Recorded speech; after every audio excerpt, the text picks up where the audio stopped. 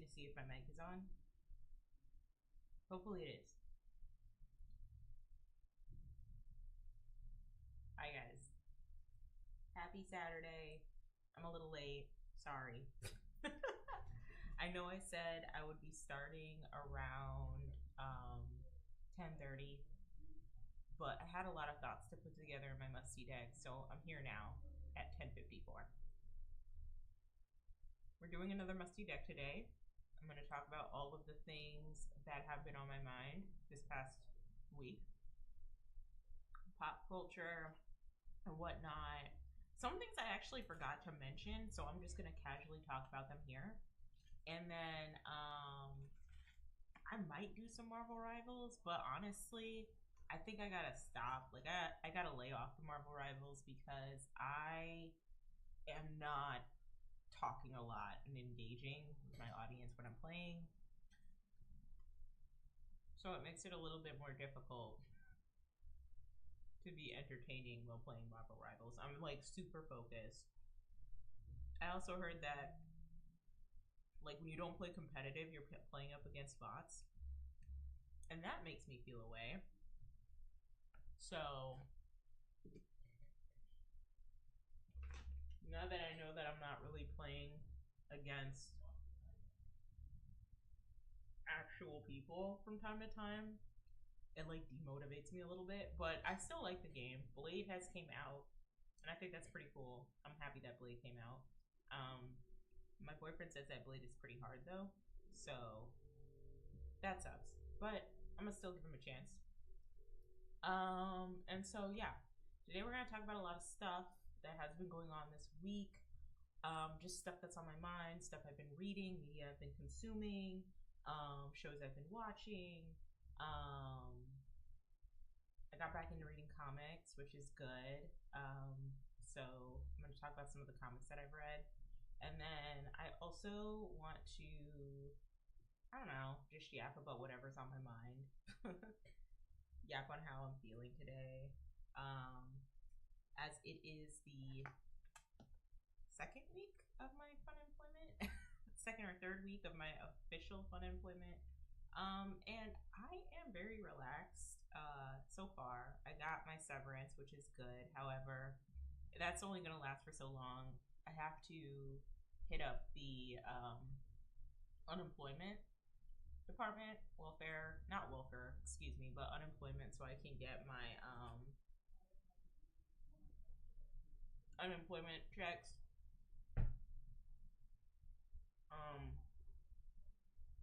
So I have something coming in, but it only lasts for like 13 weeks, which is like 3 months. And from what I'm hearing with some folks, they've been out of a job for like upwards 6-8 months. I know during the COVID-19 times, it was very, very easy for people to just file for unemployment due to COVID. And then they'd get like $600 a week for like 8-9 months. Which must have been nice. At the time, I wasn't working a regular full-time job. I was being a spicy content creator, so it was a little difficult for me to claim that. But yeah, I'm also eating this sandwich here.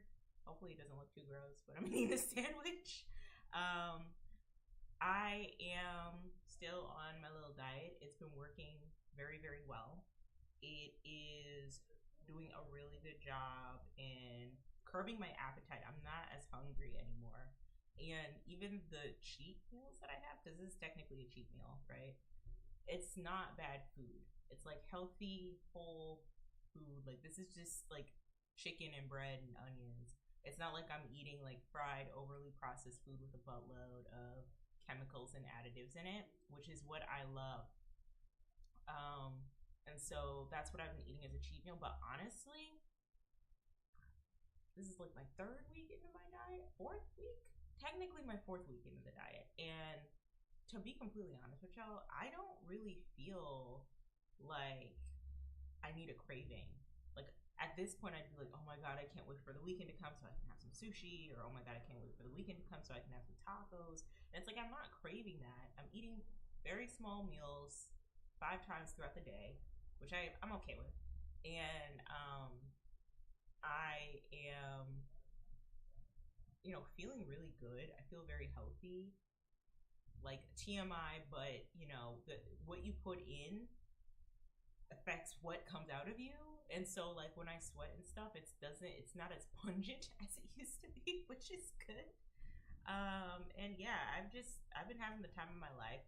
After today, which is my cheat meal, after I eat all my food today, I'm gonna get back on my diet again, and I'm excited because my meal plan next week requires me to eat a pint of ice cream 5 days out of the week, all under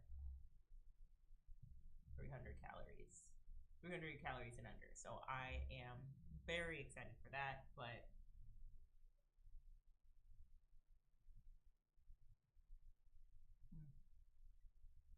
you know.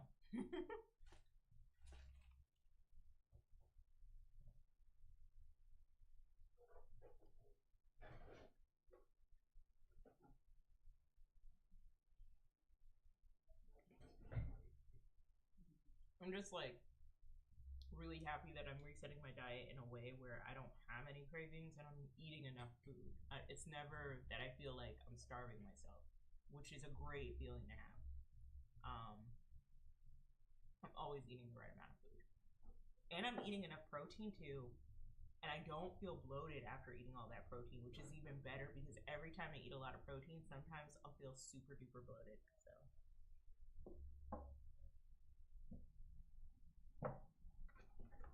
another personal win.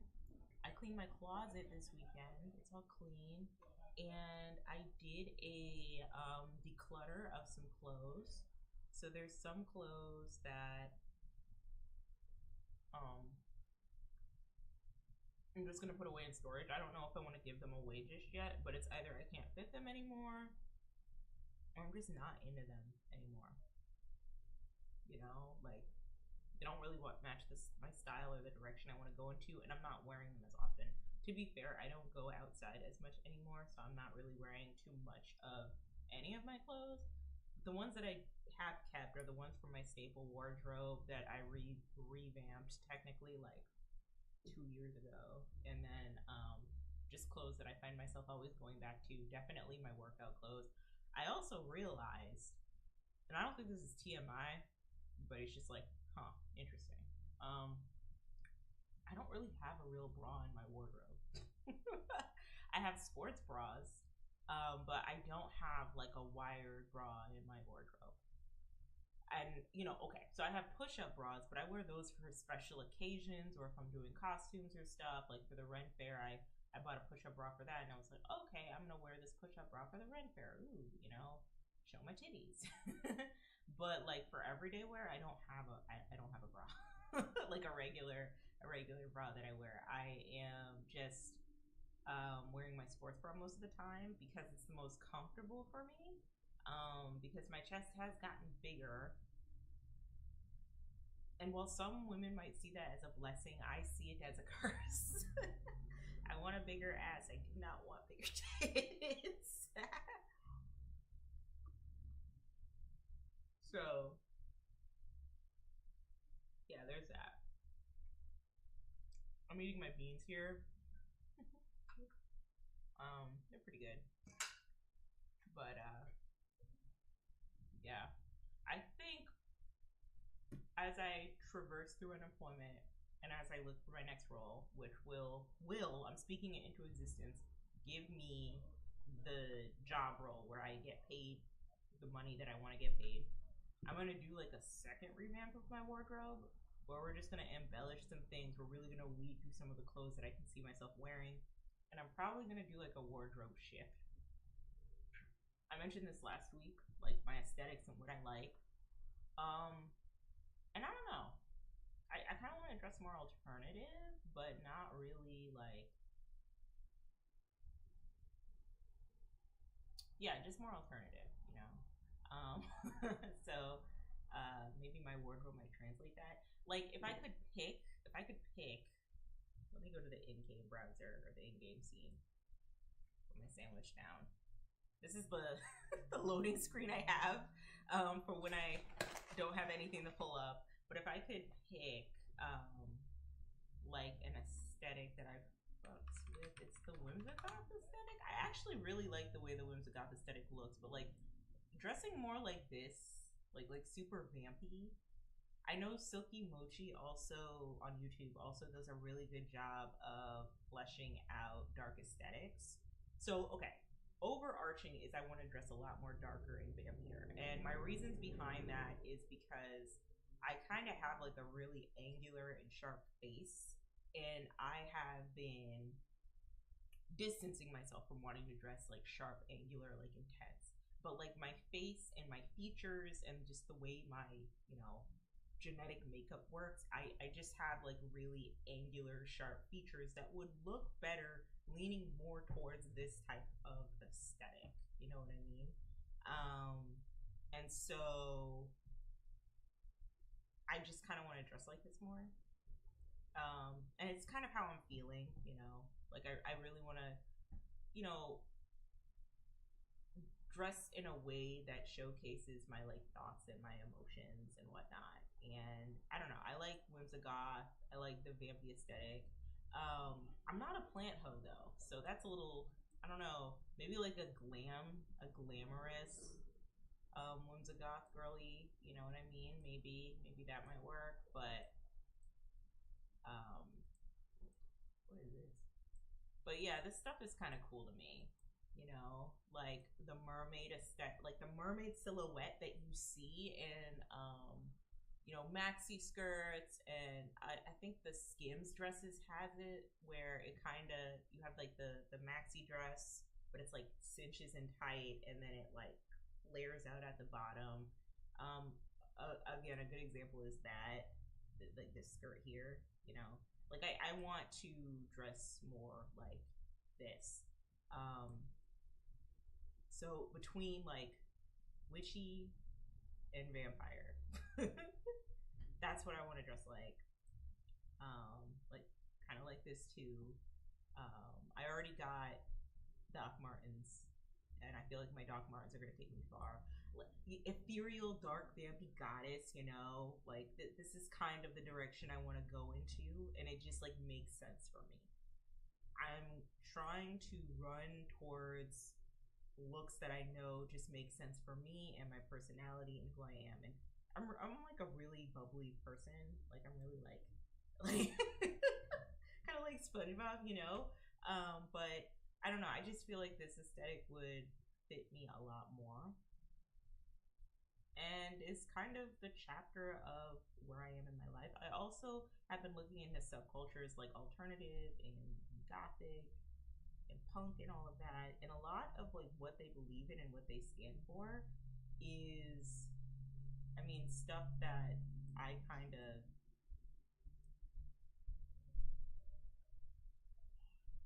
mess with. You know what I mean?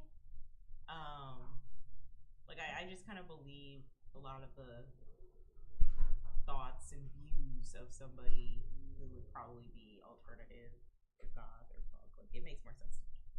But and what's funny is I didn't even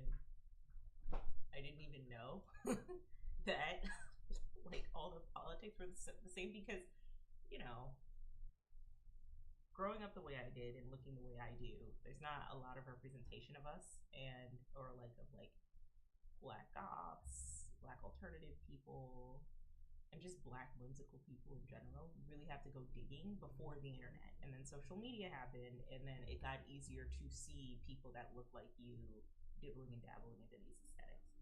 And so, growing up, it's like I wanted to dress this way and I wanted to listen to like that type of music, but I was so afraid and self conscious. But then I just gradually just listened to it anyway. Like I remember asking my dad for my first like metal album if you could call Metallica metal, but I asked him to buy me Ride the Lightning as like when I was like 13. And he was like, why do you want to listen to that? I was like, because I want to listen to it. And I listened to it a few times, and that's probably one of my favorite albums. It's a coming of age album for me. So I don't know, just the way I've moved in the world and who I've become. Like I like anime, I cosplay before, I read comics. I'm I'm a weird internet girl. TM. Like, do with that information what you will. Like, there's just so many things that I've done in my life where it just kind of makes sense that I would be. And then I've been around so many like alternative adjacent people. It just makes sense that I would be more alternative, like mentally, you know. I just want that to translate into my looks. So yeah. So the next set of outfits that I wear, or the next wardrobe that I buy, is really gonna be like who I am as a person. You know what I mean? What really resonates with me, not just a core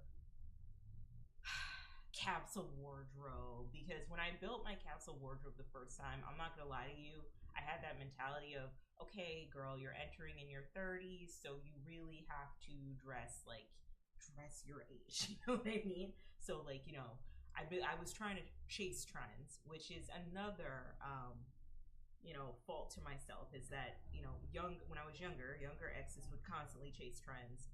So the baddie aesthetic was really big, so I really wanted to dress like a baddie and check out Fashion Nova and all of that.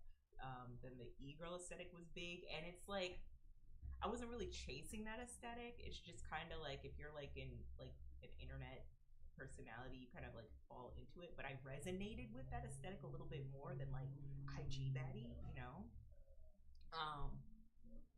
But now, like, having all of those experiences has really cemented who I am as a person, and what I stand for, and what I'm interested in, and what I'm into.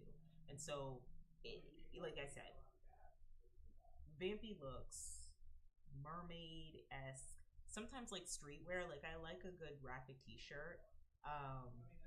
But I like graphic t-shirts of my favorite like singers and bands, not just bands alone. I also like the idea of supporting like smaller bands too, especially learning everything that I know about the music industry via YouTube and university.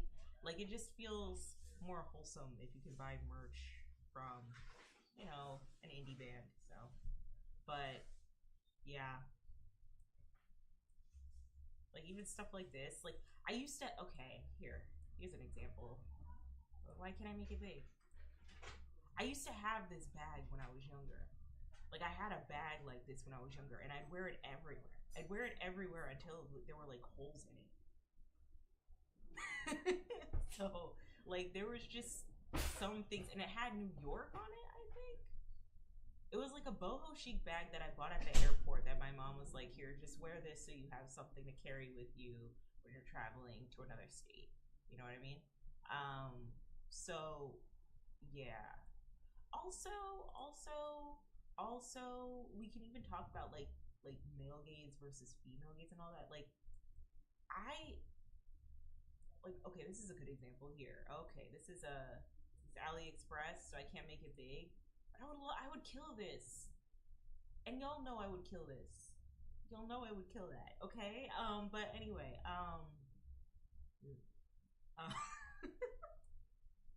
I don't want YouTube to block me, to ban me, shadow ban me. But this is cute too. Like, I love stuff like this. This is so adorable.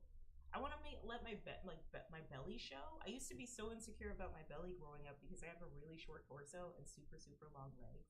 So I, you know, would look boxier when I did it. Hi, Cole. Thanks for dropping in. I would look boxy when I didn't wear or when I didn't work out as much, excuse me. And so I'd be super insecure growing up because like I wasn't athletic. I didn't play sports. I was a little bit on the chunkier side. I couldn't wear like a belly shirt. And I remember, okay, trigger warning, trigger warning, ED. I remember crying in the shower when I was like 17 because all the girls at my school were like super skinny because they played a lot of sports, right? And they were really active, and I wasn't. And I was just like working out, and I was like praying to God. I was like, just please give me abs. I really want abs. Why does everybody have abs but me? And that ended up into like a very toxic relationship with the gym. And I laugh about it now because, you know, I've leveled out and I've learned a lot about myself, you know.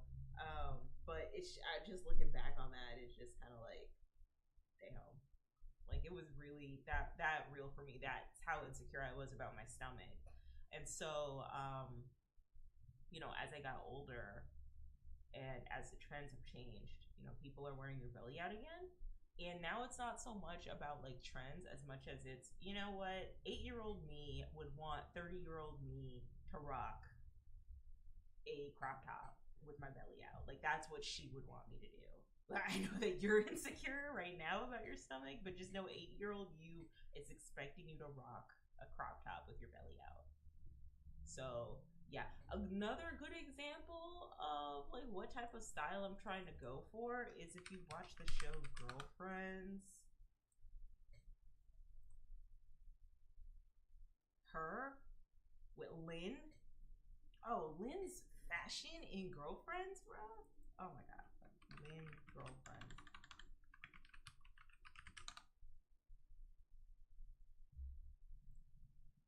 She was just like trendy and like alternative at the same time. And then I think about the first outfit that I saw Tracy Ellis Ross in, and it was like that green halter dress with that armband that hugged her so well. Oh my god, she had such a figure on her. Like stuff like that. That's like what I'm really, really, really, really into. So yeah, yeah. Like this diva here, who is she? I'm trying to be like her. Just very eclectic, weird, whimsical, you know, gaudy ass accessories. I don't shop at Shein, girl. I do not shop at Shein. The reason the reason why I don't shop at Shein is quite a few reasons. But the main one is just first of all, the pop-ups are just like, what are we doing? Okay. I don't want you guys mining my data. But like this is cute, okay? This is really cute. And I wish I could find the original version of this. I really do. See what is going on, bro? What is but like shirts like that are cute to me. This halter shirt is cute. But I just couldn't get it from Shein. So I'm looking at like alternative sites to see where I can get shirts like that. Because I want things to fit well. What is this? Okay. Plus size Miss Cookie woman's costume. Absolutely. Hell yeah. Alright, anyway. So yeah, that's where I'm leaning. Stuff like this. Okay, so like early 2000s, Sabrina the Teenage Witch, Charmed, Practical Magic. By the way, I just started watching Practical Magic, or I watched Practical Magic last weekend, and it was so good. It was so cute and lighthearted. So yeah, something along those lines. Chunky platform sandals. Buffy the Vampire Slayer. I still sometimes have trouble with layering like that because I don't want to end up looking tacky. Cole, okay, so Cole says she still sometimes has trouble with layering like that because she doesn't want to end up looking tacky. Okay, so a couple things, right? I think with the fashion trends of today, the point is to just look as tacky as possible. There are some silhouettes and some fashion choices I see people do, and I'm just like, what the fuck? Like that, it doesn't go. Like, but because people are so into thrifting, because people are taking a stand against fast fashion, because Pinterest is really like the blueprint for a lot of girls to get their inspiration for like interesting eclectic outfits. I don't like if you overdo it, I don't think people will like judge you too much. From what I understand, a good rule of advice is that you want to match your jewelry to like your but your undertones, right? So I have a warm undertone, so usually I look good in gold. But I also kind of like wearing silver too. It just depends on the vibe. Another rule of thumb is like if your boots or if your shoes match your purse or your accessories all match, that also works too. Even if you have like gold chains in your purse or silver chains, having your jewelry match up with that is also pretty awesome as well. And I don't know. TikTok has this challenge where they teach you they talk you through how to dress like a Pinterest influencer or creator. And I hear that you're supposed to, it starts with you wearing something that you wear all the time, wearing something that you don't usually wear, and then wearing something that matches what you don't usually wear, or matches like a bag, your favorite bag, and then boom, like you're adding some layers, and then boom, you're high fashion. You know, I to this day I still don't understand high fashion, and I think because of YouTube University. Thank you, YouTube University. It's a lot easier to understand high fashion and why it does the things it does. So yes, really quickly, why can't I make this big? I can't make this big. No. Okay, but Buffy the Vampire Slayer girl. Like if you gave me a leather jacket with a cheetah print dress, it's game over. Don't talk to me any kind of way. You have to talk to me nicely. That's all you can do is talk to me nicely. And I have my hair pulled back in like a half up, half down situation. It's over for you hoes, okay? I just need you to understand that. Or the way Faith dressed in Buffy the Vampire Slayer. Personally, Buffy the Vampire Slayer is like such a time capsule and so great, and it just falls in line with like that charmed, practical magic type of vibe. The dialogue is super campy, and I also heard that they're doing a reboot. They're doing a reboot of Buffy the Vampire Slayer, and I don't think it's gonna hit the way it needs to. Some things need to be left in the past. Let me show you what Buffy the Vampire Slayer looks like with the reboot. Okay, Sarah Michelle Gellar looks pretty cool, but I saw the cast and I don't know. Yeah, this is the new cast for Buffy the Vampire Slayer, and I'm just like, I just don't know. Like, we don't need a reboot of this or a continuation or whatever the fuck they're trying to do with this with Buffy the Vampire Slayer. Just let it be in a capsule. Let it be what it was. I don't know. I don't think it's gonna do as good. Like the same thing happened with Charm. They tried to reboot that, and it wasn't that good. So you know. Oh, also True Blood and some of the vampires in that show. I like how they dress as well. So yeah, very vampy, very witchy, very vampire slayer hunter,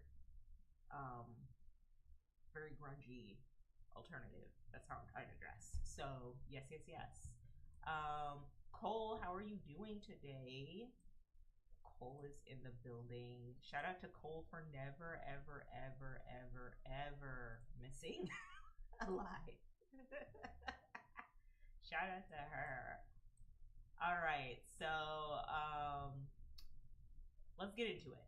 But before we get into it, maybe I should like I'm gonna cover my beans because I'm probably gonna be talking a majority of the time. I don't know when I'm gonna start exercising and lifting weights. I've been doing foot exercises and they've been doing very well for my feet. However, depending on like what time of the month, I'm on, my feet hurt more, and it might be because of like my hormones fluctuating, and I'm supposed to be menstruating at that time, so I don't know what's going on with that. I'd like to see a doctor about that because that's like very concerning for me. Maybe I need to dial back on some of the teas I'm taking. Not sure, but anyway, let's do this. Let's do the Musty Deck series. So, hey exes, what's on your mind? So here is another collection of unhinged thoughts I've had during this past week. This marks this marks the week of August 9th, 2025. Yes, ma'am. Yes, ma'am, Cole. We are going to talk about Olay and Friends. Just a warning though, I'm not a trans woman, so I'm not gonna like overspeak the panel of majority trans women and then a non-binary mask presenting commentator. So like I'm gonna tread on this as light as possible, but I have some thoughts. Okay, so yes. Let's get into it. All right, let's get started. Okay, so reading. Last week I told y'all Go find your whimsy and read a fiction book. Go find your whimsy, read a fiction book, okay? Stop reading these life coach self-help books, okay? Like they're grifts. They're grifts. Spells. You're under spells, people, okay? But you know, the How to Win Friends and Influence People, all those books, Rich Man, Poor Man, How to Make Wealth, or How to Be Wealthy in like 30 Days, or you know, Atomic Habits is actually a good book. Maybe you should read that one. But like after you read Atomic Habits, like you don't need to read anymore. Really, you only need like a few books, few of those type of books, few of those self-help books, and then you can just move on with your day. You actually have to do the thing, right? Like you can buy the reflection and shadow work journal, right? But if you're not actually writing in the reflection, shadow work, self-help journal, then that defeats the purpose, right? And like also in the grand scheme of self-help, because I do vent and I rant about self-help a lot, and there is a reason. There is a reason, okay? Because I personally feel like it is the worst type of grift that anybody can get into or that anybody can be a part of, you know? A lot of the self-help content that's out now all has one goal in mind, and it's for the creator to, you know, gain more traction and build community, yes, which is good initially, but also to low-key, like on the low, make money off of, you know? Whether you're a content creator and you get enough followers so that you can get a brand deal by preaching the same repetitive jargon that has been told for like years on how to self-actualize, or whether you're like positioning yourself as a subject matter expert in self-help and you want to sell courses or books or network in any way, shape, or form, right? A lot of that type of content has really negative ulterior motives. Sometimes that content can be especially toxic in developing a problem for you and then giving you the solution. What's his name? I watch some of his content sometimes, but I'm a public offender. I try not to watch him too much because, like, you know, the gender war stuff is, you know what I mean? But sometimes I'll watch some of his stuff, and he talks about how the manosphere, what they're very good at doing is creating a problem for men and then selling them the solution. But in actuality, the solution actually doesn't solve the problem. What solves the problems is you actually go to therapy and you actually talk to a therapist. Not you paying $300 to sit in somebody's musty ass war room with a bunch of like middle-aged, beer-bellied, balding men on how to be men, on how to be more masculine. You know what I mean? So, okay. So find your whimsy, please. Put the fiction novels down. Stop giving your money to courses. Or put the nonfiction novels down. No, put the self-help books down. Put the rich dad, poor dad books down, okay? Stop giving your money to courses and shadow work journals and all of that. You really only need one. Read a fiction book. And also, okay, you can read a nonfiction book too. I have a couple in my library, so I'm going to be looking forward to read them because it is important to educate yourself, but just to have a good time, read a fiction book. It's okay. So with that in mind, I finished Children of Blood and Bone. Children of Blood and Bone by, I might butcher her name, Tomi Adeyemi, which was amazing. Like, I wasn't expecting it to be that good. It's a young adult, like, fantasy novel series, but it's very, very good. I've mentioned how last week that they're going to be making this into a movie. And I'm very excited because it looks like the cast that they have is pretty solid. Like anything with Viola Davis and Idris Elba, like bodying, like bodying a movie, you automatically have like some semblance of a box office hit because they are really good actors. Also, because Idris Elba is voicing Knuckles, the echidna. And he's like in a tribe, you know, like, I don't know. I think that was a smart move. And then Viola Davis was once in Woman King. So again, very, very smart moves. So I read the first book. Now I'm going to read the second book, which is Children of Virtue in something. Children of Blood and Bone, book 2. I think it's Children of Virtue and Vice, or Virtue and Vengeance. And oh my god, I don't want to spoil it too much, but it looks pretty. It looks pretty good. It looks pretty good. The way they ended it, everything. I like a book in a series that can end the first book on like an open-ended, like there's still more, but like the overall story and the plot has concluded for that book. So the plot concluded. Everything that needed to be done technically happened, but then there's still more to come in the next series of books, and so that's what I'm looking forward to. That's what I can't wait to read. Okay, so yes, great, definitely recommend. 10 out of 10. Really think you guys should read this book. And then I'm getting back into reading comics more, because I studied comics in college, and I always like looking at visual storytelling in novel format, because I feel like it is the most unrespected genre of media that people need to take a lot more seriously. Depending on which comic you're reading, what series, comic book, graphic novel series you're reading, you can get really, really good work from people who are graphic novel artists or who are comic book artists. Like, they do a very phenomenal job, and I think Zoe Thorogood did. I might have butchered her name. I'm sorry, Zoe. Ooh, she did an excellent job with "It's Lonely at the Center of the Earth."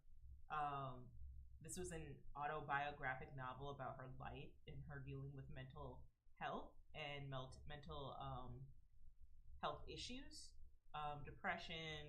Trigger warning: smooth smide.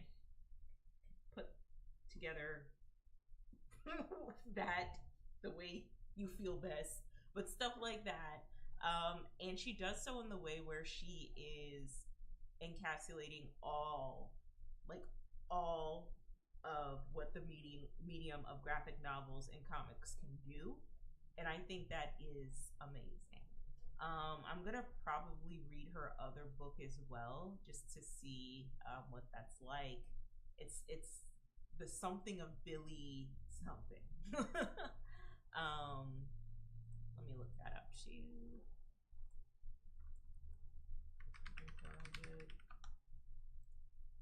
Books. The Impending Blindness of Billy Scott. Yes, that's the name of the book. I'm probably gonna read that too. I hear it's very, very good. But yeah, let me show you a picture of it. Yeah, she is a great comic book artist. And I never had more fun reading this book. It's really serious, so go in like understanding that they're talking about really serious stuff, but it's such a good and honest book. If you like shows like BoJack Horseman, that's kind of what it reminds me of, especially with all the little animal characters on the side. But it's still pretty solid, so definitely recommend. 10 out of 10 as well. And so what am I reading now? Exis, what are you reading now? So I'm reading Dune, the Great Dune trilogy. Is it near me? No. This book is hefty though. This book is like 800 pages because it's all 3 books in one, and then like the glossary of the jargon that they use in this universe. And it's good. However, it's dense. And I'm debating whether or not I should read this in audiobook format, though I know how I do with audiobooks, right? Like I handle podcasts really well, but audiobooks for me isn't it. And I wish it was, because that would be such an easy way for me to retain information. But like for more like informative stuff, I could probably read an audiobook. But for like fictional stuff, I probably have to read it myself. And so this book is good so far. I know so from what I understand, I'm on like page 20. There's this guy named Paul, and he's like the only like male figure in this society. Like he's like one of the few men in the society of like women that are born. I guess it's a dystopian of some sort. It's a lot. It's dense. And I'm chugging through it, but I'm not gonna lie, I don't know if I'm gonna continue reading it. I might just pick up Octavia E. Butler's book, Parable of the Talents and Parable of the Sower. And then I'm gonna use my trusty dusty iPhone.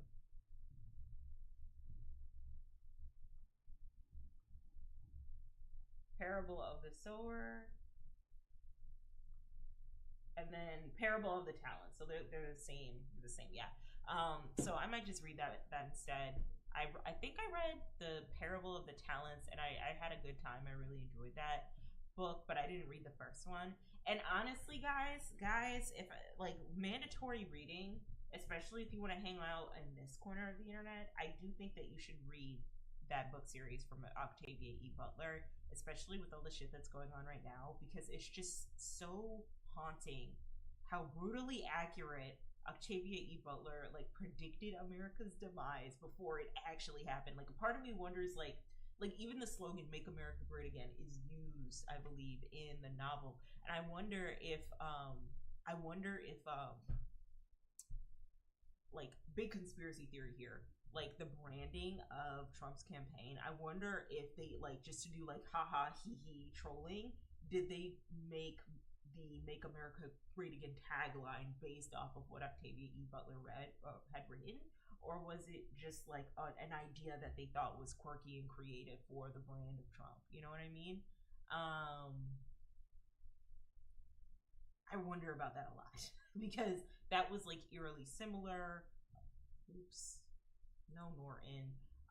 The Christo-fascism that goes on in that book that we're experiencing right now is also very eerie and scary to think about too.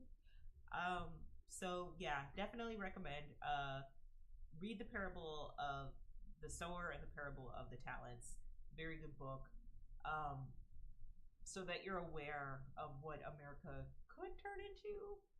Though maybe not to that extent. Though at this point I really don't know, girl. It's getting ghetto. You hear about the aliens coming in November to Manhattan, I guess. They're 7 feet tall and they look like African Americans. That's one thing I don't have time for. I don't have time for aliens, girl.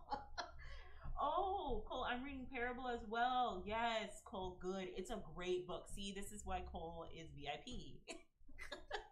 Not because she's the only girl talking to me right now. It's because she's on that time. Yes, Parable of the Sower and Parable of the Talents is amazing, and Octavia E. Butler is a very, very, very good science fiction novelist. A lot of her stuff is really good. I want to read The Bluest Eye, and really, I want to get into horror books. Like, I really want to get into horror books. I was told at a young age by my uncle, he was a pastor, that I couldn't read horror books and I had to be very careful about what I was reading because it could infiltrate my like spirit and have me, like possess me. And I grew up Kojic, so you know how that goes. Kojic is a part of like the Pentecostal fundamentalism, so you know how that goes, right? And so I was so hurt because I remember I was reading this R.L. Stine book, like not Goosebumps series, mind you, just regular R.L. Stine. And we're like, there's no happy ending, kind of like what's Fear Street on Netflix or Prom Night on Netflix, that type of stuff, right? And I was having the time of my life. I was like, oh my god, not her getting her head hacked off. Lilith's Blood trilogy, I'm gonna have to give that a read. Lilith's Blood already, like that in and of itself sounds interesting. Cole says her trilogy was amazing. The Lilith's Blood trilogy was phenomenal. So let me get this straight, because I didn't know this. Parable of the Sower? That's a trilogy?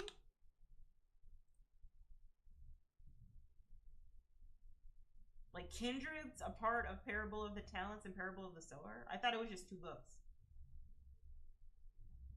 That's interesting. Yeah, Octavia E. Butler's a really good author.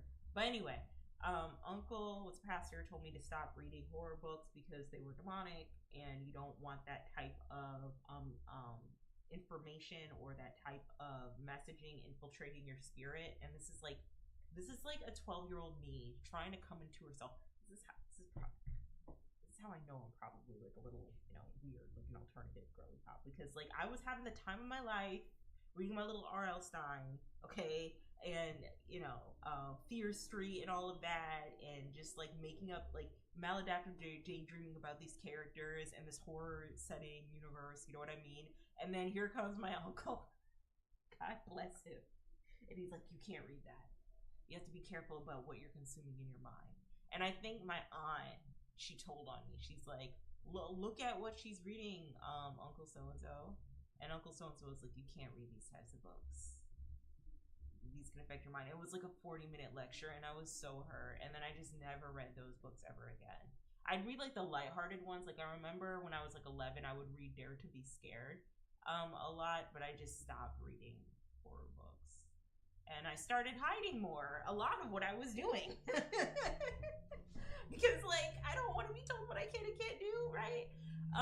So with that in mind, yeah, I want to get back into reading horror books. I hear there's some really good horror books out right now, so I'm just gonna get into that. But like with Dune, I don't know. I'm like 20 pages in, and I'm trying to figure out what's going on. And it's a lot, but it's a classic, and they made a movie of it, and I want to read the book before I get into the movie, but I don't even know if I really feel like it anymore. I don't know. I'm gonna have to give it a try. I'm going to try and chug along through the first 100 pages, and then I'll get back to y'all as to whether or not I'm going to continue reading the book. It might have to be like I read the first 100 pages, and then I stop, and then I take a break, read a comic book, and then read a regular book, and then go back to reading the first, another 100 pages. Or, like, I just put the book down, and I'm like, girl, no. Like, maybe you should just watch the movie. However, I am reading the IDW collection of Sonic the Hedgehog again. Any novel that has their own vocabulary section is insane. My partner tried reading Dune. They were Googling every other word. That's what my cousin said. So Cole says that my partner tried reading Dune. They were Googling every other word. Yeah, my cousin was like, yes, this book is very, very dense, and there's a lot going on, and it was very hard for me to get into it. And I was like, huh. And so I'm using context clues to kind of figure out what's going on. Like, there's something called the Gom Babar or whatever. I don't know. And I'm trying to... apparently it's a big deal. That's what everybody else is saying in the book. It's a big deal if you have the Gom Babar or whatever. And so I'm just reading it like, okay, so let me use my context clues to figure out what they're kind of talking about. And right now it sounds like where I'm at is that the few men a part of Dune, the Dune-verse, are trying to infiltrate where the Reverend Mother is, I guess. Girl, I don't know. I might have to put good old Dune down, okay? I don't even know if I can read it as an audiobook. Child, I don't even know. Anyway, so with that in mind, I might just read the Sonic the Hedgehog second volume of the IDW collection. As you all know, I'm a really huge Sonic fan, and IDW comics definitely recommend if you're trying to get into Sonic, especially in the comics. Please, please, please don't read the Archie comics. I don't even know if they still continue making those. They probably don't. But this is the best way to get into them because they do such good work, and they take such good care of our little blue blur. With the storylines, incorporating little Easter eggs in this universe. Like, I'm at the chapter where Tangle goes back home, and there's a Sonic evil clone running around, I guess, that Whisper is trying to nuke. And in the background, I saw little like wisps in the area that they were in, which I thought was so cute because the wisps were from Sonic Colors. I don't know. I really hope that the video games start implementing a lot of what the IDW Sonic comics are doing because it's just so well thought out. And they take such good care of him. They take such good care of my boy. They do. And so I'm gonna read this, and then after I read this, I'm probably gonna read the third one with Knuckles on the cover. I want to see, and I forgot what happened in the first one, low key, but I want to see if Surge appears because the girls love Surge. They love Surge.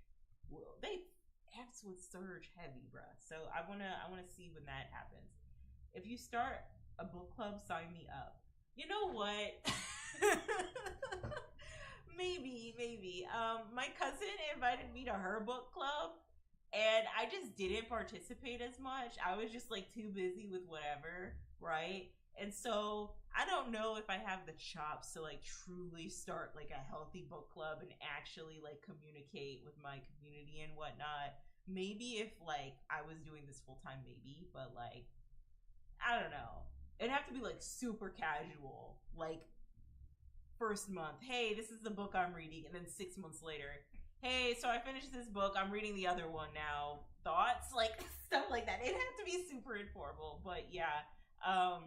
Maybe like a comic book club might be a little bit better, honestly. I don't know if they have those because comic books are a lot easier to get through for me than regular books because you have the pictures to look at, there's less words.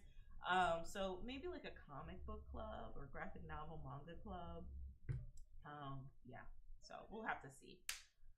But anyway, now getting to the real tea of tonight. Okay. So Cole, we're here, yay! So Laverne Cox with Olay and Friends. All right. So this was an episode, honey. This was an episode. Shit went down in this episode, okay? I love Olay and Friends. I love the Olayaverse. I think that she does a really good job in getting her commentary across in different, pockets in the internet. I think she has a commentary channel where it's just herself. She has a commentary channel based off of like media and entertainment.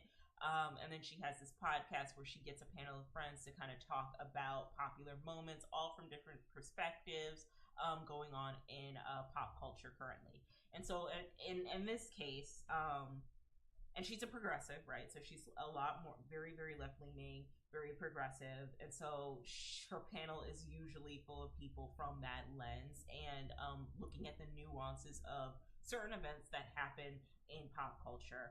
And so in this case, they were covering the Laverne Cox controversy with a panel of 1, 2, 3, 4 trans women and one non-binary mask presenting person. And it was an episode. It was very interesting. For those of y'all who don't know, Laverne Cox came out and posted that she had previously dated a MAGA cop. A MAGA Republican, blonde-haired, blue-eyed, 26-year-old cop. And she talked about her experience and, how she felt loved, how she kind of just was able to kind of let her load, let down her guard, how it was different for her, but she never felt as loved on as she did when she was with this MAGA cop, right? And how her experience was, I guess, more or less like different from other previous experiences that she's had with other men. And so here's the thing about Laverne, okay? I love her down. I came to know her on Orange is the New Black, and I already know how difficult it is for women like Laverne Cox to get roles, to get spotlight, to do the things that she does. I'm going to address this with a lot of grace and nuance because in the best way I can, because I'm not a trans woman. So I'm gonna do my best, and I don't wanna be in grown folks' business where I don't belong, you know what I mean? And I think something I noticed about in the episode is that Olay also had that vibe of, okay, so I'm the only cis woman here, so I'm gonna keep my mouth shut, and I'm just gonna let you guys go at it. Which is something I would also do as well. However, I will say in this episode, I wish she kind of took the reins or like conducted the panel a little bit better, because there was some tension, specifically with Quay and Deshawn. Quay is down here, Deshawn's here. This is Hope. Dominique Morgan, who I follow on TikTok. I love Dominique Morgan down. And Cat Black is a certified hood classic on this corner of the internet. I love Cat Black. I've been watching her since like 2020, so I think it's really cool that she has grown in the way that she has. And I also think it's crazy because she was doing this shit since like 10, 15 years ago. when like having these conversations wasn't even heard of. You know what I mean? So shout out to Kat Black, really love her down. And so let me see. I hope her name is Hope. Let me. I don't want to get anybody wrong. I want to tread this as carefully as possible because I do have some thoughts. But yeah, Laverne Cox got on this panel. And you know, I really respect her being able to go on the panel and have, you know, people that look like her, that are represented of her, and that do like this similar form. Yeah, Hope Giselle, that's her name. Doing this similar form of activism. Just kind of check her a little bit for where she messed up, and you know, also have a semblance of sympathy for where she needed to have it, you know, and what she did well. Here's the thing about Laverne Cox. Laverne Cox has positioned herself as an activist in this in transgenderism, right, and trans womanhood. And outside of Laverne Cox, I think the second most famous trans woman right now is T.S. Madison, I believe. And I love watching Maddie in the morning. I love T.S. Madison. I love her down. I love her down. Her down. Okay, she is funny. But like T.S. Madison isn't Laverne Cox. T.S. Madison isn't trying to be an activist. She's just trying to be funny. And I think when she was talking about this with Craig on her panel, or on her podcast live stream, you know, in the words of T.S., you know, she gathered Laverne a little bit, but she also said, "You're never going to make me feel bad for who I dated, because I've dated DRUG dealers, I've dated all different types of people, honey, so you're not going to make me feel that bad about who I've laid down with and who I've dated, okay? Like, that's not what you're going to do." But I think where the Laverne Cox situation gets a little murky is that when you position yourself as an activist in these spaces, there is this automatic expectation that you have to do a little better or a lot better, and that you should know better, and you're held to a different standard, and you're held to a significantly different task than like someone like a T.S. Madison who can just have a kiki on her live stream. You know what I mean? And that's valid, right? That's very valid. Like when you position yourself as an activist, there is a higher expectation for you. This is a disclaimer here on this channel, okay? I'm not an activist, I'm just a commentator, okay? I am not an activist, and I am going to guarantee you that I am going to get it wrong sometimes. And I'm counting on my community to clock me when I get it wrong, respectfully clock, please. But I probably will get it wrong. I might say some things that you won't agree with, and I might say some things that you do agree with. And I think that's the beauty of, you know, being a person, being human, and existing on the internet space as a professional yapper or commentator, is that you'll say some things that people agree with, and then you'll say some things that people don't agree with, and that is okay.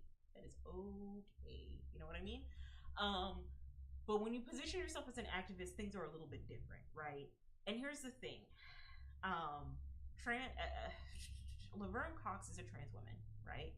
But she's also a trans black woman, and she's a black woman. And that is where I can at least hold some grace for her in that regard, because I too am also a black woman.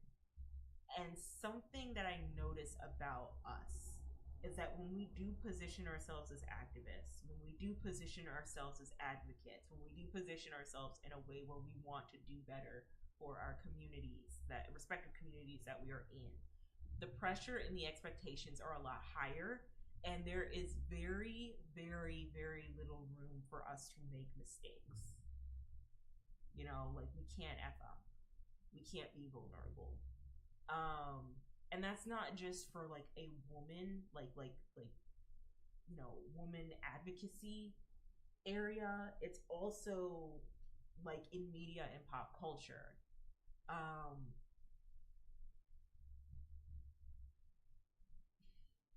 Yeah, like there is not a lot of grace. Like look at the new. Well, let me go back real quick. Let me go back to my old one. my old deck real quick.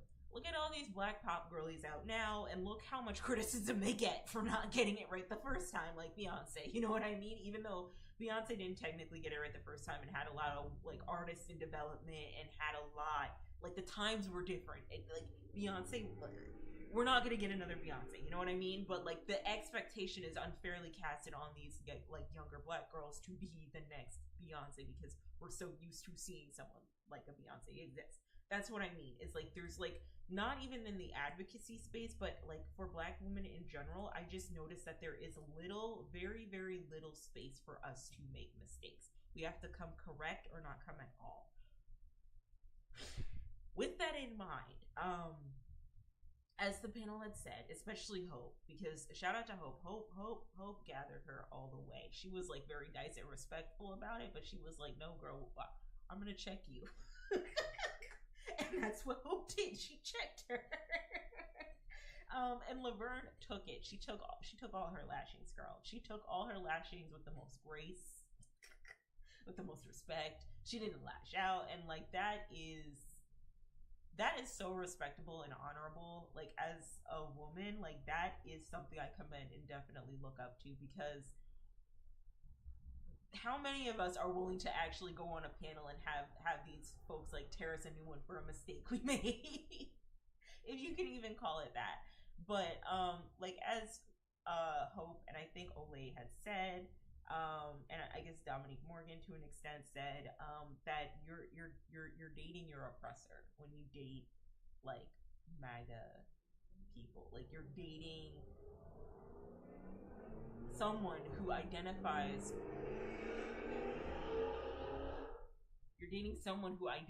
with a group that hates your guts. Like they hate your guts. They do not like you. They do not rock with you. They do not respect you. They do not want to F with you. Okay. And that is absolutely true. The Conservative Party, I don't know what happened with the Conservative Party. Before they were conservatives, they were Republicans, and like say what you will about the Republicans of like the early 2000s and 2010s, but there was a certain grace and nuance up to the mid 2010s. There was a grace and a nuance that the Republicans had that they just don't have anymore. They don't give any shits, and it's sad. Going back on topic, what they have done and what they always tend to do, the more conservative party always tends to villainize a marginalized group to create fear, to convince people to vote a certain way. That's what they do. And before Laverne Cox and transgenderism was even a conversation, it was queer and gay people. They had to have a villain, so they pointed all their fingers at queer and gay people because they knew Christians hated their guts. It's also why they lean more towards Christians, because Christians don't like a lot of people anyway, girl. You know what I mean? And so I have definitely seen, with just the amount of aggressive propaganda that has came out within the past 5 years or so, I have definitely seen this push to make trans people the villain in a lot of the problems that we have in this world today. Quick story time. I had an aunt who during the pandemic was talking with me, and she was like, you know, and we were talking about like the state of the world, and I was saying like, man, Trump is really messing everything up. And she's like, yeah, I agree. And now there are women out here who think that they can be, or there are men out here who think they can be women, and women out here who think that they can be men, and wanting to change their gender. And I just think that's weird. I just think that's awful. Don't you? What do you think about it? And the way my heart sank. The way my heart sank, because we're talking about the pandemic. We're talking about how people aren't wearing masks, aren't social distancing. People are building up conspiracy theories in their mind. The government isn't really being all too honest about like certain things that are going on and what needs to be done, I guess, because of, you know, who's in office, you know. And you're over here moaning and complaining about trans people that take up less than 5%, if you can even call it that, of this population in America. You're stressed out about the minuscule 5% versus the 95% of people, hundreds of percent of people who are affected by the choices of what's going on in office during the 2020s. Like, are you serious, right? Like, priorities. But no, that's what the conservatives do. They need to paint a villain. They need a villain. They need someone to separate the collective, the conservative collective, away from that, away from you know, a marginalized group, which I guess in this case is trans people. They can't do it with queer people anymore and gay people, because there's a lot of us. There's a lot of us around now. You know what I mean? There's a lot, you know, and it's gonna be a lot harder to try and push the agenda or the narrative of gay is not okay, you know, because we're just so open and accepting of gay people. It took years and years to get here, but we finally have, and so I guess they're okay with that, you know what I mean? But they need something else. They need to villainize trans folks and non-binary folks, you know what I mean? And they need to do that because from there you can develop so much propaganda around what it means to be a woman, a biological woman, what it means to be a biological man. A lot of that self-help stuff that I keep ranting about, where I'm on my Tokyo Tony shit, and I'm saying y'all are under spells. A lot of that is the self-help shit is a pipeline.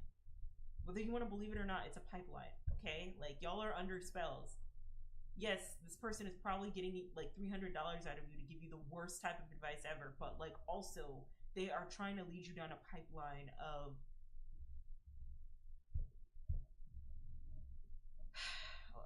anti-blackness and white supremacy, low-key. Okay, like that's just what they're trying to do. The divestor community, let's talk about it. The pink pill community, the red pill community, the manosphere community. It's all pipeline, low-key.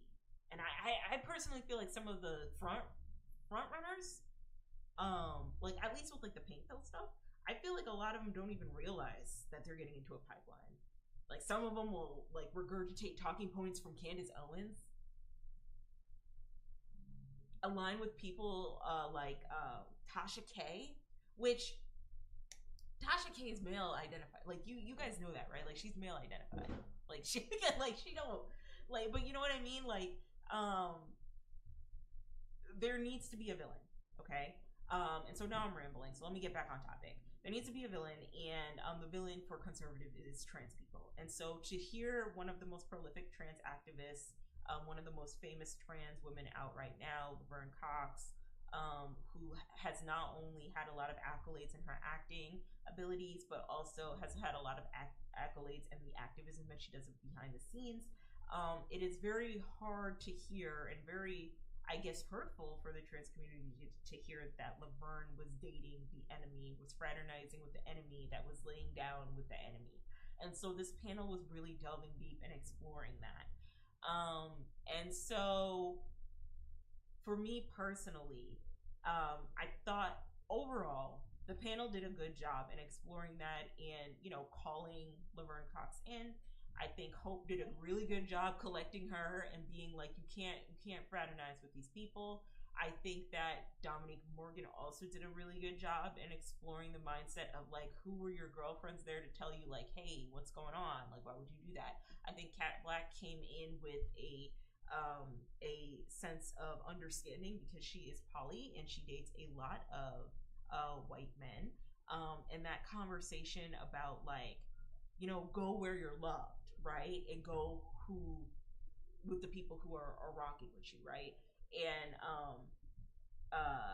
you know, Kat Black really, you know, was there kind of just for the empathy of like, yeah, I know what it's like to interracially date.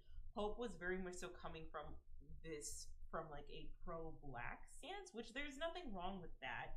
However, I have some of my criticisms of like having that pro-black stance that I will get into shortly. Deshaun did a very wonderful job really peeling back the layers of desire and who you align with and who you find attractive to you is a part of the desire, and the desire to be yearned for, or the desire to be accepted, more or less. And I think Deshaun did a very good job communicating that. They did a very good job, communicating that. And I wish Deshaun was able to talk more. I wanted to hear more of what he had to say. But this is where we get into Quay really quickly, okay? And I'm not gonna rank on Quay too much, but I don't think Quay had the range. And this is Quay right here. I don't think Quay had the range to have this conversation with the rest of the panel. Olay and Friends feels like a panel of people from all walks of life, right? But there is a sense of intellectualism that goes into their conversations. A lot of these people are like experts in what they're talking about to an extent, with the exception of like the outlier. And I think in this case, Quay was the outlier. However, when you do have the outlier who isn't like, you know, a subject matter expert on the activism that they're talking about, what tends to happen is like a disconnect, and what could possibly happen is some rift, which is what happened on the panel with Quay and Deshaun. And I think there was a lack of understanding there, and I think there was a lack of empathy from where both parties were coming from, or from where Deshaun was coming from, really. But I want to say both parties. So first and foremost, it felt like on the panel, Quay was going in to try and network with Laverne. Like, she was trying very hard to go in and network with Miss Mams and talk and crack every joke that she can, crack all types of one-liners so that it can be clip farmed for TikTok and YouTube Shorts. And I don't think that was a time in like you can crack jokes, but I think for something like this, since it was like a calling, yeah, all kinds of liberal jokes, right, Cole? This was a calling in, and I don't think this was the time and place for the jokes that she was cracking. Even though they were like funny a little bit, I don't think there was a time and a place for that. I also think it was incredibly inappropriate that she was pitching a show to Laverne Cox on this panel about Laverne Cox. Like, ma'am, we're not talking about your show. We're talking about Laverne and her dating this MAGA cop. Like, hello? Hello? Like, that was not it. And I think I can see how maybe in a different universe, maybe in a different panel, how that could be really, like, you know, having the person to kind of, you know, wisecrack and make jokes here and there can be very funny and entertaining to watch. But I feel like in this case, I feel like it wasn't landing in the way that it needed to, and it wasn't appropriate, you know? And I feel like there's a way to do it where it's not like making light of the situation that happened, because it is a very heavy situation, and a situation that really needs to be unpacked. Of, okay, so you are this transgendered activist, but more importantly, you're an activist for women in general, trans women in general. But you know, you're laying down with the enemy, you're dating the enemy. Like, why are you doing that? Why do you feel like you have to do that? Why are you okay with this? Why did you let it go on for as long as you did? And I get a little antsy about those discussions with women of color, and I think the reason why is because we hold women of color to a way different standard when they enter this arena, when they're even in the entertainment industry in general, than we do non-white women of color. Like, there's just like a higher standard that we have. And so while I do appreciate Laverne taking her lashings, and I feel like she should, I wish there was more nuance behind that. That, like, at the end of the day, Laverne is doing the best that she could, but she is human, and things like this, unfortunately, they do happen. Should they happen? No, but they do happen. And I think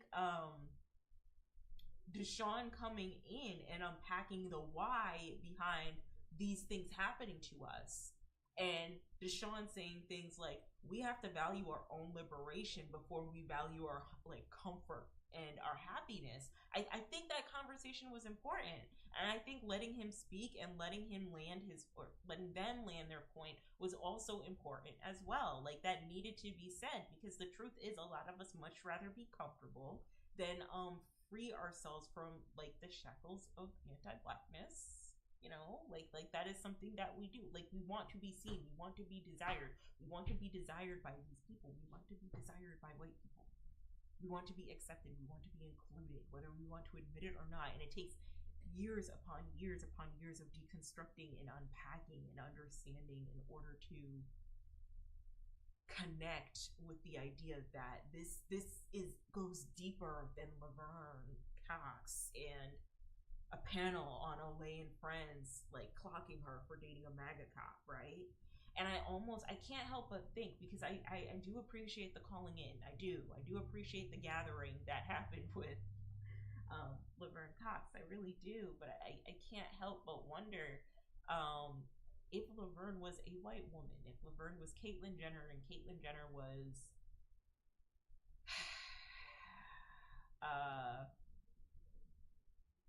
not a Republican, right? And was kind of in this trans left-leaning activist position. Would there be more grace extended to her because of her whiteness? Like, I do wonder about that, right? And it doesn't take away from what needed to be done in this panel, but I do wonder about that regard, because, you know, when Black women enter these spaces, there isn't a lot of grace for us to fuck up. There isn't a lot of grace for us to make mistakes. There is always this expectation that we have to conduct ourselves a certain way in comparison to our own male counterparts, in comparison to men who keep making mistakes, Black men who keep making mistakes and they get coddled for it. I'm just gonna call it what it is. I don't care if you're mad, it's just what it is.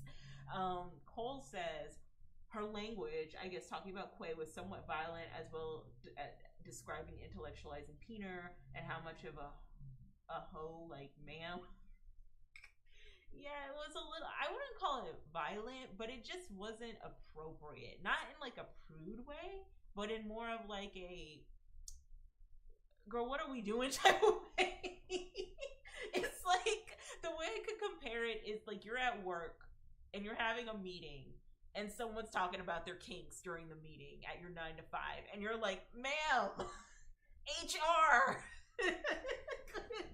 This is an HR violation. That's what it felt like. Like, girl, this isn't the time for this. You know what I mean?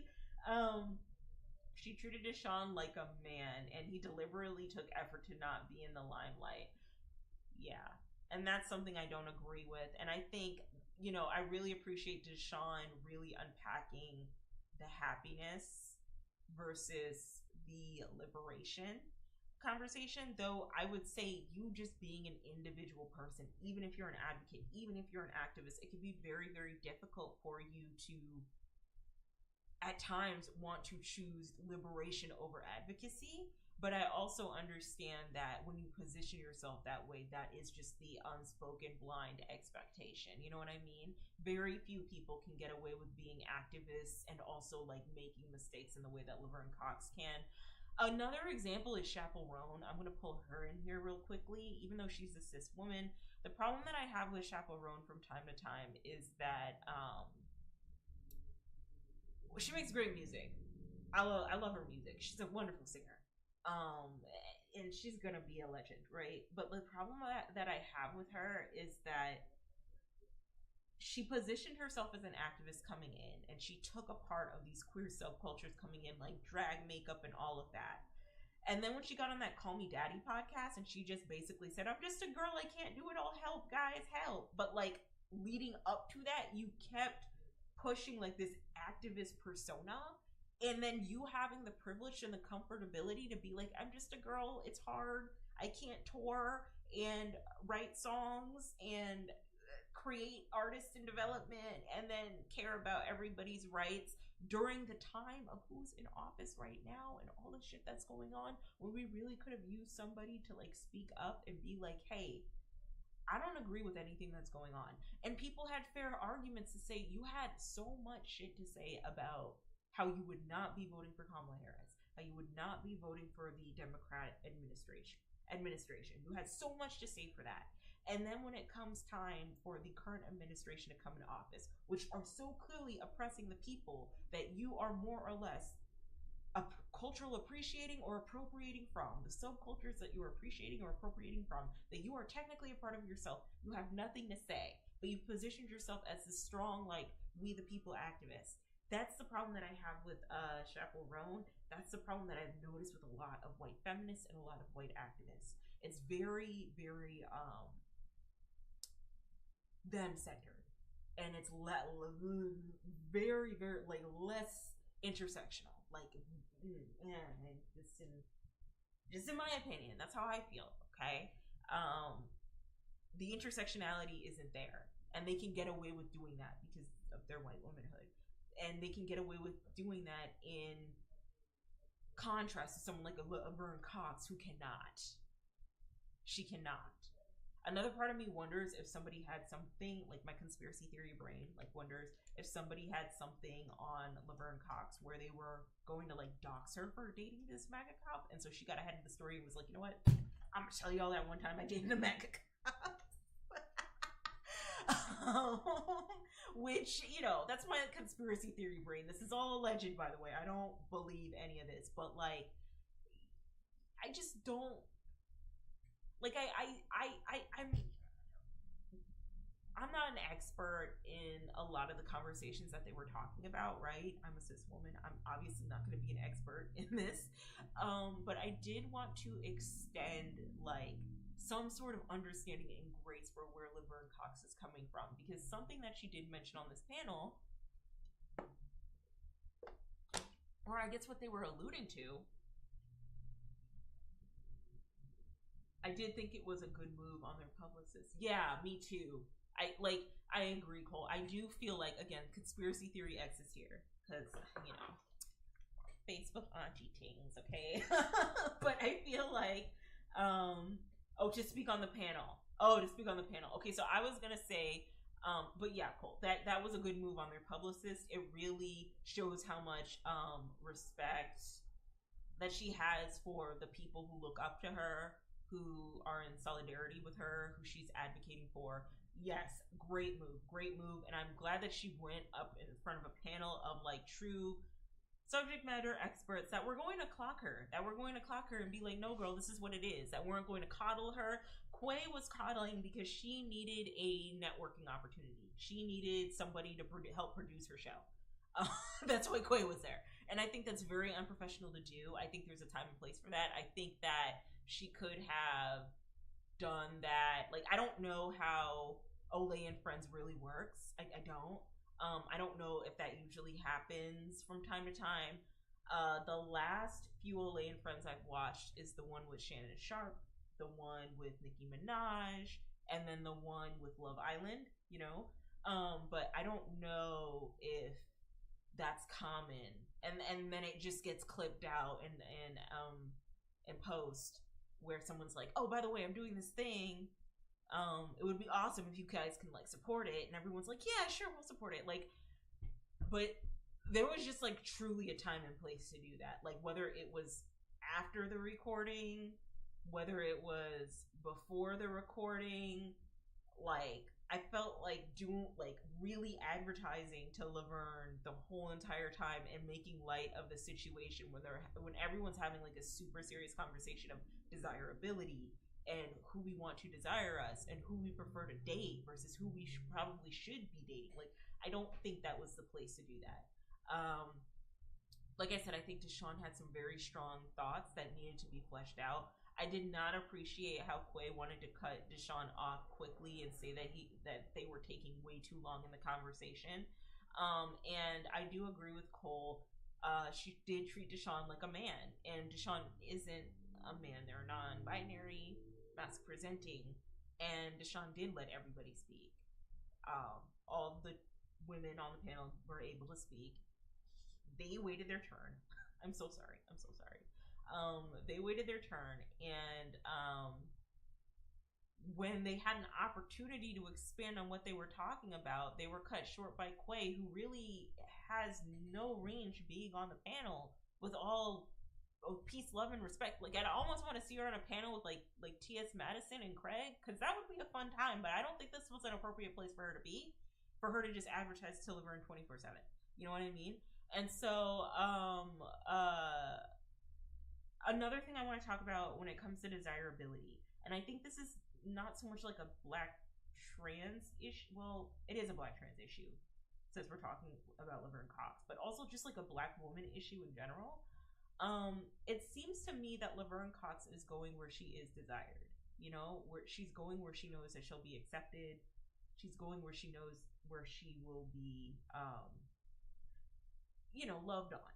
You know what I mean? And so, in my spaces, I've been hearing a lot of conversations of Black women having difficulties dating monoracially within their own race because of just how we're kind of treated low key in the media, in television, the preferences. Like, let's just talk about it, girl. The preferences.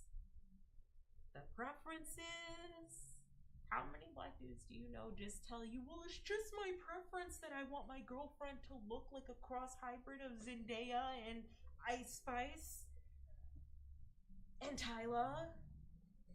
Well, it's just my preference that I have a crush on proxy basic white girl, Sydney Sweeney. Well, it's just my preference. Like, Latinas. Latinas. Like, do you know, as a Black woman, do you know how many times I have heard my Black guy friends talk about their preferences? Their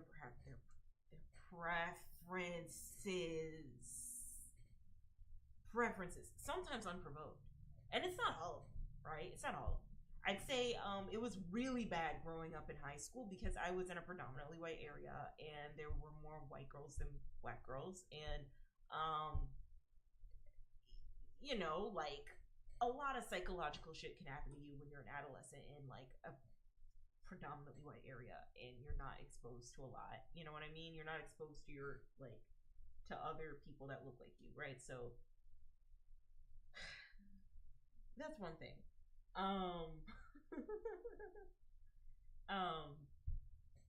But in college it wasn't as bad because, like, when you're in Atlanta, it's like a Black Mecca, right? Like, and there's some bad bitches in it. There's some bad, fine Black bitches in Atlanta. With all due respect, okay?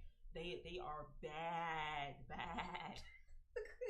Like, all different shades, all different colors. There are some bad Black girls in Atlanta. They look stunning, right? Like, I'm just saying, you know what I mean?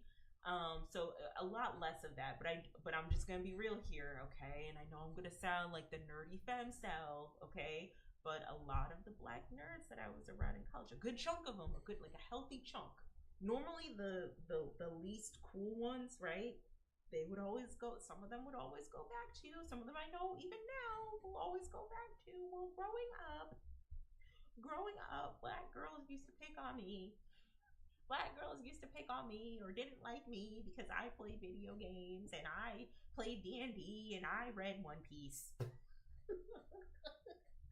And, the white girls were just really nice to me, and so I just hung out with them. And the Asian girls were really nice to me, and I just hung out with them, and I just rocked with them. And it wasn't because I had this weird fetish, because I might have been exposed to hentai at a very adolescent age that I had no business getting involved in. It has everything to do with who was nice to me in high school and who was nice to me in college.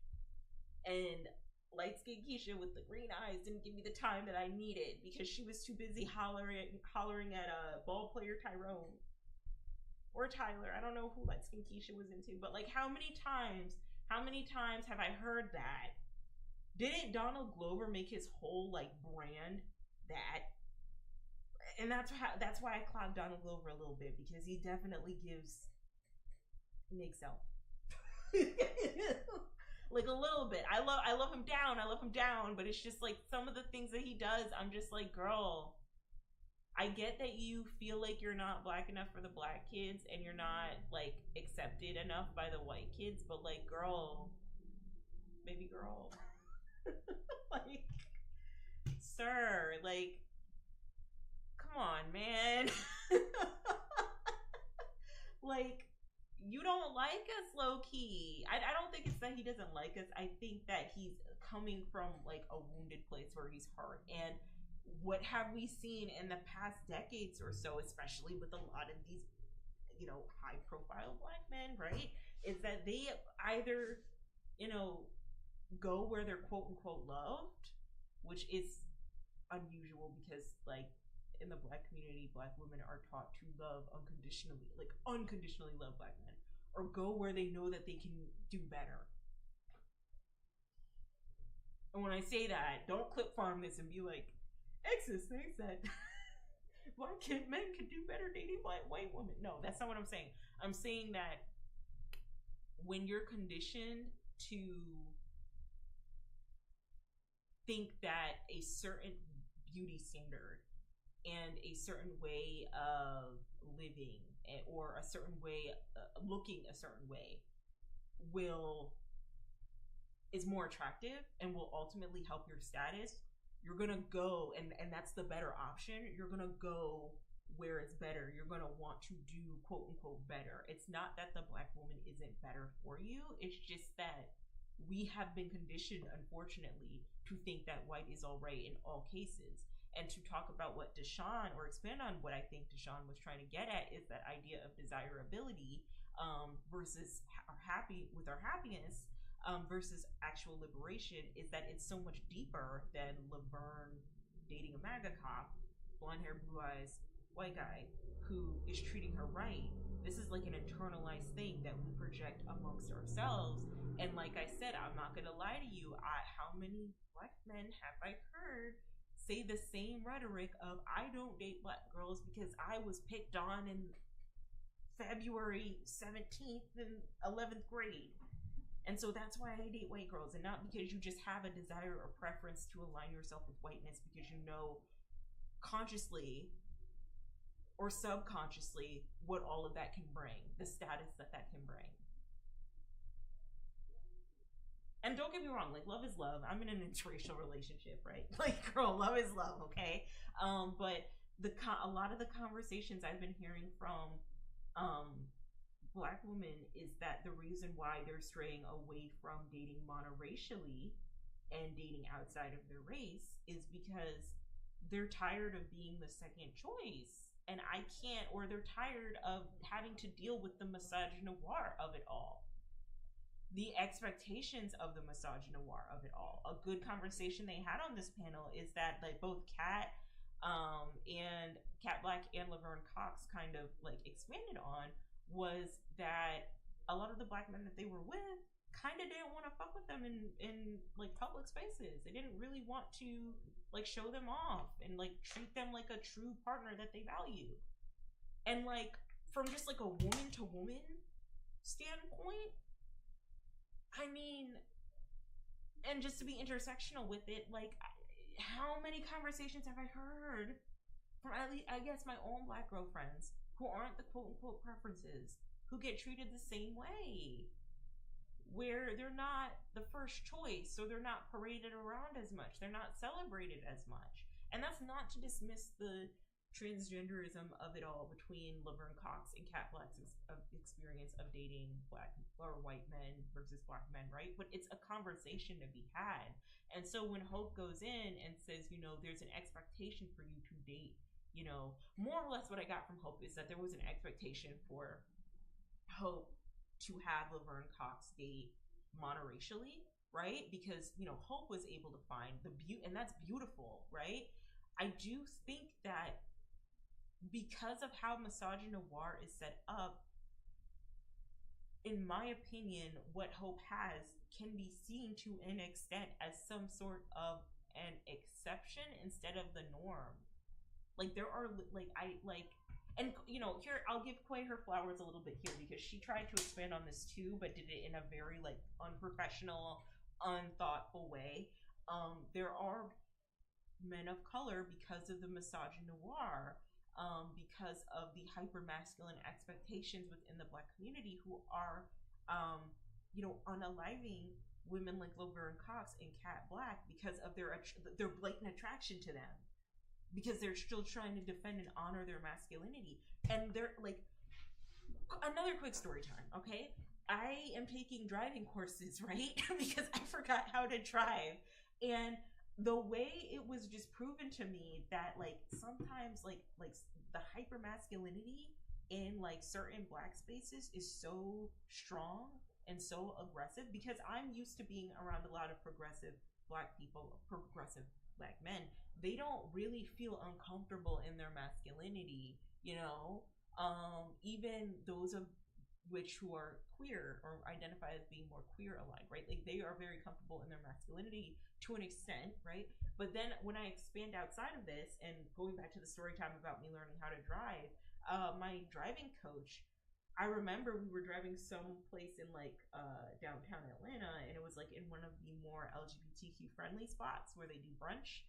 And he was looking at the spot and he saw a couple of dudes come out like for after brunch, and he was like, I know where those dudes were heading out of. I know where they were going. I know what they were doing. And it was just like random. Like it was random out of nowhere. Like we're just driving. I'm having like I think I'm talking about like venues and events to do in Atlanta, right? And he's talking about starting up like an event space, and then we just see a couple of dudes come out of, I guess, you know, an LGBTQ ally based restaurant, and he just goes off and he's just like, I know where they came out of. I know what they're trying to do. And I'm just like, hey, are we okay? And like, I mean, can we have an honest conversation about that? About how misogynoir kind of like emboldens that behavior of like this hyper machismo, alpha masculine, gay type of mentality. Like, let's just talk about it. That would be very difficult for someone like a Laverne Cox or Kat Black to navigate being who they are. You know what I mean? And like I said, Quay did mention this, but not in the way that it should have been handled. But I also think because Quay did not see Deshaun as like an envy, right, and saw Deshaun more as like a man, she felt like it would be okay to overspeak their experience and their call out for what, you know, Laverne Cox and what people who have been in Laverne Cox's position are kind of put in or exposed to or put themselves in, you know? Because I think Quay saw Deshaun, as Cole said it, more like a man. Like they didn't see Deshaun as a non-binary misrepresenting person. And I don't think Quay really liked that Deshaun was clocking. Oh, Quay also said that she fraternized with white pea with pink meat. That's what they're calling it, pink meat. So Quay also said that too, but I don't think I don't think she could see Deshaun in his queerness and where he was coming from, in the way that this is Deshaun, this is Quay, in the way that Deshaun was trying to see, you know, and let everybody, all the women speak in their own experiences. And like I said, Hope did a very excellent job in reading Laverne. She did a very, very excellent job in reading Laverne and calling it for what it is. But like what Hope has, I would imagine a lot of, like, I'm just thinking of it this way. From what I've seen and from what I've been exposed to, if Black cisgendered women are already having an incredibly difficult time trying to date monoracially in 2025 as it is, with the mentality, with the way a lot of these men are moving, with the way like the hyper machismo and hyper alpha masculine behaviors go on, Lord only knows how difficult it is for Kat, Laverne, and Quay, and whoever else has a like is trying to date monoracially. Like, sometimes you really do have to go where you're loved. Now, does that mean that does that mean that you should go and date a MAGA cop in the process? No.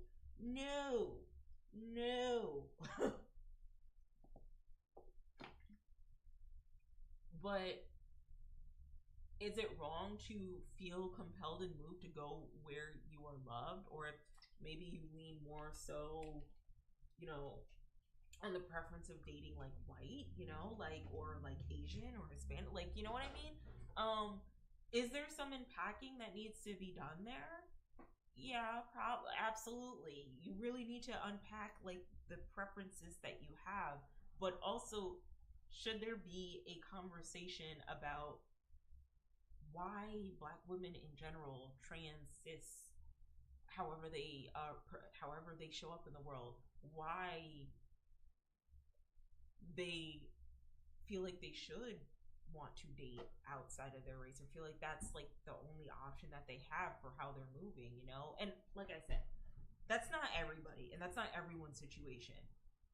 You know what I mean? But when you have statistics like, you know, black women are the most educated, you know, black men, whether it be like a systemic issue, which I do believe, or, you know, just a cultural issue, I do believe it's more of a systemic racist issue, but like, them not graduating college, the conversations of like hypergender roles, and I need you to submit to me, the black church and its whole construct about gender. You know what I mean? Like these things are hard for you to honor and deal with if you're genuinely trying to find love, especially if you are a woman of accolades and means, having to dim your light around, you know, men for the most part because of misogynoir that have been coddled. And I'm pro black man, by the way. Like I'm not like, you know what I mean? But I guess a good example of this is if I can do another quick story time, and then I think I should move on. One of my friends, okay, so I'm not gonna spill all her business, but we were having a conversation about like the certain type of pro-black men that are out there who will say and preach to the cows come home how pro-black they are, but when it comes to actually practicing what they preach and resonate, like exposing that part of themselves, like their dating life shows otherwise, and their rhetoric and what they believe shows otherwise, right? So these are the people like the Dr. Umars, right, who are very pro, like they're pro-black, but when you peel back the layers of what they're actually truly into, realistically they are pro-black man first and then pro-black everyone else second. And then very rarely are they pro-LGBTQ, are they pro-queer, are they pro-trans, like they, you know what I mean? And then women are like underneath them and need to be subservient to them and let the black man lead. Like that type of pro-blackness, which I'm so sorry, I am not that. I'm not that. I'm not the Dr. Umar type pro-black, right? And this was a conversation that me and my friend were having, because you know, I do notice the dudes who are like more of the like the Pan-Africanist pro-black type people who really are just pro-black men first and then pro-black everyone else second, unless their needs of being pro-black man aren't met first. You know what I mean? I am pro-black people, right? But more particularly because of who I am, I'm pro-black woman, I'm pro-black femme, I'm pro-black trans woman, I'm pro-black women. You know what I mean? And that'll be first and foremost. And then everyone else will come after that. But I mostly just say that to say I'm pro-black people, really. In a way, you know what I mean? And the reason why is because before the pro-black man was who he is, he was a black boy. And this, what's happens is a lot of the pro-black spaces, they fail to acknowledge the boys and the children that get impacted by the misogynoir of that pro-black rhetoric and that pro-black mentality. You know what I mean? And so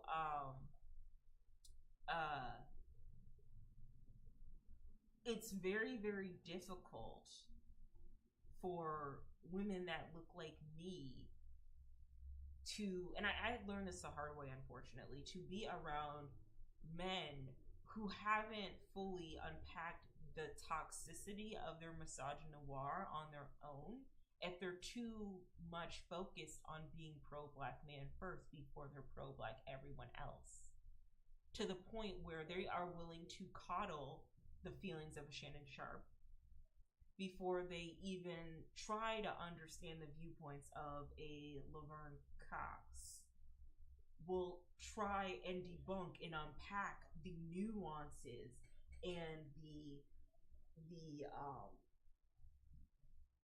the concerns of a P. Diddy before they even try to understand the marginalization of a Cassie Ventura, even though Cassie's like multiracial, right? You know what I mean? Who will try and make an argument or a case for the Tory Lanes of the world, the DDGs of the world, but will be willing to rake and drag the Halle Baileys and the Megan Thee Stallions through the mud in the same breath and hold them to this unnecessary, unfortunate, and disgusting type of accountability that really is just coming from a place of humbling. It's a Saturday night, people are out partying, which is really coming from a place of humbling and not so much coming from a place and berating and showing some form of, I want to say, verbal violence to these women instead of meeting them with empathy and understanding. And I think something that Deshaun did well is that while expressing his disdain towards like what Laverne had done, there was some semblance of it wasn't like he was bashing her or berating her or doing what I see a lot of these other, even though Deshaun isn't, like, he's a non-binary, mass-presenting person, but like I see a lot of these black men just not do when they have these conversations. First of all, they're probably not even talking about Laverne Cox. They think Laverne Cox is probably any black trans woman is, you know, unfortunately, right? But like even the cisgendered women that are out and the way they are just like verbally just violent to them, emotionally just violent to them, are so quick to side with the Shannon Sharps and the Diddies and the DDGs and the Tory Lanes of the world, because I guess they see themselves in them, and because of misogynoir, before they understand like, hey, the Chris Browns of the world, before they understand like, hey, we should do a calling in and we should be like, hey bro, what's going, like, why are you doing this? Is fucked up, you shouldn't be doing this shit. You know what I mean? And I think that's the problem that I have within the black community in general, and how I can see this problem trickling into the dating lifestyles of a Quay, Laverne, a Cat Black, and I think Dominique said that she dated a few white men in her days, but I don't know, don't quote me on that. But like I understand that part, that it does desirability play into it. Yes. Or perhaps, let's say perhaps, but also, is there a sense of exhaustion that I can see a lot of black women going through when they are dating monoracially that isn't like with the concept and idea of misogynoir? Yes. And so that's where I kind of see the understanding of a Laverne Cox. However, I do not think dating a MAGA cop was the right move. I think as soon as that man opened his mouth and said that he was a MAGA cop, no matter how long in the relationship y'all were in, it should have just been like, girl, we gotta shut it down now. And it's like, this is something that she chose to do. This is something that she held herself accountable for. I think this is a beautiful way in how she held herself accountable for the situation that had occurred. Like I said, I think that Kat, Dominique, Hope, and Deshaun all had very interesting, intellectual, open, and honest things to say. I appreciate Kat for having that empathy. I appreciate Dominique and Hope for having that, accountability. I appreciate Deshaun for, also having that accountability too, and telling it like it is. I do not appreciate that he was cut short. I also don't appreciate that Olay, like, I wish Olay would have had conducted the conversation like a little bit better, but I could understand why she sat back a little bit. And I just don't appreciate how Quay kind of made light of everything while in the same breath dick ride Laverne Cox in order to get her to produce her show. And it's such an obvious way too, like, you know what I mean? And then afterwards, apparently, and Cole, this is why I was a little afraid to talk about this, but apparently Quay is in like randos comments, just like clocking them low key, like, yeah, that was me, and what you gonna do about it? Like, Girl, that's why I was afraid of doing this, because I do not want that woman. I do not want that woman in my chat tonight, girl, okay? Like, it seemed like she was on a mission. She is, and it's so disrespectful. Yeah, Cole, it was very disrespectful. There's a time and place for everything. They ended the panel. There wasn't like a concrete ending, right? So I think after the panel, she should have been like, Laverne, I have this thing. Do you want to do it? Or email her privately. I feel like there's just a way to do these things that doesn't require, like, there's two of us. We can. Nicole, if she comes in, block her. I don't do conflict too well. I'm just a little beat on the internet. You know what I mean? I'm just a blip. No, but it's just weird. Just like, girl, what are you doing? Now is not the time, ma'am. Now is not the time. Like I said, it felt like making inappropriate sexual jokes during a 9 to 5 like meeting, like a meeting you would do, a conference call you would do at your 9 to 5. Like, this is not the time for that, ma'am. Excuse me. Like, whoa. But yeah, this panel was good. It was interesting. I wonder if tomorrow they're gonna do like a panel on what happened, and I wonder if they're gonna bring LaShawn and Quay, and are they gonna like unpack what happened? Are they gonna make up? I hope. I would like to see that, because I think there was a disconnect there. Like I said, I think Quay was treating Deshaun like a man, and I think Deshaun. Well, I don't think anything. I think to be fair, I'm gonna be fair here. I think Hope and Deshaun were coming from a place of like brutal honesty that a lot of people aren't willing to honor, because we are human and we do value our happiness first, but really had to be said.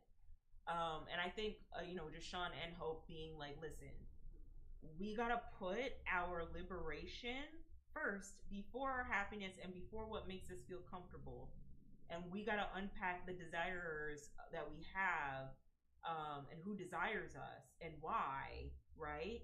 And then I think there was even some conversations about like when Laverne explained the dating relationship, it almost felt like, to an extent, like she was being fetishized, which is also a whole other kind of like, and that's why you'll never catch me being like pro like divest, guys, pro divest, interracially date Black women. That's why you'll never hear me do that, because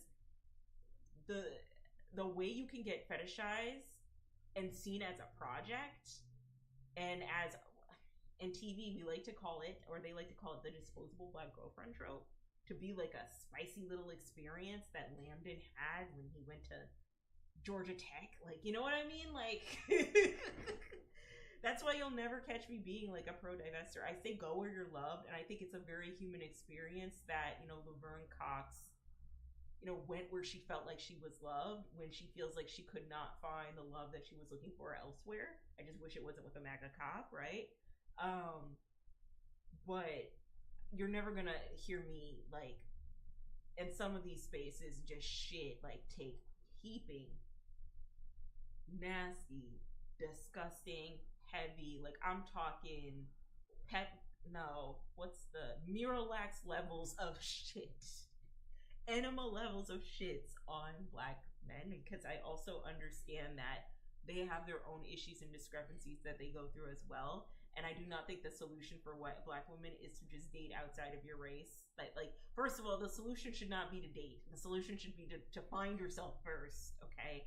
Find love within yourself, and then date where you're loved, however that might look like for you. That's what I'm always going to be pro, But because of the fetishization that happens with trans women, with women of color, with Black women, Hispanic, Asian women, I'm never going to encourage anyone, but more importantly, Black women. I'm never going to encourage any like Black woman to just divest, date a white man, No, girl, you're not gonna catch me doing that. No, I say date where you are loved and date where your expectations are met. Okay. Do I think the MAGA cop reached Laverne's expectations? I mean, she said he was lovable on her, and he loved her a lot. But do I think that that can't negate the fact that he's a MAGA cop, a part of a group that actually hates women like her. Yeah, no, like, like, girl, no, we gotta be a little smarter. And especially if you're positioning yourself as an activist, you gotta be careful about that stuff. But also because I do think the idea of her being a woman of color, like, I feel like we just get it a little bit rougher. She just gets it a little bit rougher. You know what I mean? Whereas, like, I wonder, like, if ContraPoints was in the same situation, like, how would that look? Where would that go? Would she be defended? Would she be coddled? Or would there be a panel of BreadTube, like, clocking her shit? Like, Contra, what did you do wrong? This is what you did wrong. You know what I mean? I wonder about that. And I don't know. That's where I extend my grace to. So, yeah.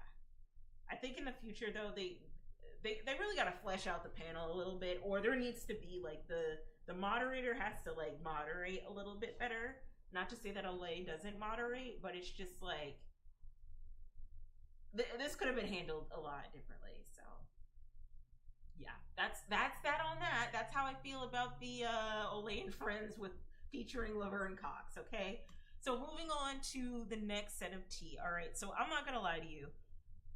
I only briefly. I'm sorry. I'm trying to be nice.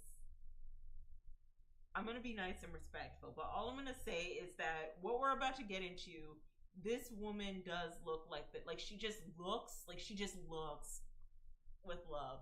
She looks like the type of woman who would get into something like this, who would do this type of shit. I don't know. It's just, I don't know. But we're going to get into our next topic, or the next thing that's on my mind, which I've been hearing talks of, but I haven't really, like, delved too deep in. I've watched a couple of videos and podcasts on the situation, and I've listened to some of the TikToks of hers and what she was going through. Cole said, bruh, Cole knows what's happening. But we gotta talk about this real quickly, okay? Because what the fuck is we doing? Like, girl, what is we doing for real? What, like, okay. How am I gonna frame this? Because I have so many thoughts. I'm trying not to laugh because she's ill, like she's sick, but Lord. So Cole says, I'm trying not to laugh because she's ill, like she's sick, but Lord. Girl, the way, like, all day when I heard about this, because my favorite set of podcasters were talking about this situation, right? And so I hadn't known much about it until they started talking about it. And so I was like, okay, maybe I can add some insight, right? And the whole time I was listening to the TikToks of, like, what she was talking about and what she was going through, I couldn't help but think of like Drake's Nokia song and Baby Girl. Like, I don't know, I just found myself saying that a lot because I was like, baby girl, what is going on? Baby girl, come on. Like, what are we doing? What the fuck is we doing, my love? Okay, so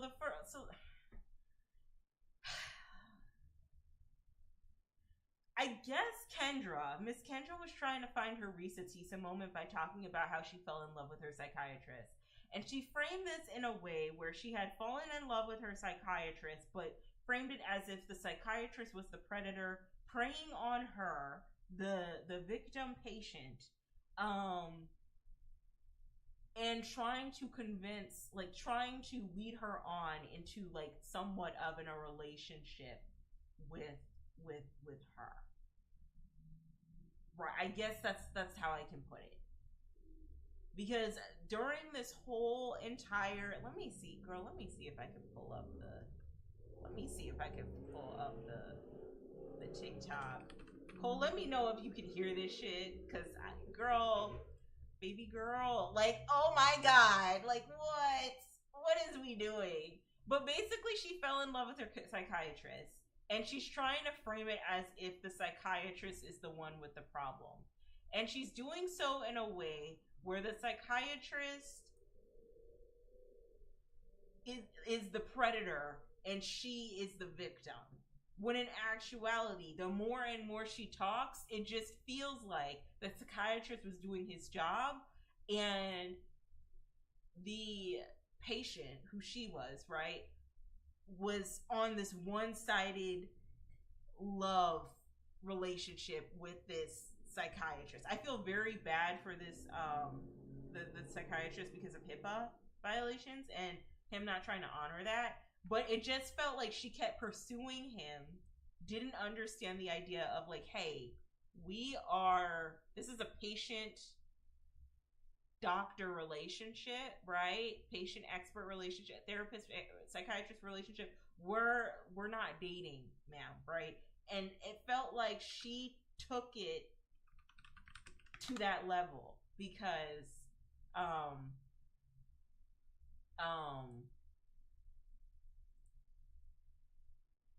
God, she has 50 parts. We're gonna watch the first part, and hopefully my desktop works.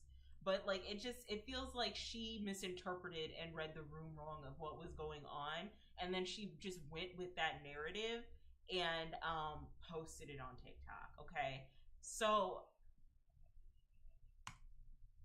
let me see if I can turn on the desktop audio. Let me see if I can turn it on. Oh no, I can't because I got my thingy. I got my headset. All right, let me see if I can. And he knew. Okay. So I'm not watching all 50 parts, girl. Okay. But here's the thing. All right. So it really do be that damn phone sometimes. Like I just gotta say it. It really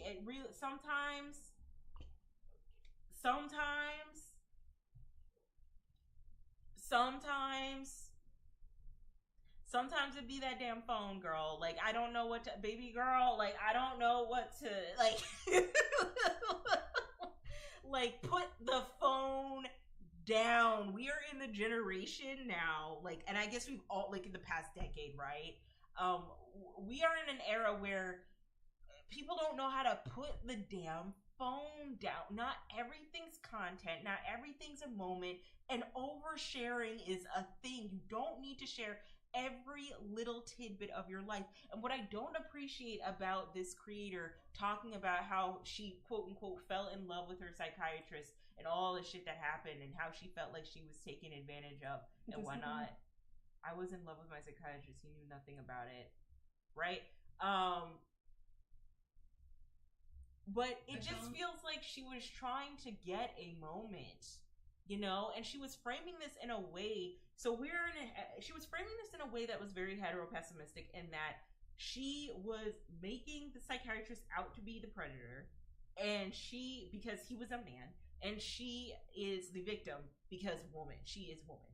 And I'm not trying to be a pick-me. That's not what I try to do. I really don't. I just try to be fair. And she wasn't given fair here. She was giving Delulu. She was given delusion. She was given delusional. She was given hypotheticals. She was given, you're coming off too strong. This is your doctor. This is not your love interest. You know what I mean? That's what she was giving. And it feels like it really does feel like she was trying to get a moment out of this. I think that because, Risa Tisa, her coming out about the guy that she married and that being so authentic for her, I think a lot of people have been following suit and trying to come up with authentic stories from their own personal experience, and maybe sometimes lying. But I think in this case, she was extrapolating the truth. I hope I used that word right. Hold on a second. Because I want to use my words correctly. Extrapolate. Extend the application up to an unknown situation by assuming that existing trends will continue. Estimate or conclude something by extrapolate. Yeah, I guess I can say that. Maybe. Like, exaggerate the truth. I'll say that. Exaggerating the truth. Baby girl, let me see you dance. Let me see you log off for me. Oh my God. So I think she was exaggerating the truth for a moment. I think if she wasn't exaggerating the truth, she positioned herself in a way where she wanted to come off as the victim, but it really just looked like she was like the one with the issue and the one with the problem, and the psychiatrist was just doing his job.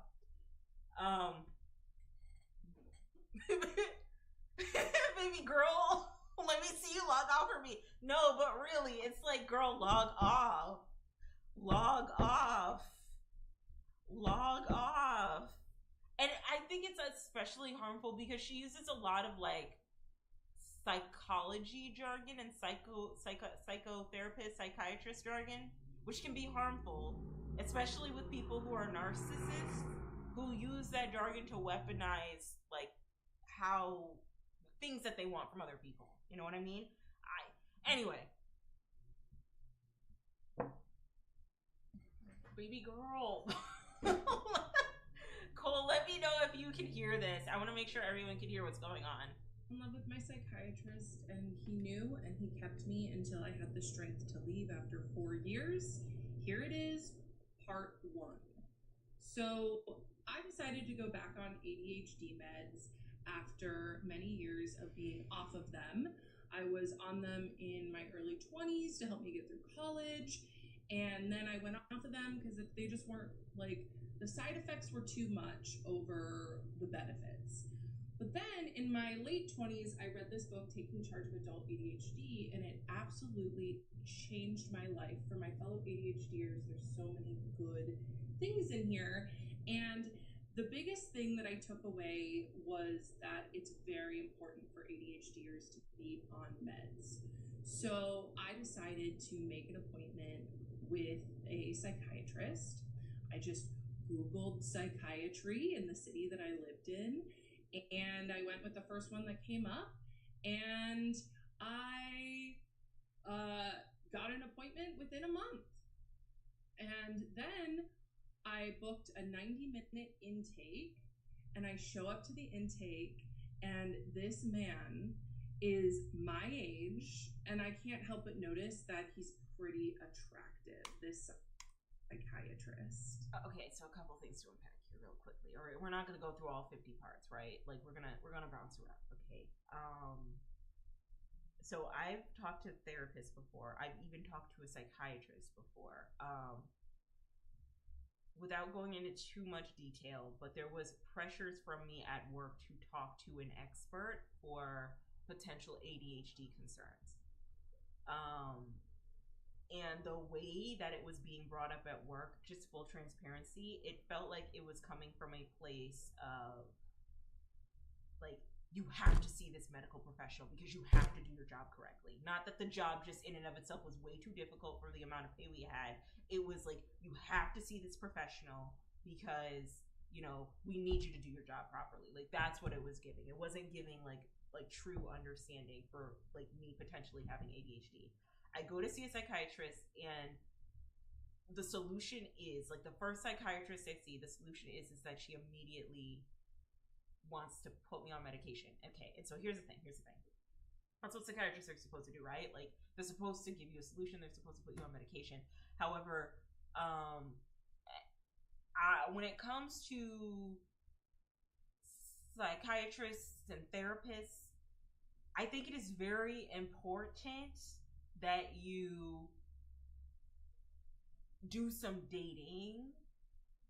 You know what I mean? Like, and when I say dating, I mean like really fish around to see if this is the psychiatrist or the therapist that you want to rock with. Because some psychiatrists, not gonna lie, they're just going to throw you medication and be like, all right, on your way, bye, right? And then some therapists will be horrible at their job. I've experienced a ton of therapists who are just doo-doo garbage at their job, right? And then there are some psychiatrists who are really trying to get to the root of the problem, who might offer like alternatives, who might like really be intentional about the type of medication that they're giving you. But you won't know that unless you're trying to like fish around for the right psychiatrist, for the right therapist, for the right person for your issues and your needs as an individual. And so already the red flag that I'm seeing from this woman is that she gravitated to this dude because he was the same age as her and he was attractive. But she did not really actually like figure out, okay, so is this dude the right fit for me? Yes, he's cute. Yes, he's my age. Yes, he's cute. Yes, he's my age. But girl, is he the right fit? Like, are we gonna mesh? Or is he just gonna like, put me on a whole panel of medication and put me on my way? Or is he actually gonna listen to me and understand? And I think later on in the story, based off of what I've heard previously, like he was like listening to her and kind of understanding where she was coming from. He was just like writing stuff down, right?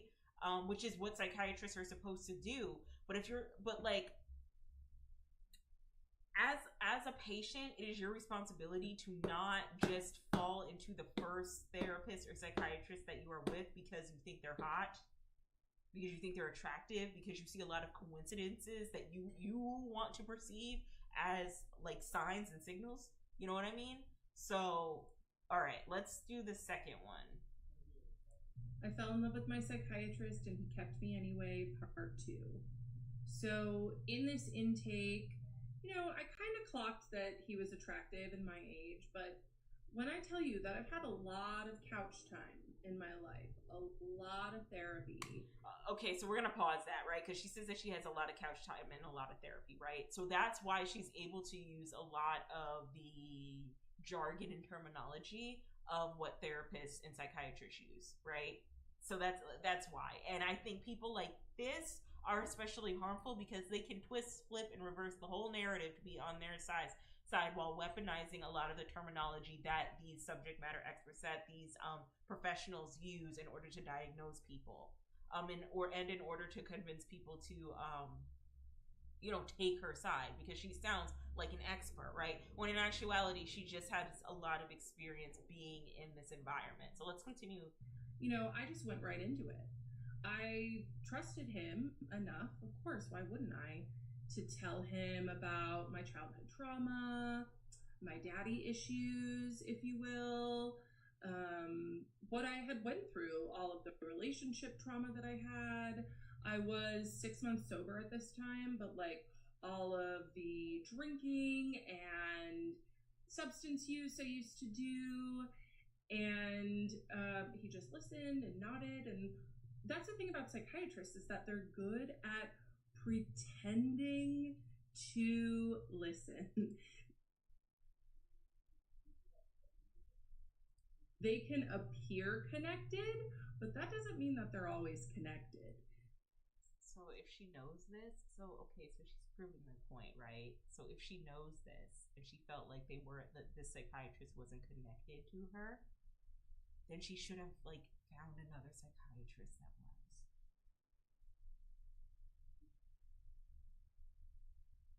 What? Right? Okay.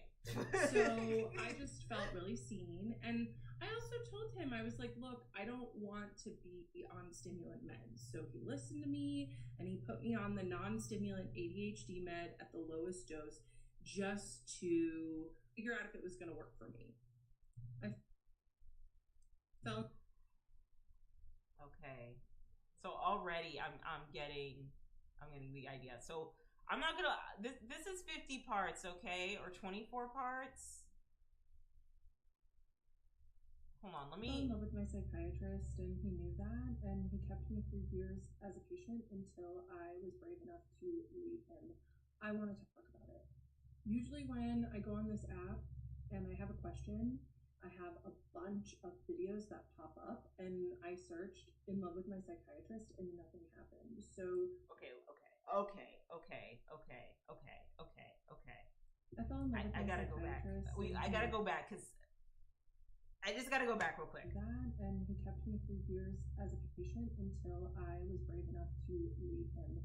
I want to talk about it. Usually when I go on this app and I have a question, I have a bunch of videos that pop up, and I searched "in love with my psychiatrist" and nothing happened. So I would really like to discuss what happens when we fall in love with our mental health professionals. With what range, though? So this is what it looks like to me already, all right? This is what it's looking like to me. It looks like she needed a moment and she needed a story time. It looks like she was looking for answers for something that she perceived one way, which was actually not in that way at all. She perceived that her psychiatrist was leading her on, I guess, more or less. And so she looked to TikTok University, which TikTok can be helpful in some things. But I think in this regard, it probably wasn't the most helpful because she was trying to see if other people have fallen in love with their psychiatrists or their therapists or their mental health issue experts, which I think I believe that does happen often, right? You develop like a codependent relationship with them. You develop a strong, intimate relationship because they kind of know everything about you. So like, I get that, right? However, she didn't find that on TikTok, so she took it to herself to make a whole series about how that can happen and then position herself in a way where she was the victim of something that wasn't really what it seemed. And most importantly, the fact that there are so many people, especially men, that are emotionally dead inside, that feel called to going into psychiatry and therapy so they don't have to feel their feelings, but they can feed off of the vulnerability of their mostly female patients. What do you guys think?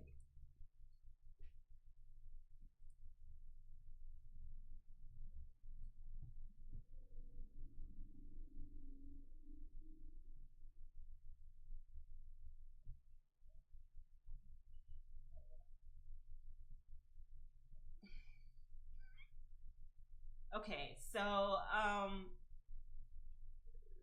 okay.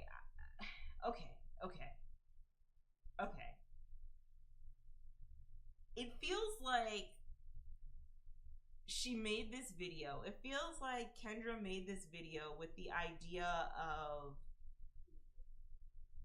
with ulterior motives in mind. That's what it feels like. It feels like she made this video with ulterior motives. And the ulterior motive for her was that she wanted to showcase, one, how patients can in fact fall in love with their psychiatrist and that somehow it's the responsibility of the psychiatrist, even if you're perceiving it as you falling in love with them and your psychiatrist is perceiving it as something completely different, right?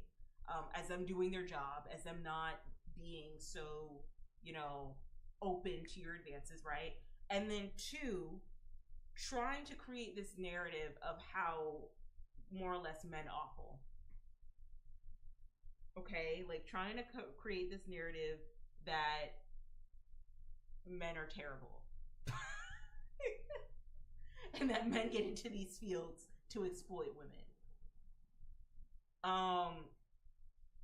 And from a content standpoint, man hating shit is very popular right now. Like gender hating shit is just really popular.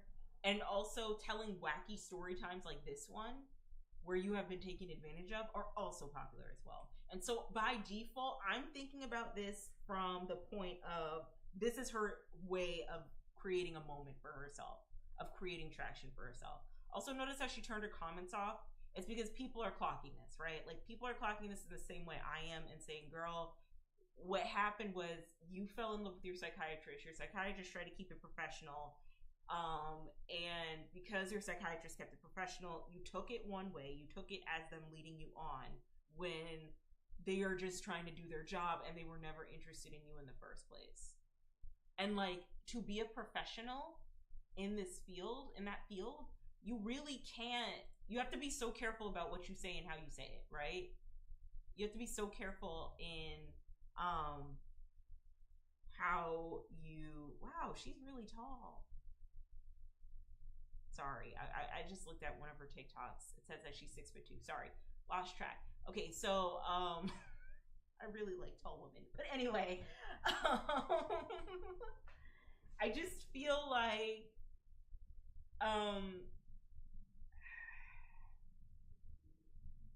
there were ulterior motives behind this. That's all I'm saying. There were ulterior motives, and the ulterior motives were to create a moment, and they were also to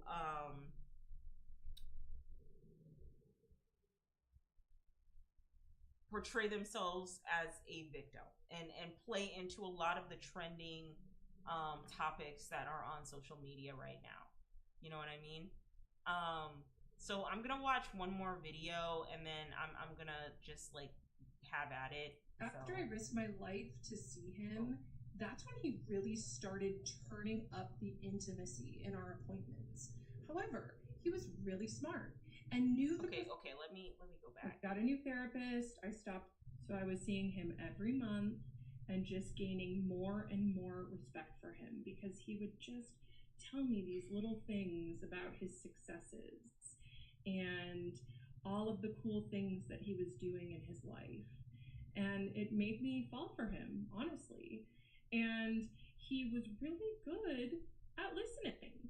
And I mean, he's a Pisces, right? So of course he's going to be there and be able to go deep. Can I just say something about the zodiac? Can I just say something about the zodiac stuff?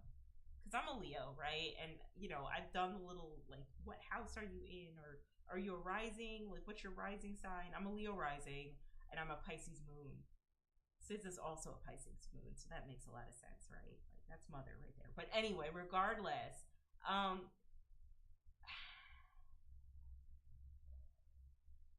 I feel like we gotta cool it with the zodiac stuff a little bit.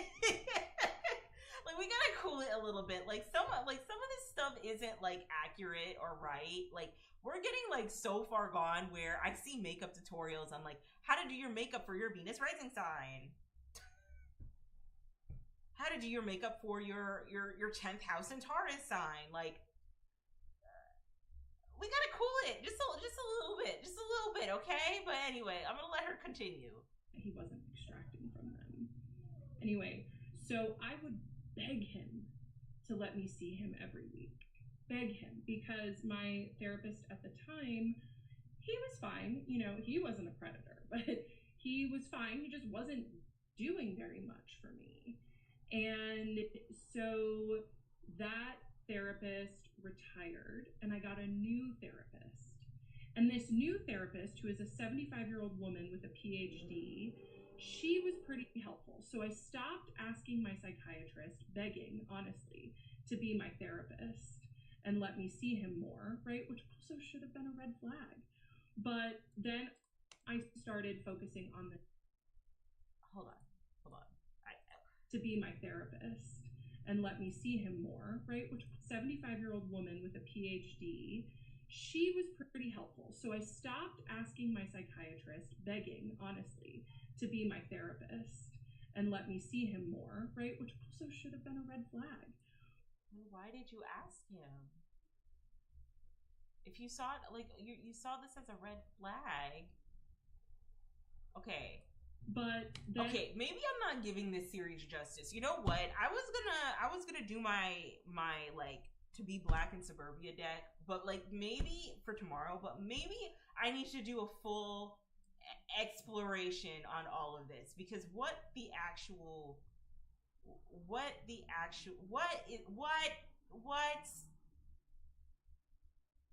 okay, so I'm gonna give you the abridged version of my thoughts, and then we'll get into the details tomorrow, because I can't give a fair consensus without watching all parts. Here's what I will say so far based off of what I've listened to. I see a person who honestly is trying to create a moment. That's what I'm seeing, is someone who's trying to create a moment, who looked on TikTok and said, hey, somebody didn't talk about the time they fell in love with their psychiatrist. Let me develop this into a story of how I fell in love with my psychiatrist, but let me phrase it and position it in a way where I'm the victim and my psychiatrist was the predator, when in actuality, your psychiatrist was probably the victim and you were the predator because you kept pursuing him and the psychiatrist was doing their job.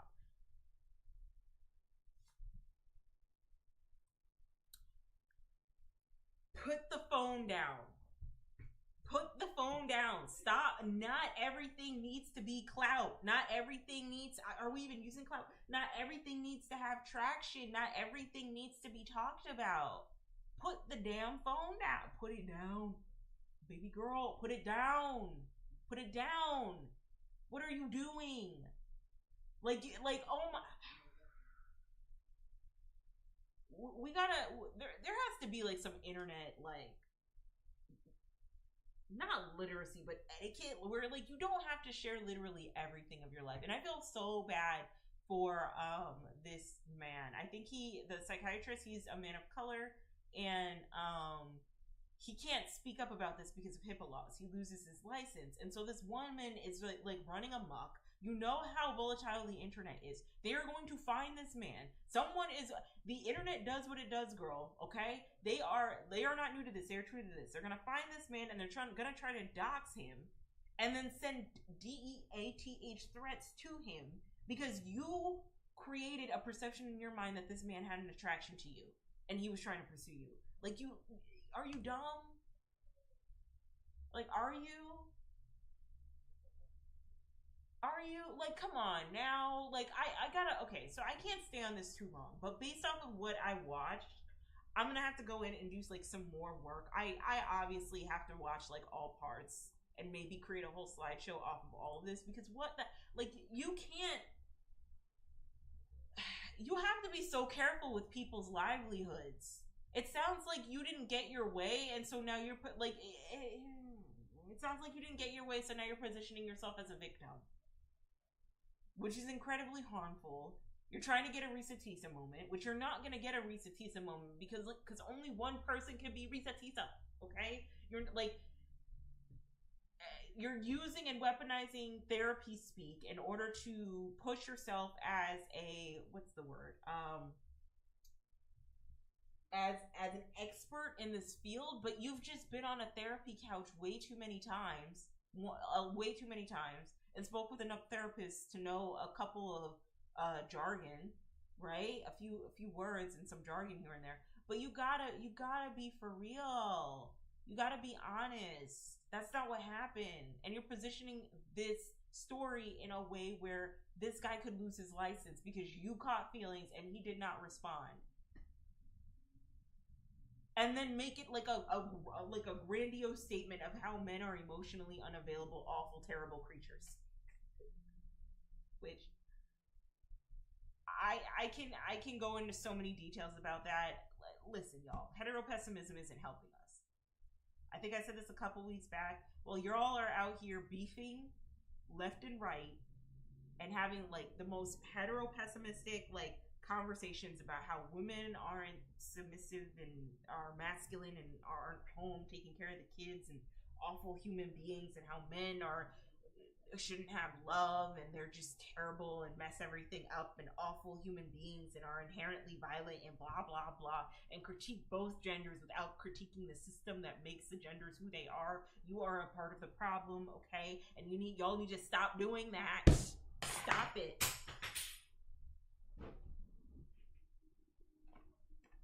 I dropped my fork, but like that, like y'all need to stop doing that, okay? Like, stop.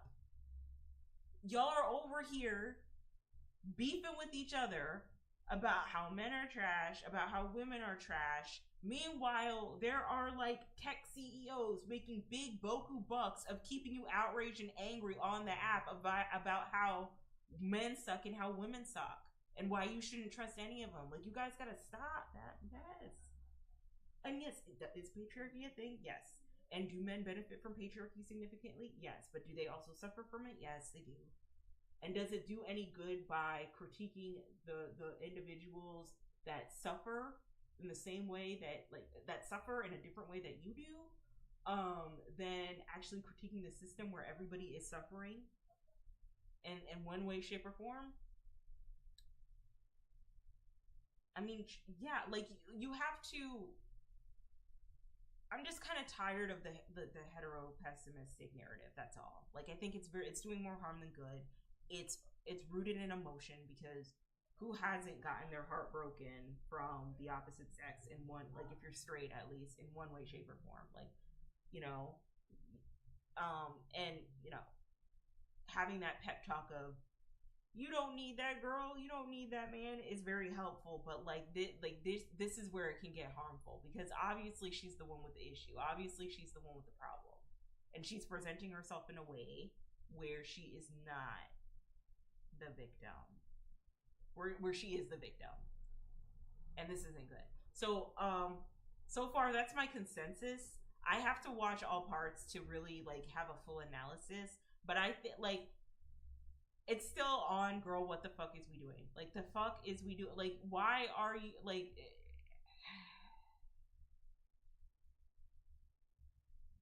You need somebody to tell you to put the phone down, or you just need to put the phone down yourself. And it also feels like there's no accountability when going to therapy. Like, we're not going to therapy and actually learning. We're going to therapy and creating like fallacies in our mind. You know what I mean? That's what it's giving. But you don't have to share everything online, guys. Okay, you don't have to share everything online. And if you are gonna share like a truly authentic story, or seemingly authentic story like this one, make sure it's genuine. Make sure you mean well. Make sure you're not doing this from the standpoint of no one's talking about this, so I'm gonna talk about my experience, and then like make the situation out to be completely different than what it is. Okay, like I can't do like boundaries. We need to understand boundaries. Okay, moving on. All right, so exes, what are you watching? Girl, what are you watching? I'm watching this show. So for those of y'all who don't know what this show is, it's called Downtown, MTV. And this show is awesome, bro. This show came out in like the 90s, I believe. When did this show come out? Yeah, 1999 to early 2000s, back when MTV had like this like animation block, which, can y'all please bring that back? Like I said, Animation Plus has its own channel dedicated to adult animation. I say do a hard reboot of this show and put it here. Put Downtown on there, right? But that's what this show is. It's about a bunch of like 20-something-year-olds, and I think Shaka and this dude are like in high school or whatever, and this girl are like in high school, and they're just in New York City existing, right? And they're just, you know, having the time of their life existing. It's incredibly human. It's incredibly authentic. It's incredibly honest, and that's what I love about it. I was washing my hair last night while watching this show, and the way it was like such a vibe. It was like I had this show on in the background, and I was listening to a band that I'm going to talk about soon, that is resonated like closely to the 90s and the 2000s, I guess, for me, right? And it just was like, even the way it's animated, how it's like hand drawn, how the characters are just very like authentic. For example, this character, which I believe her name is Jen. Shaka. Hold on. Girl, Jen. Yeah, Jen. The way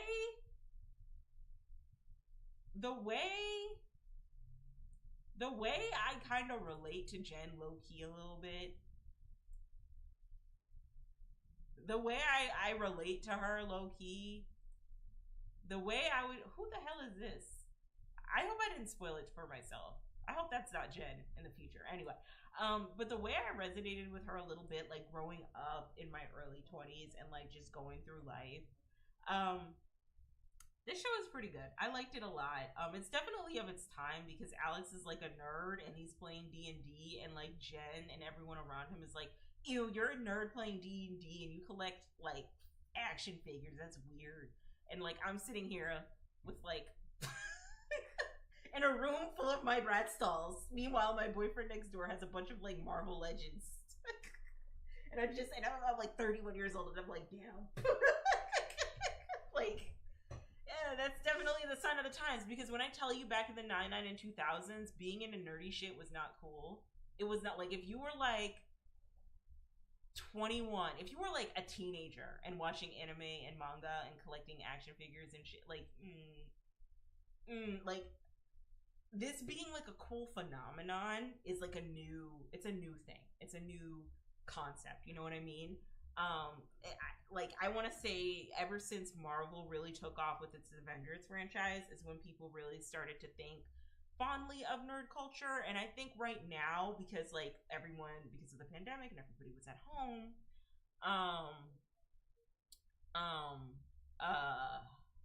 a bunch of, for lack of a better term, a bunch of normies got into a lot of nerdy shit like anime, comics, manga, fanfics, all of that stuff. And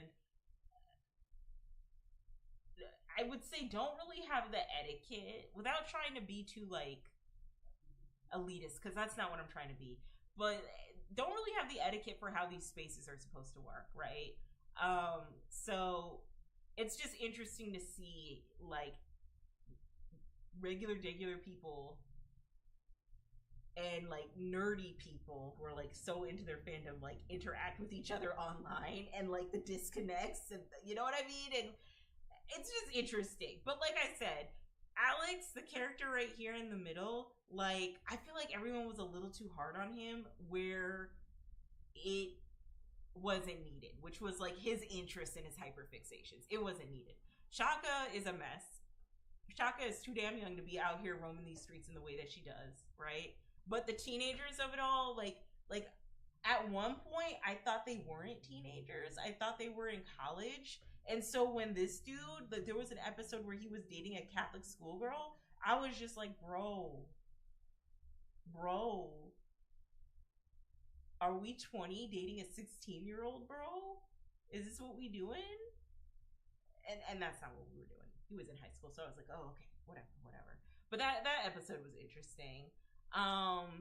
But I don't know. This show just, I feel like I related to this show, but because to an extent I had some semblance of an adulthood like this, but it makes me want to like pack up all my shit, move to New York, and like find quirky people to be around. I don't know. I just really like this animation series, and it sucks that it only lasted for about 20 episodes. The voice acting too is interesting as well, because I hear that these are all a bunch of interviews that were clipped by certain people and like put like animated and the characters were animated along with the voice clips, so they didn't have like legitimate voice actors to like portray like how these characters would act. These are like genuine people and their genuine experiences, which I think is so cool and interesting in and of itself. But I want to talk about Jen real quickly, and then I want to talk about Serena and Alex's dynamic, because there are some things we can learn, okay? So Jen really quickly is the character who is Alex's friend, right? And where I'm at in the series, both Jen and Alex are just really close friends that went to high school together. And I guess they are in college right now or have graduated college, but that's how close they are, right? And Jen has this roommate that she lives with that is like super pretty and super attractive. And Jen doesn't feel super pretty or super attractive at all. Like she just doesn't feel that pretty at all. And I think she's also like asexual, which also plays a role into it. Like they mention her sexuality briefly, right?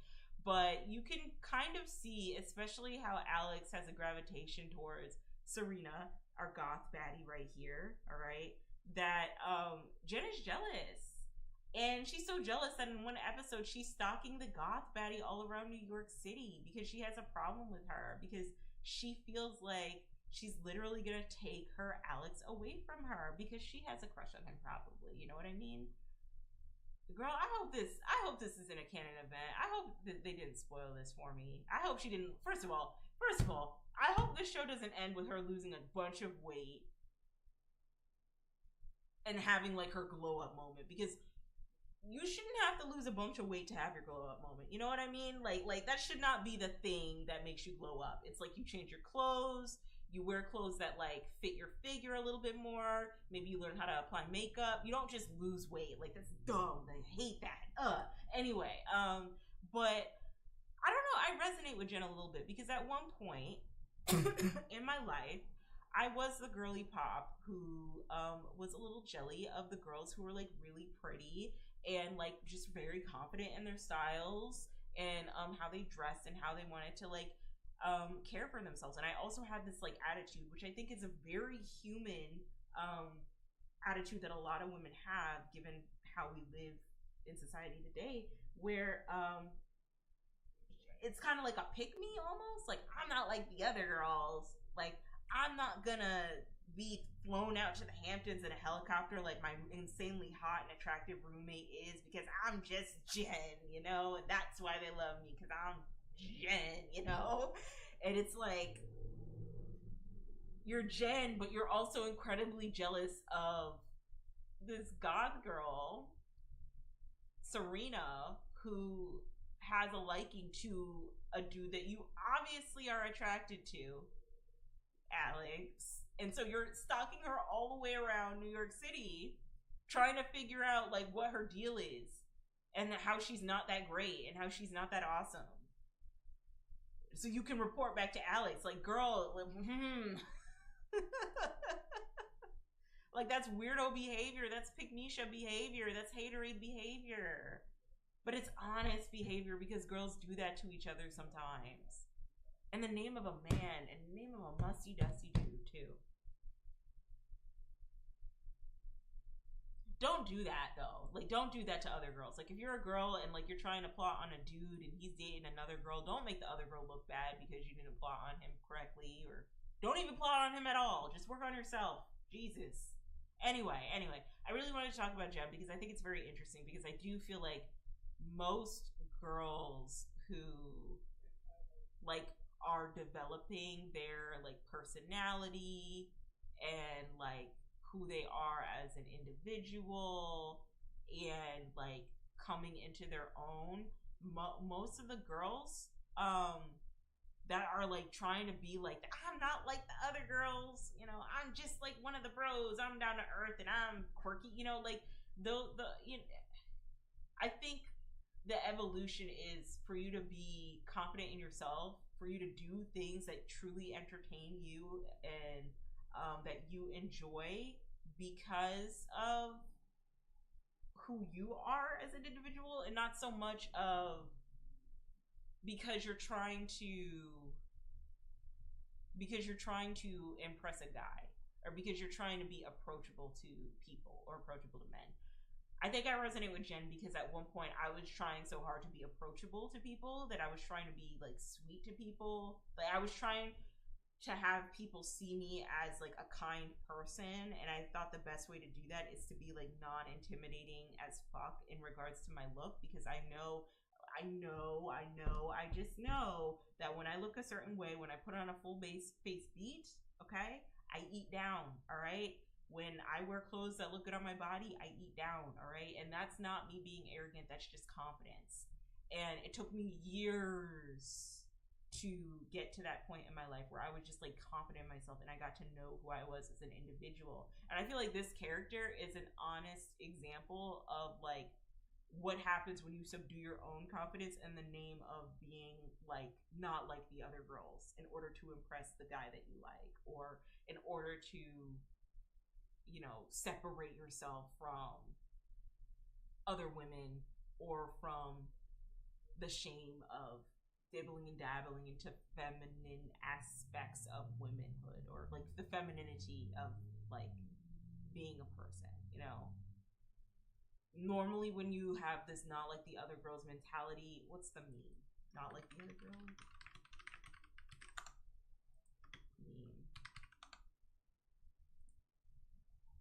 Right? Like, you know what I mean? Okay, so this is funny because I always like when the meme ends up like this.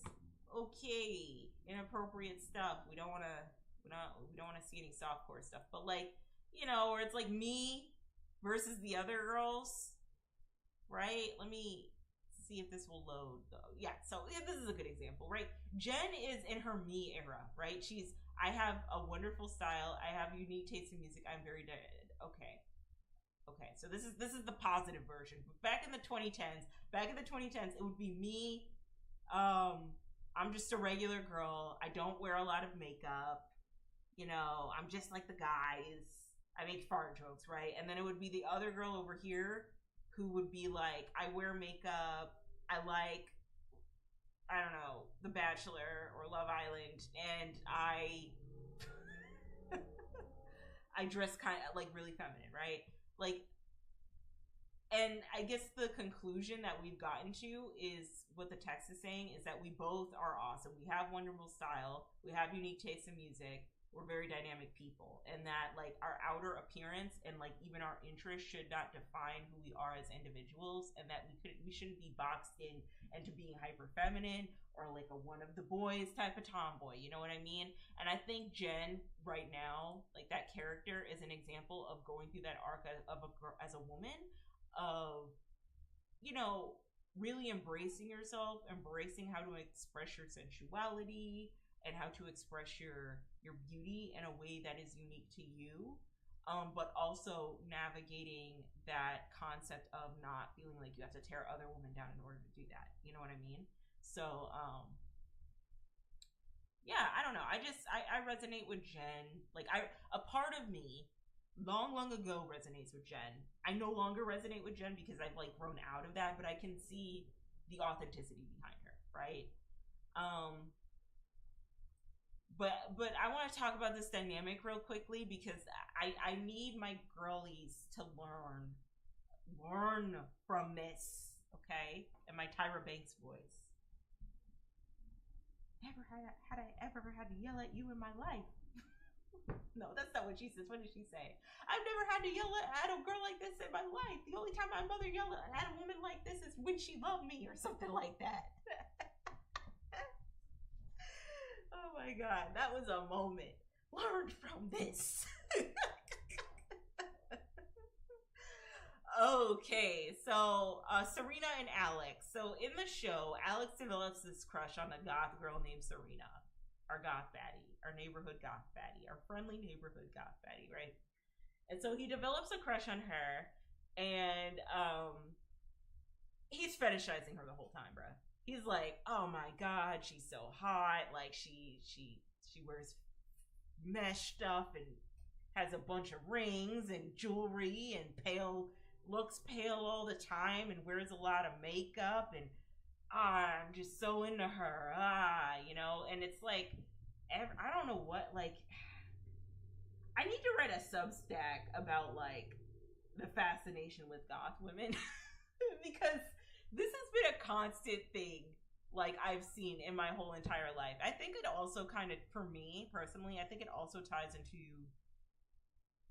I think, the hatred that a lot of people have for things that are traditionally seen as feminine, not through so much a Western lens, but like just through like you know, bright pink and like Barbie and stuff, which is kind of westernized. I don't know. Give me some time to cook on that statement. I don't know, but I've just noticed that growing up, it seemed like, okay, so a good example is like Danny Phantom, okay? And you have Paulina Sanchez, and then you have Sam Mason. And if you watch the show now, all right, Sam Mason is high-key just as toxic as Paulina Sanchez. Like, she just takes up too much space, and she like fake activists, you know, granted she's like 14, right? But like her parents are rich and like are also a part of the capitalistic problem, and I almost guarantee you that she would not be willing to give up her life of comfort and stability in order to like prove a point about her like pro activism alt goth lifestyle, right? Like, I'm just being real, right? You know what I mean? And then you have Paulina Sanchez, who I'm gonna assume does not have that much money, did not have a lot of money, not as much as Sam Mason probably has, and it's just like a girl. She's just a popular girl. She's a pretty popular girl in high school, and Paulina was positioned to be like this dumb airhead that Danny Phantom was not attracted. Like, Danny Phantom should not be with, because she's vapid and she just cares about her looks and all of that, right? He's position to like Sam, but in the same breath, I think where the writing fails with Danny Phantom is that they fail to understand that like Sam also has like some of her issues too. She's like a not like the other girls in her own right. Like she's like a pick me in her own right. She's like even that pageant episode where she like smashes the crown, even though all those girls like fought and scratched to be like seen as like Miss whatever. I don't know, Miss Danny Phantom. I don't know. Anyway, I guess what I'm trying to say here is that both girls are of the same coin of femininity, but the one that is seen as like more like traditional is expected from girls. Like it's expected and put pressure, it's pressured by girls, but it's also villainized. And then the other one is just like not expected but fetishized. I hope I'm cooking, girl. I hope I'm cooking. I hope I'm making sense here. So like whether you're a preppy girl or whether you're like a goth alt baddie, right? Like either one. Like if you're a preppy IG baddie, Lululemon, like that type of girl, right? Or whether you are just like goth alt demonias, Doc Martens type girl, right? Like if you put them through the lens of the male gaze, you're either going to be villainized for being like that unattainable high maintenance IG baddie that they want access to but they can't have because let's be real, you're not going to be able to afford that Lululemon set, or you're going to be fetishized because the average everyday version of femininity isn't a goth girl or an alt girl at all. And so now, and especially with Pornhub, now you're looking at like goth girls on Porn, and then you're imposing all your weird, creepy fetishes on them when that's just like how they dress. You know, I hope I'm cooking. So I say all that to say is that Alex was fetishizing the hell out of Serena. He did not care about Serena, like to an extent, maybe he cared about Serena's needs and wants, but he did not really care about her at all. Because towards the end of the show, or later on in the show, she comes up to him in normal attire. Pretty sure. I saw a scene of this on TikTok, and I'll find it. But he's like, I would have you don't have to wear, you don't have to wear all that makeup. You don't have to wear all that makeup. You don't have to wear, all those clothes. You could just be yourself. You could just be normal. You know what? Like, what's wrong with that? Like, you could just be you, right? And like, let's unpack that real quick. Hold on. Let me see if I can find the scene on TikTok where he's like, you don't have to wear a lot of makeup. Because I think this is a bigger commentary. On how when we do things for a particular gaze and when we do things for men, we almost always end up getting like the short end of the stick in some way, shape, or form. Because a lot of them don't really know what they want. They don't know what they want. And maybe we're not doing it for men. Maybe we're doing it for other girls. Maybe we're doing it for other people. People are picky and finicky, and they don't know what they want. And at the end of the day, you really just have to do things for yourself and come into your own and not give a crap about anything for yourself. Not because other people are telling you to. Not because other people are imposing their ideas or beliefs or perceptions onto you. You know what I mean? So let me see if I can find downtown makeup goth girl Alex. Okay. No, I thought... Oh shit! It's so loud. Okay, let me see. What about what we were talking about the other day? And you were right. I mean, who really cares how I dress? Not me. I'm tired of people judging me by how. He does care about how she dresses. So yeah, he pulled her aside and was like, who cares about how you dress? You should just, be regular. Even though like maybe how she dresses is like a significant part of her personality. My old look was attracting all the lowlifes. Maybe now I'll finally find a decent guy. But once you get him, you're gonna go back to the old look, right? I don't know. I mean, you got me thinking that maybe I've been hiding behind the clothes and the makeup. I mean, I kind of like the new me. Leather chokers and corsets, he needs them, right? Yeah. she's dating. This. And okay, can I just say another thing, right? Because I started this whole spiel at the beginning of this stream being like, I want to dress more or less like this, maybe a little witchier, maybe a little vampier. I do want to dress like this in public. It's scary though. It's scary, right? But when I was a spicy girly, when I was a spicy creator, I would dress like this from time to time. And dudes do be fiending over you. Like, they do. And it's just... And I mean, when you're a spicy creator, they're supposed to, right? But, like... Again, it goes to my same statement as, like, if you express, like, traditional, westernized versions of feminism... If you express, like, what is considered, like, traditional versions of femininity, right?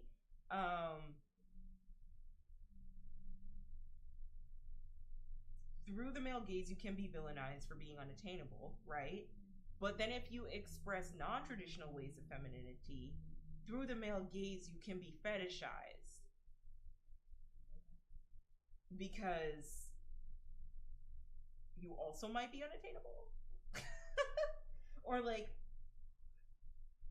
because doing anything for any type of guy, you know, like, or for anybody other than yourself can ultimately, like, end up fucking with your psyche and your mentality. You know what I mean? Like, I just don't think that the way Alex treated her, like, guys like Alex piss me off. Guys like Alex piss me all the way off because they don't see women like women, okay? They see women like accessories and ideas and concepts. And the girls that they really want to bag, right? The girls that they're really interested in, it's because they like the idea of them. They actually don't like them for their views or their values or what they contribute or what their beliefs are. You know what I mean? And as I've dived more into like these subcultures, I really do appreciate the intentionality behind them. It's not just cool clothes, chokers, and whatever you can find from Doll's Kill. Wear it. Though I don't think a lot of goth, like true goth alternative people are shopping at Doll's Kill. I don't know. It's really like the intentionality behind it, whether you like the music, you know what I mean, supporting your favorite band, and I kind of like that. I really do appreciate that. But I feel like when you do try to express yourself in the way that Serena does, you do put yourself at risk for people like being into you for the sake of the idea of you. And that's what Alex was doing with Serena. And that's what makes Alex so shitty as a person. And I feel like nobody really clocked him in the show for that because, let's be honest, Downtown was made in 1999 in the early 2000s. How much do you want, like, how much you want to bet there weren't, like, enough, like, diverse writers in the writing room when they made this show, right? They're just getting, like, a bunch of interviews from people, right? And that's fine.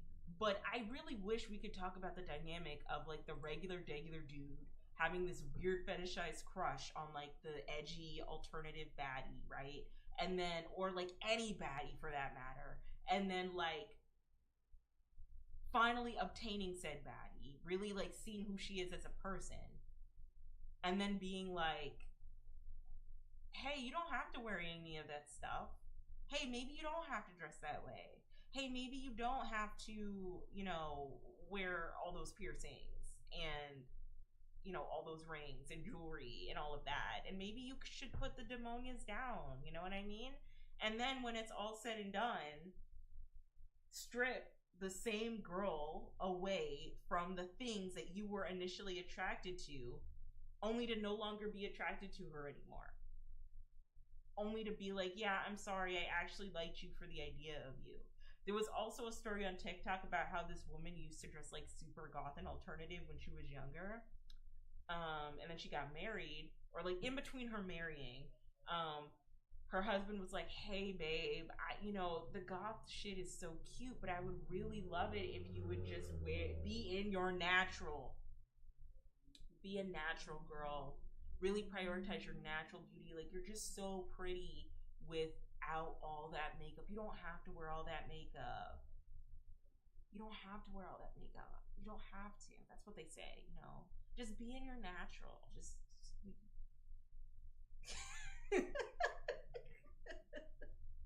And she's like, okay, so I'll just like put the black lipstick down. I'll put the edgy clothing down. And like she showed photos of herself from before, and she was a baddie. She was in like soft grunge 2016 core. Yeah. Vibrant lipstick. You know what I mean? Lime crime or whatever. Like she was that girl. You know what I mean? And then this guy comes in who probably was attracted to her because of how she dresses. He comes in and he's like, babe, you don't have to do all that. You could just be you. You don't have to wear all that makeup. So she does that, right? And then she has this kid. And then guess what? Guess what happens, chat? This is what happens, y'all. He's watching TV and he sees a girl on there that dresses in the same way that she used to dress. And he is leering at her. He is foaming out the mouth. I have some predictions on who he was looking at, but I'm not going to say who it was.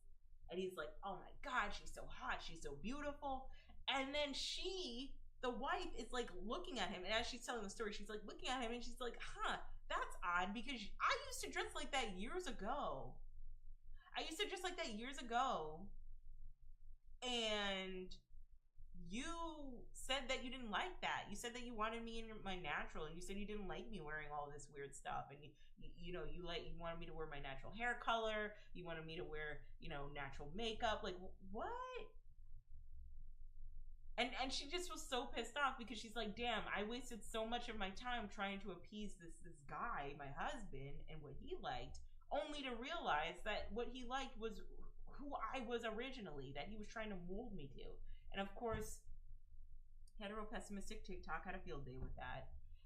But there were some really good thoughts that were being brought up. Like, one that I really liked was a woman said, sometimes guys will, it's not so much about what they are comfortable with as much as what they think their friends and family might be comfortable with, heavy on their friends.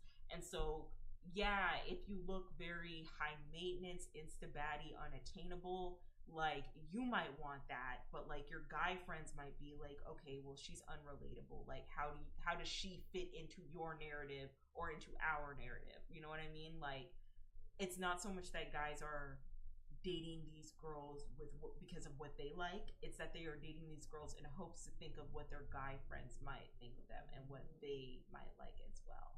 You know what I mean? Which is an interesting concept that could happen depending on what environment you're in. I would say that with my boyfriend in particular, he actually really wants me to dress up really badly. Like, now that I'm streaming, he's like, you have to baddie yourself up. you have to attract the simps.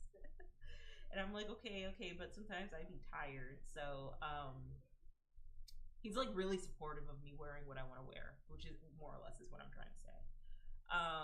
But I've talked to some friends who have dated guys who are like, I prefer my girl all natural. And then the girl that they're dating is like the least natural girl ever. And she has like buttloads of makeup that probably took an hour long, lace front, 30-inch bust down, all the way down to her ankles. You know what I mean? Fashion Nova fit ready, maybe not a Fashion Nova fit. Lululemon BBL jacket on lock, outfits always cute, body tee, all of these things. And then like the dude wants that, they get that girl, and then they're like, oh, honey, you don't have to wear all that. You can just be in your natural. Why do you gotta wear all that makeup? And like, guys are a little dense in that they don't know that like the no makeup listen, the no makeup look is this. Okay, it's this.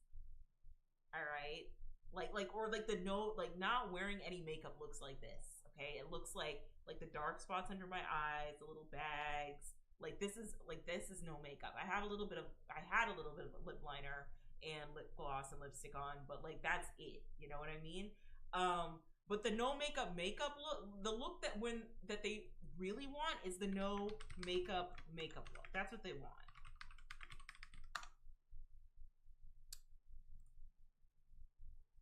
Which is something like this. Okay, they want this. which requires a lot of makeup and time and effort to an extent for some people. It's, you know, slapping on a couple of dabbles of concealer, maybe using a tinted moisturizer, a blush here and there to bring color to your cheeks. You don't want this. You don't want this. You don't want this. Like don't get me wrong. She's very, very beautiful. I don't want you guys to sit up here and be like, oh, you called her ugly. No, she's gorgeous, right? But when guys say that they don't want their girls wearing a lot of makeup, what they mean is this. They don't mean this. They most definitely don't mean this. Because let me tell you something. As soon as this wig comes off,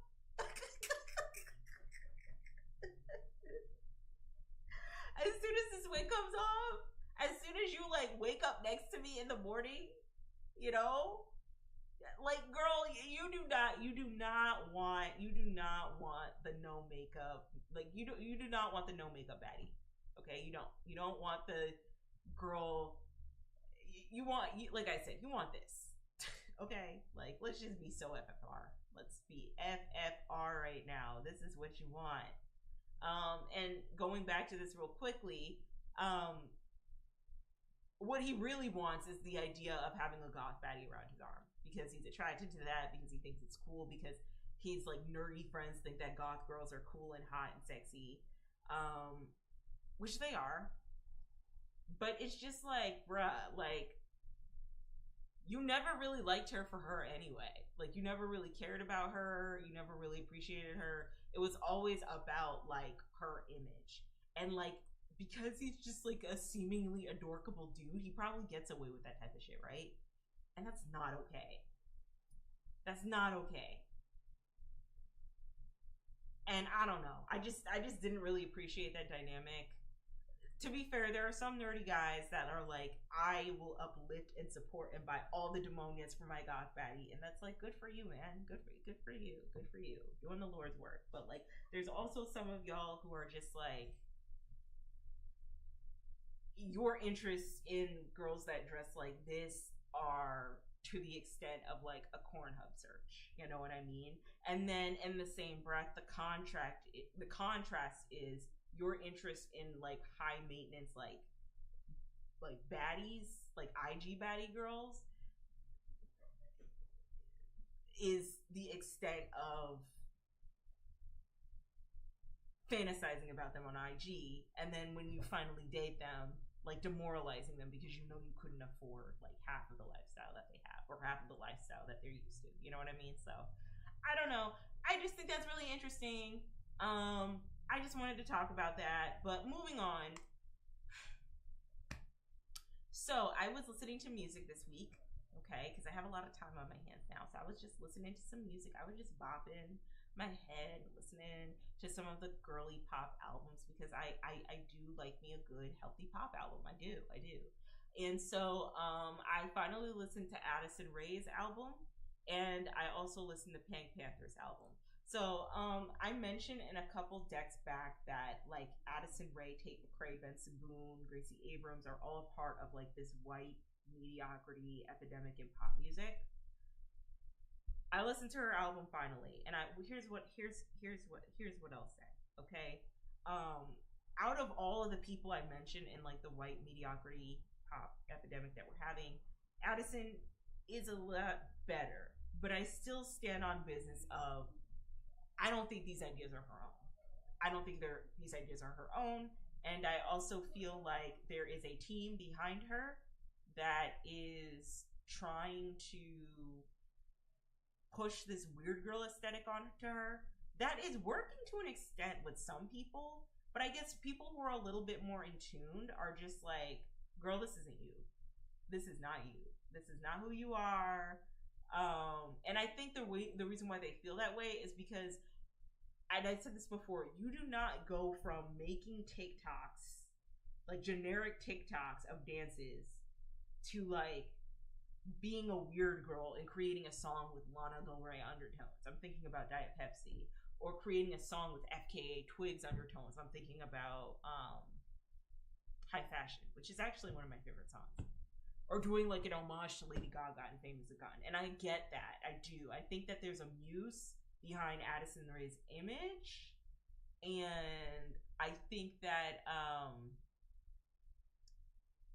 I don't know. It just feels like if one piece of the puzzle falls short, then the whole thing falls apart. And I think that is like the disconnect I'm having with her, and that is the reason why I don't really, I don't know, I don't really like her as much as I want to, because something just feels very inauthentic about her. But the album was good, so, you know, who knows? Maybe it's just like growing pains and like her transitioning into a pop star and like the audience getting used to that. Like, we'll have to see. I also don't appreciate that, like, you know, she said some things about MAGA, but like, whatever. Like, it's whatever.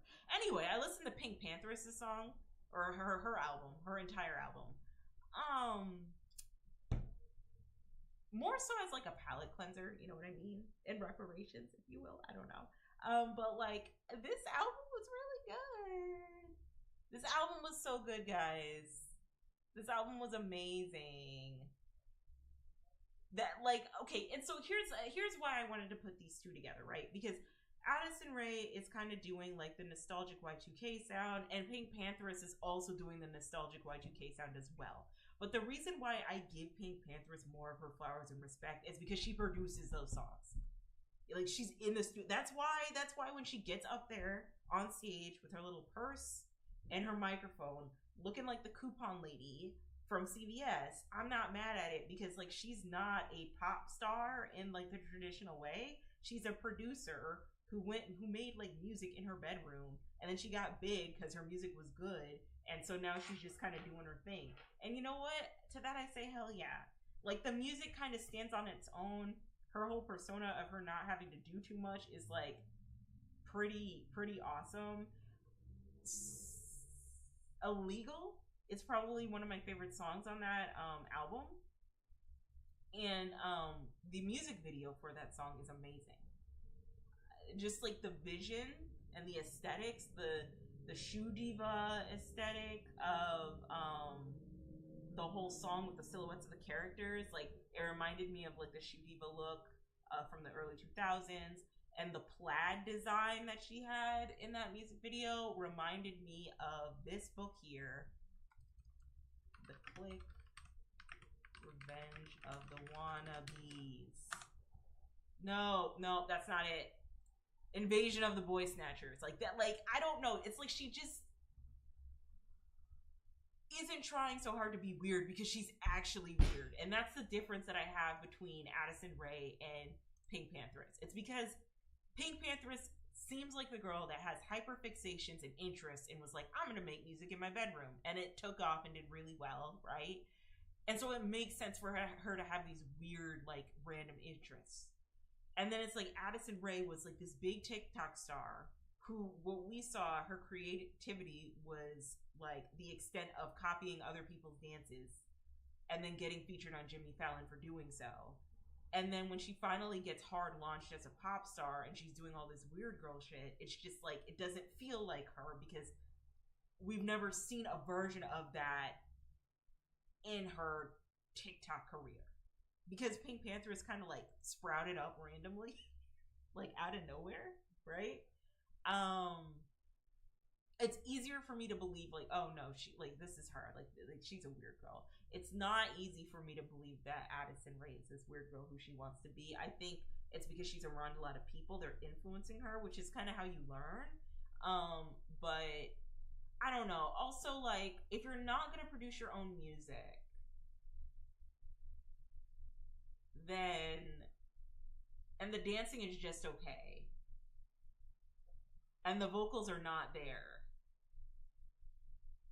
then I'm just like, and I don't even know if she like writes her own songs. I'm just like what do you, it's like a J-Lo situation for me, I guess. So I don't know, that's just my opinion. But yeah, but I mean, both of these albums are good, but I just lean more towards Pink Pantheress because I know that like she actually, like, I there's more credibility behind her actually making these songs, you know what I mean? Versus like Addison Rae, like, probably had a big team, you know, which I don't know, I guess that's how the industry is. But anyway, here are some rock albums I'm listening to. So, first one is like most of Nirvana. So I know I haven't like really listened to Nirvana ever in my life. Like I've heard them in passing, but I haven't like sat down and listened to their entire discography. And so I finally decided yesterday that I was going to listen to most of Nirvana. So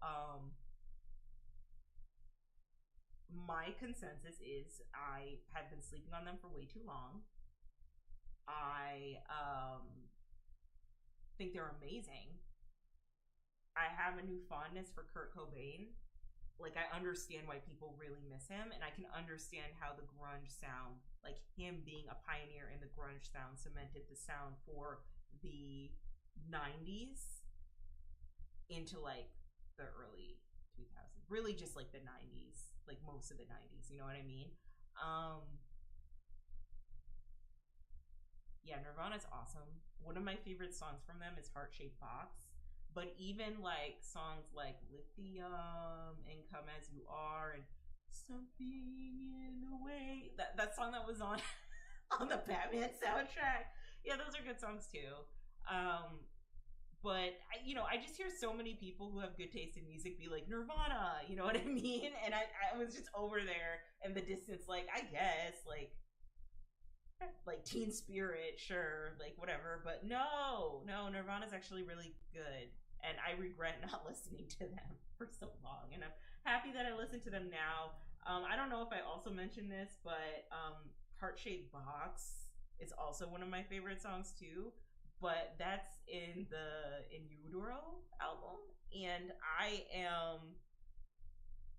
am going back and listening to their very first album that they came out with, so that would be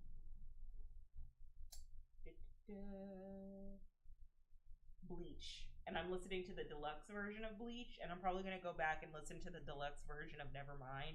Like I wanna listen to all of them, right? Like every single song we've come out with. But oh my god, they're so good. Like, and I'm happy that I'm listening to them now. I'm happy that I'm having that experience for myself, and I'm probably gonna get their vinyls because I feel like Nirvana is like an important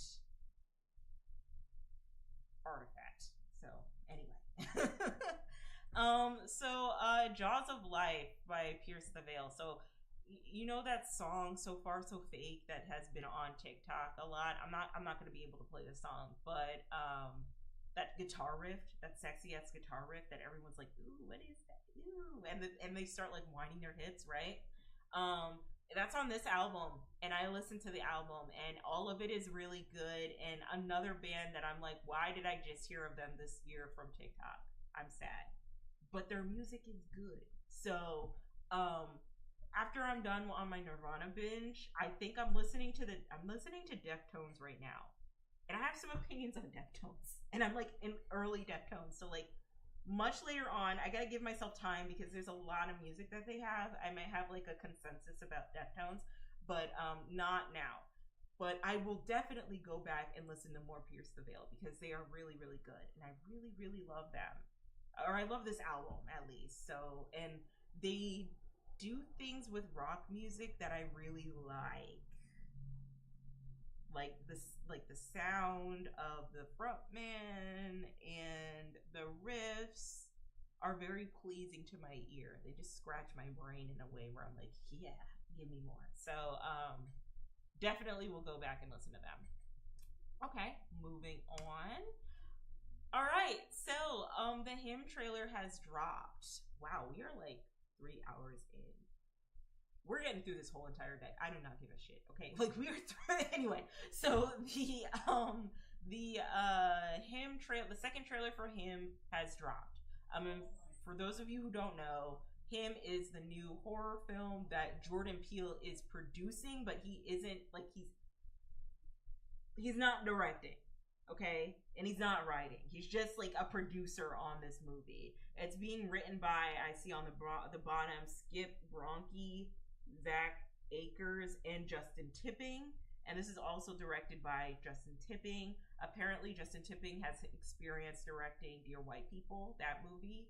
And there was a huge campaign for the movie, I guess this past weekend or so, or this past week, where some viewers were able to go to the like the campaign party for this movie and see the actors. And they showed like the first 40 minutes of the movie, and some people had said that this movie was amazing. Like this movie was really, really good. Like just from the first 40 minutes alone, 45 minutes, they were hooked. They were obsessed with it. I am excited for this movie, right? I want to really, like, we're moving into the fall, guys. We don't have much time left in the summer, y'all. Like, after, I want to say 20 days from now, right? Like, summer is about to wrap up, okay? All right? And then we're going to hit the fall. The kids have to go back to school.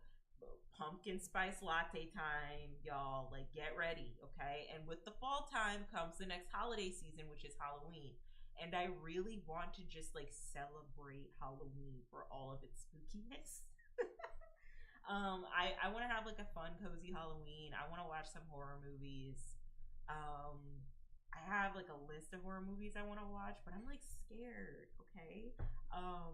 Because I don't know what happened between like my early 20s and me being able to watch like horror, you know? And then like now where I don't have I don't have enough bandwidth to watch it, or like I just feel very uncomfortable watching it, you know what I mean? And I think it's because like pre-pandemic Exodus was all about like American Horror Story, horror this, horror that, yeah, you know what I mean? Midsummer is still one of my, like, Midsummer is one of my favorite horror films, hand down pat. Like the weirdness of it all, the colors, love Midsummer. But then like towards the end, like during the pandemic and seeing how many people were getting affected by it, like it just really impacted how I viewed life, and I just started to get more and more like mentally like drained that I couldn't enjoy horror in the way I wanted to, right? So I'm very scared for this movie. I don't want to see it alone. So I asked a group of my friends if they want to see it, and one of my friends was like, "Yeah, it sounds crazy," and my other friends were just like, you know what I mean? So if I can get a group of friends to go with me, I can see it. But the reason, like one of the biggest reasons why I'm like scared for this movie, and it was directed by Jordan Peele, is because I haven't finished this movie. I haven't finished this movie, okay? And let me tell you something.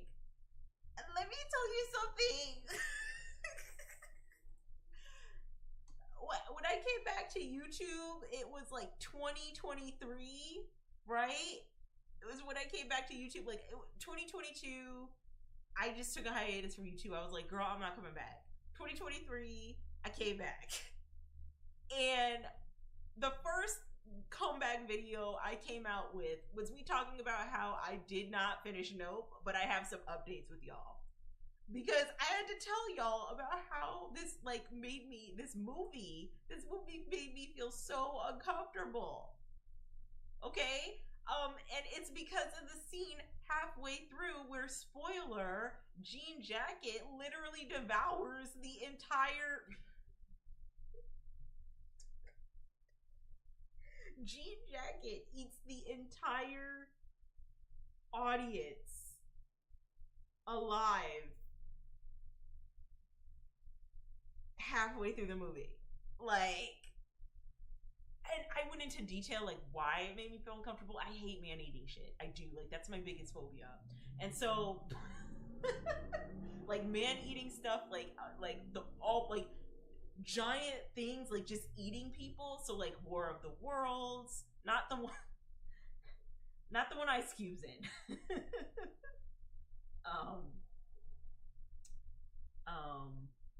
Is it Ice Cube?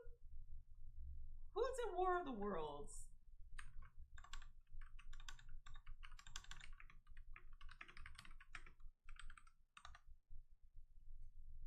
That's Ice Cube, right?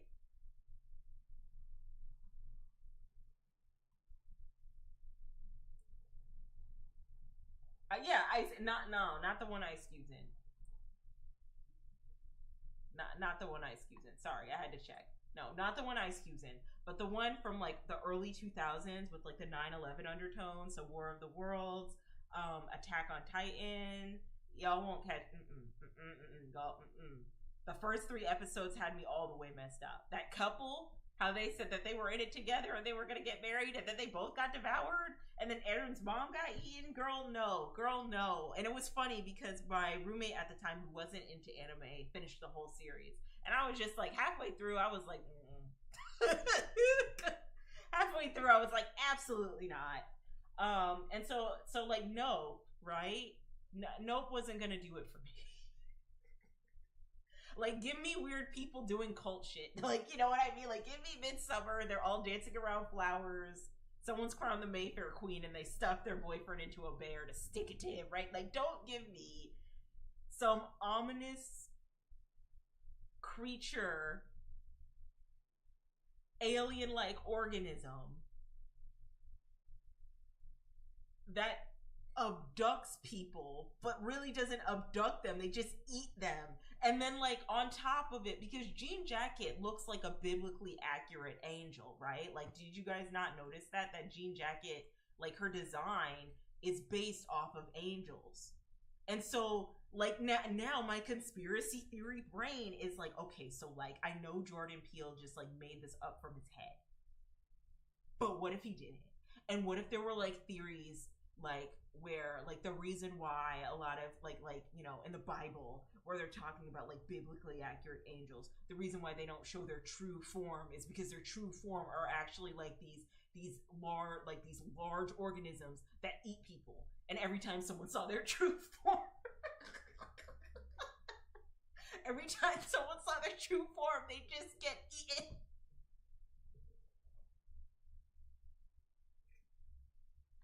Oh my god, there's your Facebook auntie tidbit for today. Because, like, don't I sound crazy? Don't I sound too chronically online?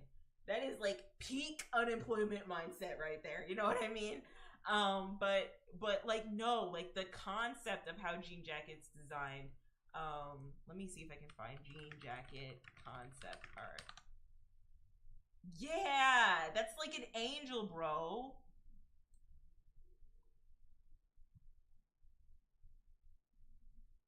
That's an angel. And, like, yeah, like, when you look at it, when you first look at it, like, at the very bottom,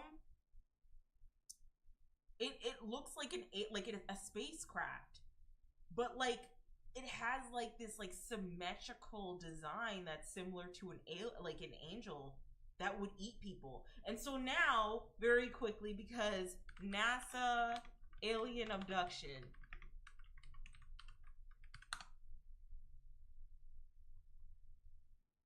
Wait, no, what do you mean? Didn't they just say that we were going to be abducted by aliens in 2025?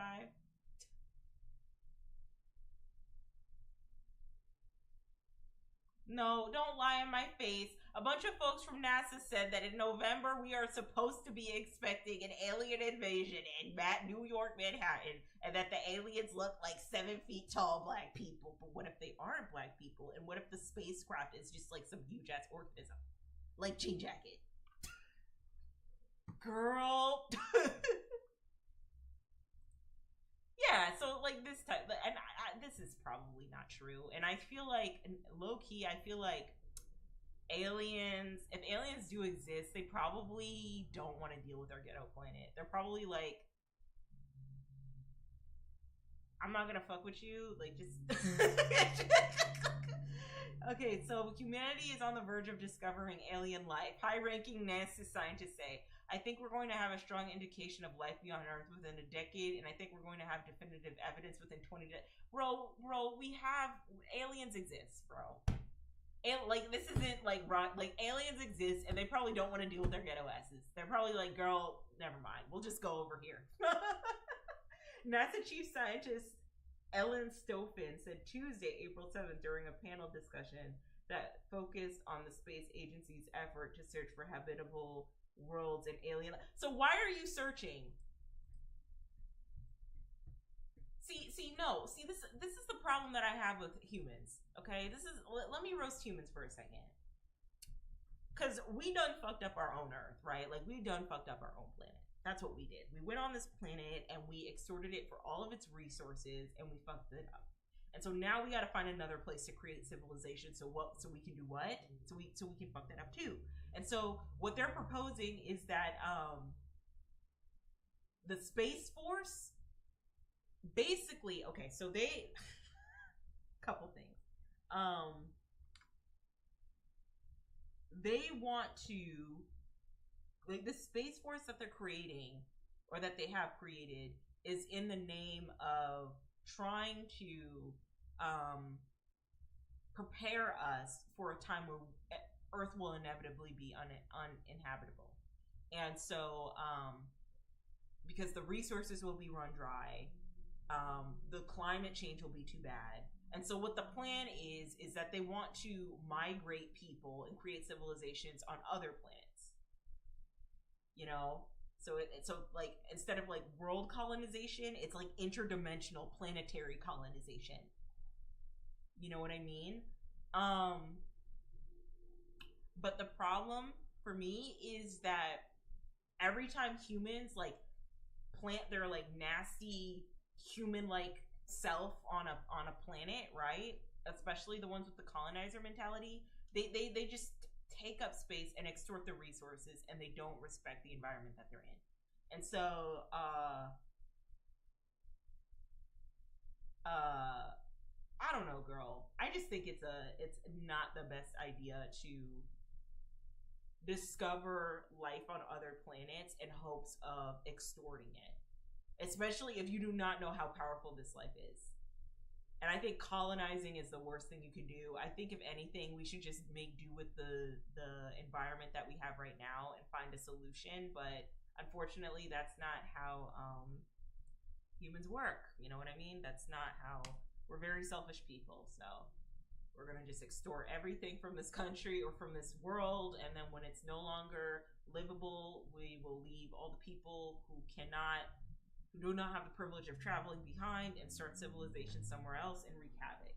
And also another thing is that a lot of us aren't equipped for like that type of shit. Like you know that, right? Like I'm thinking about the Oregon Trail, and especially a book I used to read like when I was younger, like Grapes of Wrath, and basically how they talked about like the journey out into the West, you know, into the West Coast, now California, and finding civilization there, and how brutal it was for a lot of families. You know what I mean? I don't think a lot of us are gonna make it. I'm also thinking, because now I'm all over the place as per usual, I'm also thinking of what's the name of it? What's the name of that? It's that animated series about planets.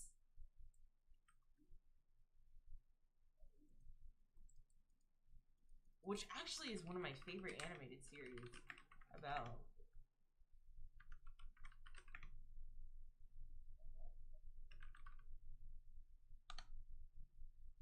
Scavenger's Reign.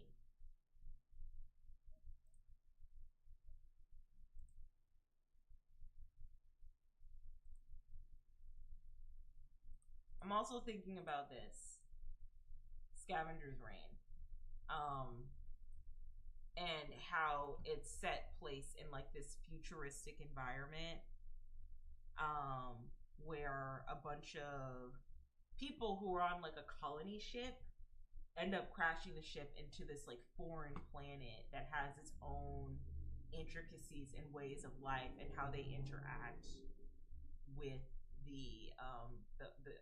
this planet overall. And I think about this show and I wonder like, okay, so if we do travel and try to colonize another planet, well, like what's keeping us from having shit like this happen?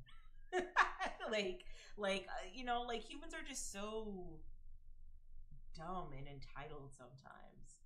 We're pretty cool, but it's like we don't know any better, and we don't know what we're getting ourselves into, and we're just so sure of ourselves, especially the ones who have bought surety. So what I mean is like wealthy people who have bought credibility, like are just so sure of themselves because they have their money. You know what I mean? Like, and sometimes that's not how things work. Sometimes you need experience. Sometimes you need grace. Sometimes you need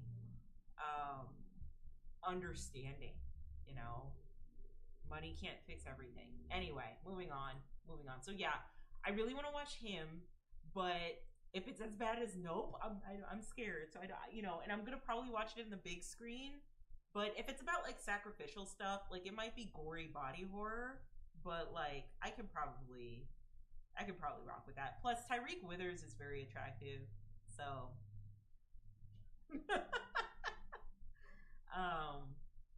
And I always like people talking about like the sacrificial side or like dibbling and dabbling into those Illuminati conspiracy theories about Hollywood. I do love that.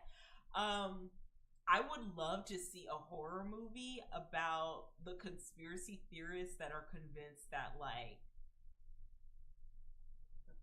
this type of stuff actually exists.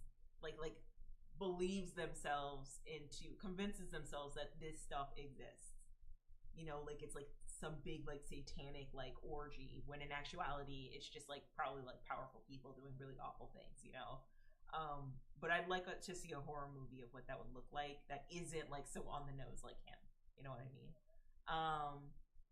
Even the imagery is pretty cool. I'm excited. One of my friends said that this is a horror movie about CTE, and that all of the things that Tyreek's character, I guess Keenan, is seeing, are all in his mind. They're like all in his mind and they're not real. You know what I mean? Because he's dealing with like CTE. If that's the case, that would be pretty clever. But I don't think they're gonna go there. But yeah, really sure for this movie, but I still haven't finished this movie. So I guess what I'm going to have to do is I'm going to have to finish Nope. I gotta finish Nope, girl. I just gotta finish it. It is what it is. I just gotta do what I gotta do. I gotta get through it, right? And then just hope for the best with this movie. Okay. So finally, I want to talk about something personal in my life, something I'm proud of. It's that my hair is growing, guys. My hair is growing. I have been on an aggressive hair growth journey for the past, I want to say 2 years now. I'm going into my second year. Okay. And so as you can see here, this is a time lapse of like how long my hair has been growing. And I just want to share with you guys some of the hair health tips that I have found while going on this hair growth journey. There's noise outside. They're having a motorcycle race outside. But the goal for me is to get my hair past my butt cheeks. That's my goal. Excuse me. So let me see, like 25-inch hair. No, hair measurement chart. Okay, here. Okay. Can we do inches, please?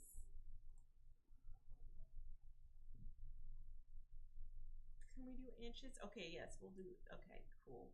Facebook, interesting. Okay, so yeah, my goal is to get my hair at least to like 28 inches. That's how long I want my hair, because the vision is I want my hair to be super like big and fluffy when it's in its braid outs. And the best way to do that is to, give yourself a little leeway when straightened, which obviously I'm not going to be straightening my hair that much. It like reaches like probably either tailbone length or like classic length, you know what I mean? And so then, my hair will look like extra big when I do my blowouts or my braid outs or I do flexi rod sets. That's the goal for me. Just to see if I can do it. I also want to wear a silk press to see how long my hair is at like 26 inches. And I want my hair as long as Shell from El Dorado. I know she's not a real person, and technically we're not like the same race. right? Like, I get that, I understand, but I like her long hair, bro. Like, I want my hair that long, and I see the vision for myself, right? Like, my body's tea. Okay, I got, like, my hair is like past my backside. It is silk press, right? And then I got like these little clip and bang extensions, and like, I don't know, I look like Shell IRL. You know what I mean? Like, that's the goal for me. But like, regardless of silk press or not, okay. I really am trying to get my hair to like 26 inches or so, like super long. But I want to do so in a healthy way, as healthy as possible. And I also know that the longer your hair gets, the more difficult it is to take care of it, because you're just dealing with a lot of hair, which I'm fully prepared for. But this year I have seen significant amount of growth, not just in like the length of my hair, but also just in like the overall health of my hair too. And so this is me from January 2025. I look exhausted. Boy, that job was stressing me out. January 2025 is me. May 2025, this is me, and I had to cover this part because I was wearing a sports bra. Now, I don't want YouTube to flag me. And then this was last night when I was watching Downtown and listening to Nirvana. This was last night, and I look exhausted AF because I really wasn't in the mood of washing my hair.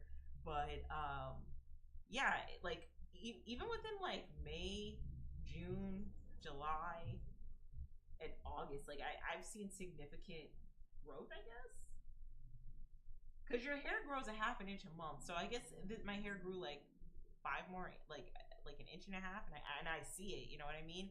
So all the things I'm doing are working. And I'm really happy about this because never has my hair looked this healthy and has gotten this long before. Like where it's long but it's thick, you know?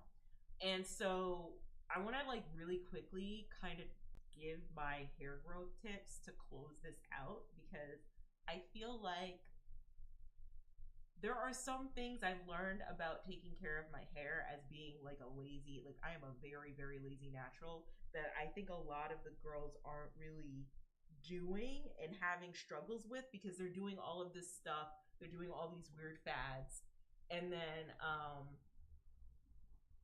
when it's all said and done, they've done these strange regimens, they've tried all the Ayurvedic oils out there, all the new trendy hair products that say that they're going to grow your hair, or just the fads that they say are going to grow your hair, you know, and their hair still isn't growing the way they want it to, or they're still having hair growth issues. I just really want to talk about like some of the things that help me that I think could help other people. But I also want to preface this by saying that like whatever tips I give you, you really want to put your hair health to the forefront first.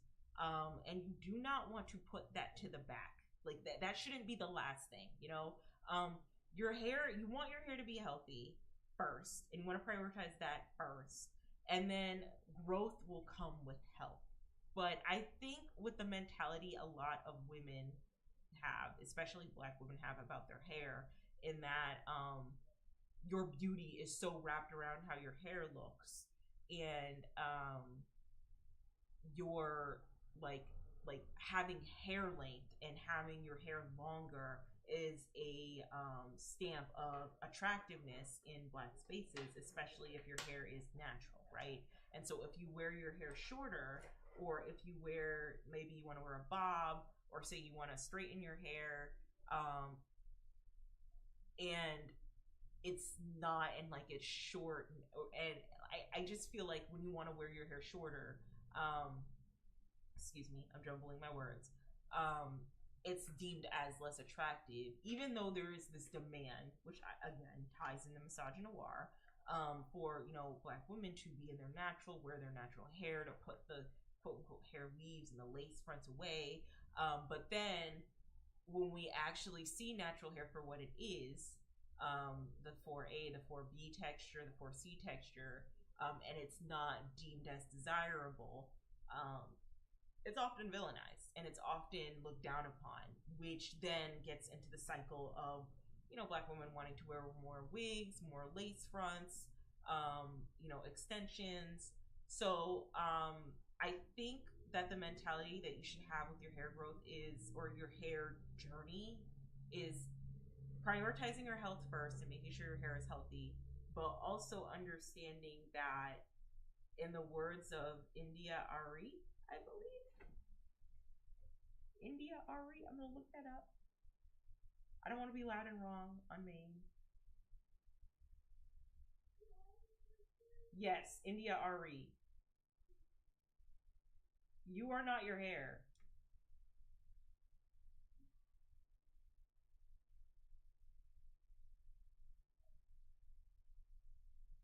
Yeah, you are not your hair. I am not my hair, and you really aren't. You can portray your beauty in any way, shape, or form. And honestly, I've been seeing on social media, people talk about how, like, go as far as saying that lace fronts, wigs, and weaves are demonic and are sent to us by our oppressors, and like this really, it's whack, like pan-African, pro-black man type of shit. That's what it is. That's where it's stemming from, right? Because, first of all, I notice how everything's demonic but social media. Do you notice that? Do you really notice that? Like, the amount of things that people have called demonic due to some sort of spiritual psychosis, due to some rekindling of their faith in Jesus. Literally everything, due to this, like, hyper Christian conservative push that we're going through, literally everything is considered demonic except for social media. Everything.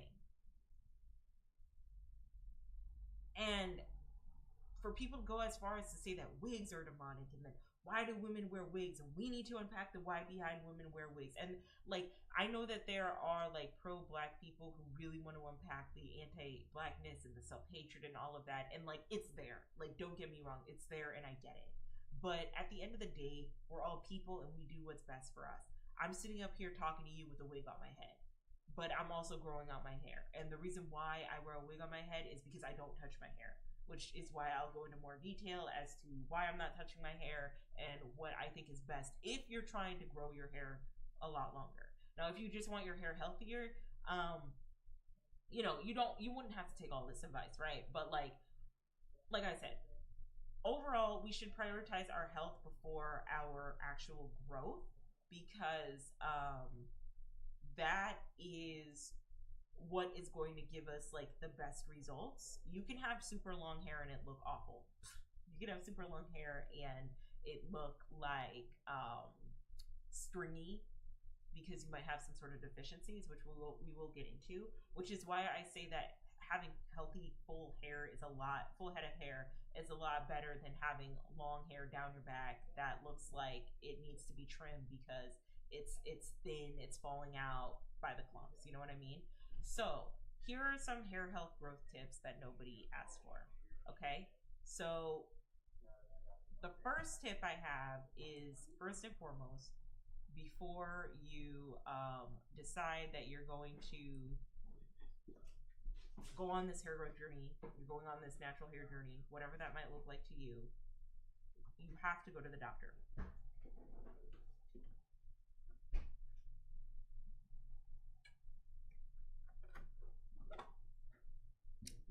You have to go to the doctor. And what I mean by the doctor, I mean like medical professional, or if you don't have any health insurance, maybe you can go to a clinic and have them do a blood panel on you. Because what I have noticed is that a lot of your hair growth will tie into the like whether you have enough vitamin D or iron in your diet. If you're deficient in any of these things, your hair is not going to grow in the way that you want it to. Okay, and it's not gonna be as healthy as you want it to. I also learned, because before my hair was like this long, right? With the braid out, I also had grown my hair again in the past, and it got pretty long. I want to say it got around like 16 inches or so. I'd say now it's like at the 17, 18 inch range, maybe. So I'm at the same point I was like in 2021 when I was taking my Main Choice hair vitamins religiously, and I was taking an iron vitamin religiously as well. And then I had to stop because I was experiencing some health issues that I worked through. And once I figured out what those issues were, I went back into, taking vitamins again. But I realized that as I was taking some of these vitamins, that while my hair was getting longer, it still looked really thin. And it wasn't until I started taking like a more natural iron supplement that my hair started growing thicker. You know what I mean? And I was taking green juice because they're a very good source of vegetables. But now that I've just like been eating a lot healthier, I don't need to drink green juice anymore, and I'm trying to lay off the sugar, so you know what I mean. But from this, I learned that you definitely, before you start any hair growth journey, just for a general wellness check, please just go to the doctor. Just go to the doctor, do a blood panel, see what you're deficient in, vitamin D or iron, and then address those deficiencies the best way you can. So that means maybe taking a supplement. Right now, I'm taking the Mary Ruth's hair growth supplement that has MSM mixed into it. MSM is also a really great supplement that you can take as well. I've taken it with the Made Choice hair vitamins. I'm also taking it with the Mary Ruth hair vitamins, the liquid hair vitamins. But before you even decide like what your hair type is, your density, what products you need to use, how you're going to be styling your hair to protect it, doctor, see what you're deficient in, see what you need support in, and then from then you can get your supplements. Now the supplements that I use are the Mary Ruth's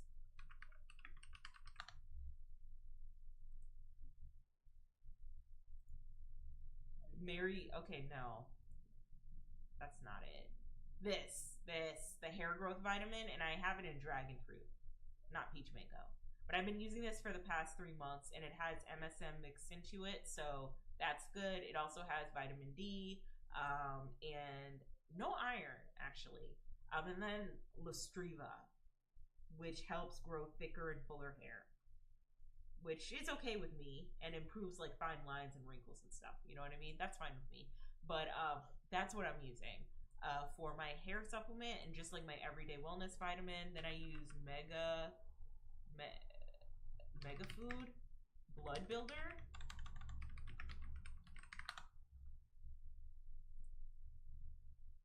This is what I use for my iron supplement. It's all natural and it goes down the hatch pretty well.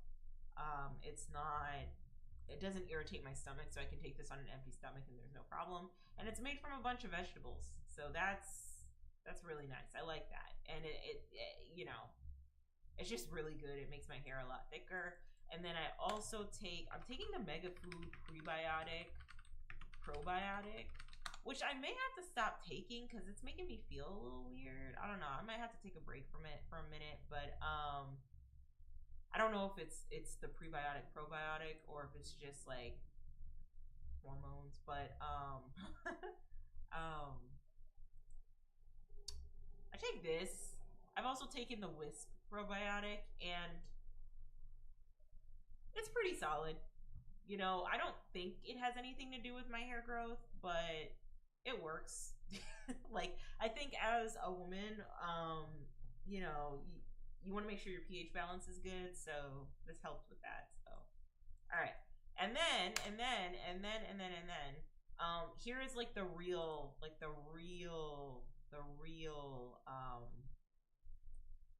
like hack that really allowed my hair to grow thicker. So I know that rosemary has been having a moment. Like, it's been having a super big, huge moment lately. I think Mayel Organics was the first known hair brand to really dive into the rosemary herb and incorporating it into their oils and also incorporating it into like their whole hair care line, right? So I'm thinking about the Mayel hair growth oil, which from what I understand is really just like a glorified version, with all due respect, a glorified version of Ayurvedic herbal oils. And so they have the rosemary mint scalp and hair strengthening oil. I know they have that controversy where it ended up being a lie, actually, but I guess the oil was causing people's hair to fall out. And so the whistleblower for this issue um, was actually lying and was paid by another competitor to talk trash about Mael, which is so grody. I wish people weren't like this, but it is what it is. Yeah, a lot of the extracts that they're using in the oil are just what people use in like Ayurvedic herbs, right? And so I went on this journey trying to figure out which oils would work well with me. I always mention this company, but Ayurveda Botanicals is really good in that they offer hair products that are specialized in Ayurvedic herbs. I really want their hair grease because I gotta let go of the blue magic. You know what I mean? I can't keep putting that on my hair. They don't have good clean chemicals. But this herbal scalp serum I bought from them, which has MSM, caffeine, herbal extracts, all these things that will help your hair grow, right? And so I used to put that in my hair mostly because they had the rosemary extract in them in the same way that Mael did. It just wasn't as heavy as oil. But I realized when, like, no matter what I put on my scalp, my skin would break out because I have, like, super sensitive skin. I can't have oils or serums clog my pores. And I also realized because of the peppermint that my scalp was burning when I was applying the serum every 3 weeks or 3 times a week. You know what I mean? I did also notice that the rosemary was making my hair thicker, but it wasn't until I watched Sharadia. Let me say her name right, girl. I think it's Sharadia Banks. And she does like these vlogs called A Week in My Hair, where she's like living with her hair and she's styling it. And she showed a video of her making tea, not to put on her hair, but making tea of these herbs to drink. Yeah, see, like you see that? Like let me just watch the video real quickly. But like she's making the tea to drink. And so that's the little hack I have, right? My hack is, if you're gonna be using like any of these herbs that you're like putting on your head, try to ingest them in safety, right? I'm not a medical professional, by the way, so don't like follow my advice to the T and like, you know what I mean? But these are things that help me, you know what I mean? The rosemary herb, or the fenugreek herb, or any herbs that are supposed to be put on your head, look into whether or not you can drink them, and then just ingest them that way. So what has really helped with my hair growth over the past couple of months is drinking rosemary tea and fenugreek tea. Like, I drink them together. Not only do they help with like my hair growth, but they also help with my energy levels. They also help with my memory and my cognitive ability. I've noticed I'm a lot more sharper when I drink those teas. Sometimes I'll incorporate horsetail, but every time I incorporate horsetail, I end up getting a little sleepy. But that has really helped my hair grow very long, is incorporating those teas into my diet. So I definitely recommend doing that. But before you do any of those things, please go to a medical professional. Like, seriously, because you're going to be so frustrated trying all this type of stuff, trying all these types of supplements, trying all these types of herbal teas, all these products on your hair, all these regimens, and your hair is still stuck at shoulder length. And it really isn't because your hair isn't retaining. Like, sure, your hair it might not be retaining length because you have a lot of people, like, you're probably playing with it a lot, but like also it could very easily be because you don't have enough iron or vitamin D in your diet. And so a lot of your hair is shedding. I noticed when my hair was like I want to say 14, 16 inches when I was in high school, a lot of it would shed, and I didn't know what was going on. And it wasn't until, and I like for the longest time, I was like, okay, so this is my hair. It's just really thin. It is what it is. I was wearing it in a silk press. Then it was called a wash and set. Not really styling it as much. leaving it alone, didn't really take care of it. I don't really know how to do my hair, y'all, right? And then into my college years, I was doing my hair, but when I would do all these natural hairstyles like braid outs, twist outs, or even things like an afro, they'd always look really scraggly on my head, and I did not know why. Like, I didn't know why it looked like I had 2 or 3 clumps of hair, and it wasn't until I found out, well, girl, you're deficient in vitamin D and iron, and so your hair isn't even growing to its full potential. So no matter what length hair you have on your head, whether it's like 12 inches or 22 inches, girl, it's not going to grow in the way that you imagine it to, because it's not healthy, because you're deficient in vitamin D, you're deficient in iron, and I wouldn't have known that if I went to a doctor. And then the supplements help after that, like taking like an MSM supplement can help, but make sure you're taking vitamin C with it as well, so it ingests correctly. Taking a iron supplement can help as well. But for me, especially, like the rosemary tea, just ingesting it, like let it steep no more than 10 minutes and just ingest it. That'll probably give you a lot of results that you were not expecting. A lot of the hair care industry, especially when it comes to black hair, is exploitative, and they're trying to show you or sell you the next best thing. Okay? Like, yes, this is a bestseller because the product works well, but that's because the ingredients are very good ingredients, right? It's not so much like you massaging oil on your head as much as it's the products that you're massaging onto your head are really good. The ingredients are really good. You know what I mean? Because, Main Choice has an alpha hair growth oil that has rosemary in it. As I Am has a hair growth oil that has rosemary in it. Like, Aruba Botanicals, they have a hair growth oil that has all types of nettle leaf and all crazy stuff in it, right? And it's like, you can put that on your hair, sure, but if you're like me, try ingesting it, because it'll probably have more in benefits than you just putting something on your hair, slathering it on your hair all the time. I strongly suggest Aruba Botanicals, by the way. Like, their ingredients are nice and clean. But I just say all of that to say,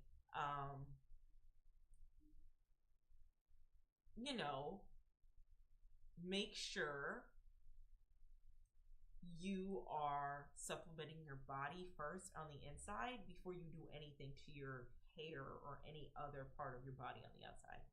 So yeah, that's the first piece of advice I have. Before you even do anything, don't even look at this other part until you've consulted a doctor and looked at the deficiencies you have and look at what supplements you can take.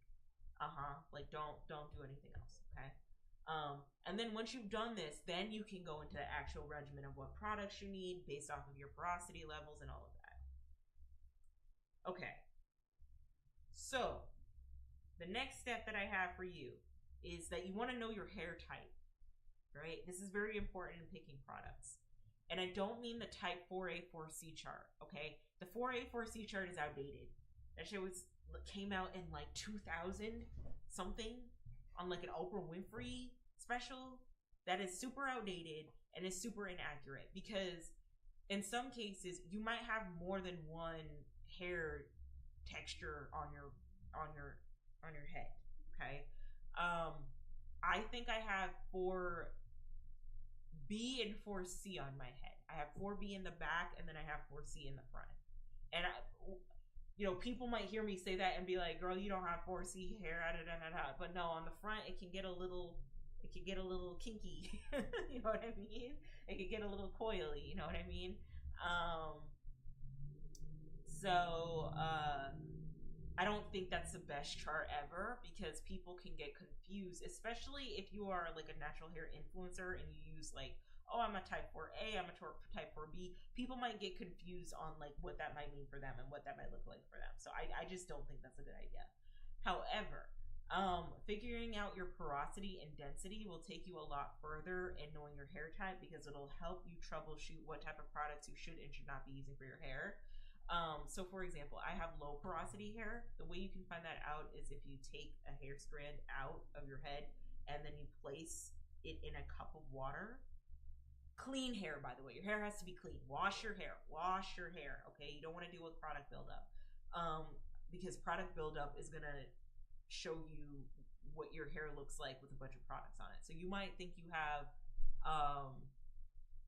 high porosity hair and it falls all the way down to the bottom, but you have a bunch of buildup on it, and that's why it's falling all the way down. So make sure your hair is clean. Take a strand out, put it in a cup. If it floats to the top, it's low porosity. If it stays in the middle, it's medium porosity. If it's at the bottom, it's high porosity. Those are the type of products you're going to want to pick for your hair type. Because I have low porosity hair, I have to stay away from proteins like rice water, rice milk, rice this, rice that. I can't use that stuff. Someone with high porosity hair, though, can use that type of stuff, because they need a lot of protein. You know what I mean? Low porosity hair people need a lot of moisture and hydration, and so products like honey and water are going to do well. I believe Camille Rose. Yes. I've heard through other natural hair girls that Camille Rose is a really strong hair care product for low porosity girls. I used to use their mask. What was it? I used to use this mask. It's All J Renew, cocoa, and mango butter. Yes. But this is like $21. So instead, and I know people hate them.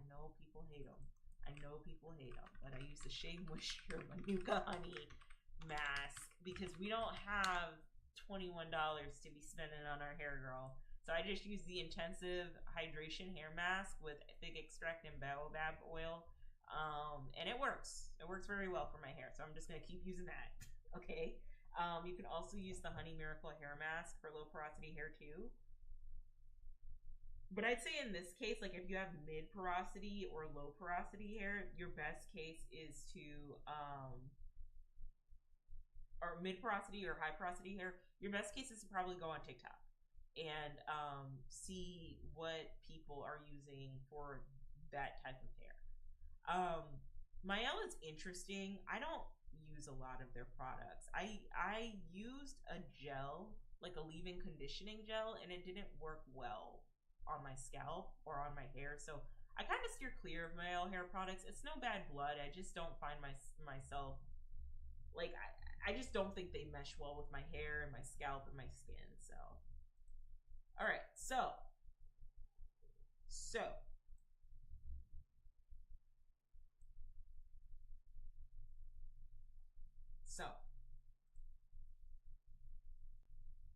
you want to know your porosity. Now you want to know your density. Okay? That's also important. And density is important for a couple of reasons. Okay? If you are trying to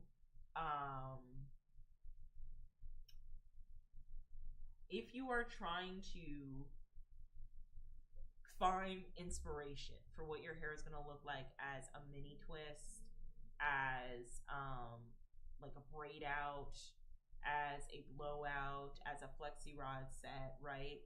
You're probably going to be wanting to look at people that have the same density as you. If you don't, then you'll end up like, for example, if I look at Natural 85's hair, and I think she's like type 4 or B, I don't really know, but she has high density hair. She has a lot of hair on her head. Okay, I look at her stuff and then I try the same techniques that she does, and then I'm struggling because it doesn't look anything like Natural 85's hair.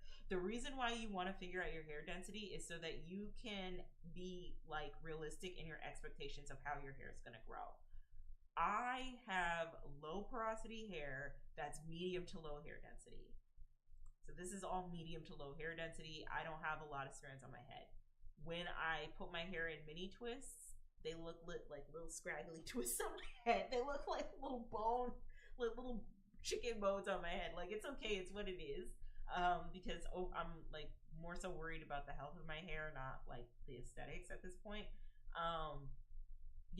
So, and then eventually, like, when it settles down and when it, like, lengthens, it looks cute, but it still looks thin. It looks thin on my head, and that's okay. But that just gives me a realistic idea of what my hair is going to look like, and it will also help me pinpoint hair influences or people I can look to and aspire to when I want to grow my hair longer and what it will look like longer. For example, Sharicia Banks has very thin hair too, but I think she has a lot of hair. And so I can look at her for inspiration for how my thin hair would look, right? But I'd also have to look at somebody with low density natural hair as well, which is this creator, Zipporah Iman. I've been looking at her for a minute. I don't know if she's still around or if she still posts, but she has very, very like low density hair. And she talks about like dealing with her fine low density hair while going through certain health issues in her life. I think it was fibroids, which I have fibroids too. So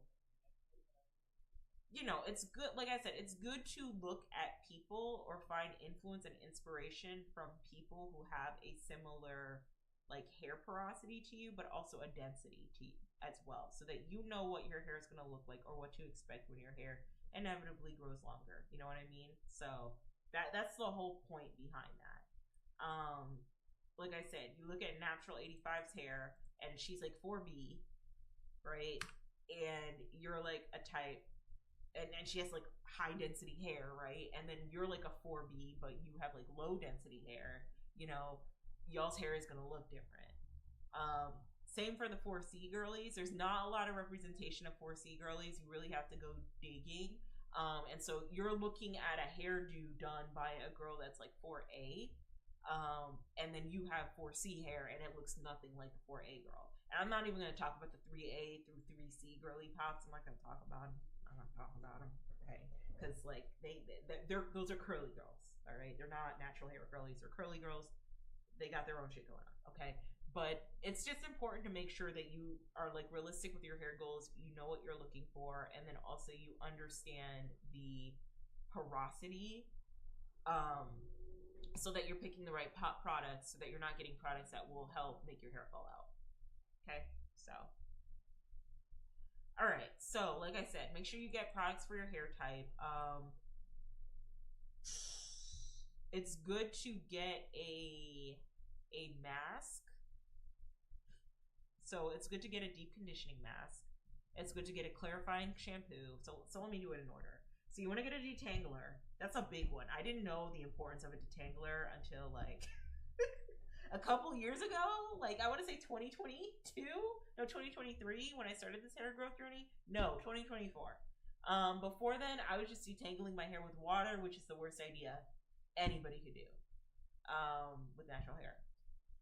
So my hair was like super matted, but here's the thing: my hair was super matted, but it still came out like really, really long. When the hairdresser detangled it, she was just really upset because she did not understand why my hair got this bad and this matted, and it was because I was just detangling with water with one of those flimsy detangling combs, the ones that have the separate combs, and thinking that I detangled my hair when I didn't. No, you want to use a detangler like African Pride, or Shea Moisture has a low porosity detangler line with flaxseed gel, so you can use that. Then you want to use, if you have low porosity hair, then you want to use a clarifying shampoo. Okay. Then some people like to go in with a moisturizing shampoo, but it's up to you. I don't go with moisturizing shampoo. I'm tired. But by this time, I'm like really tired, and I'm just trying to get my hair done and washed. So I do a clarifying shampoo, then I do a deep conditioning mask, and after my deep conditioning mask, I like sometimes will get like a curl butter or Blue Magic. Okay. And never underestimate the power of Blue Magic or hair grease. Like, you're having all of these butters and all of these oils.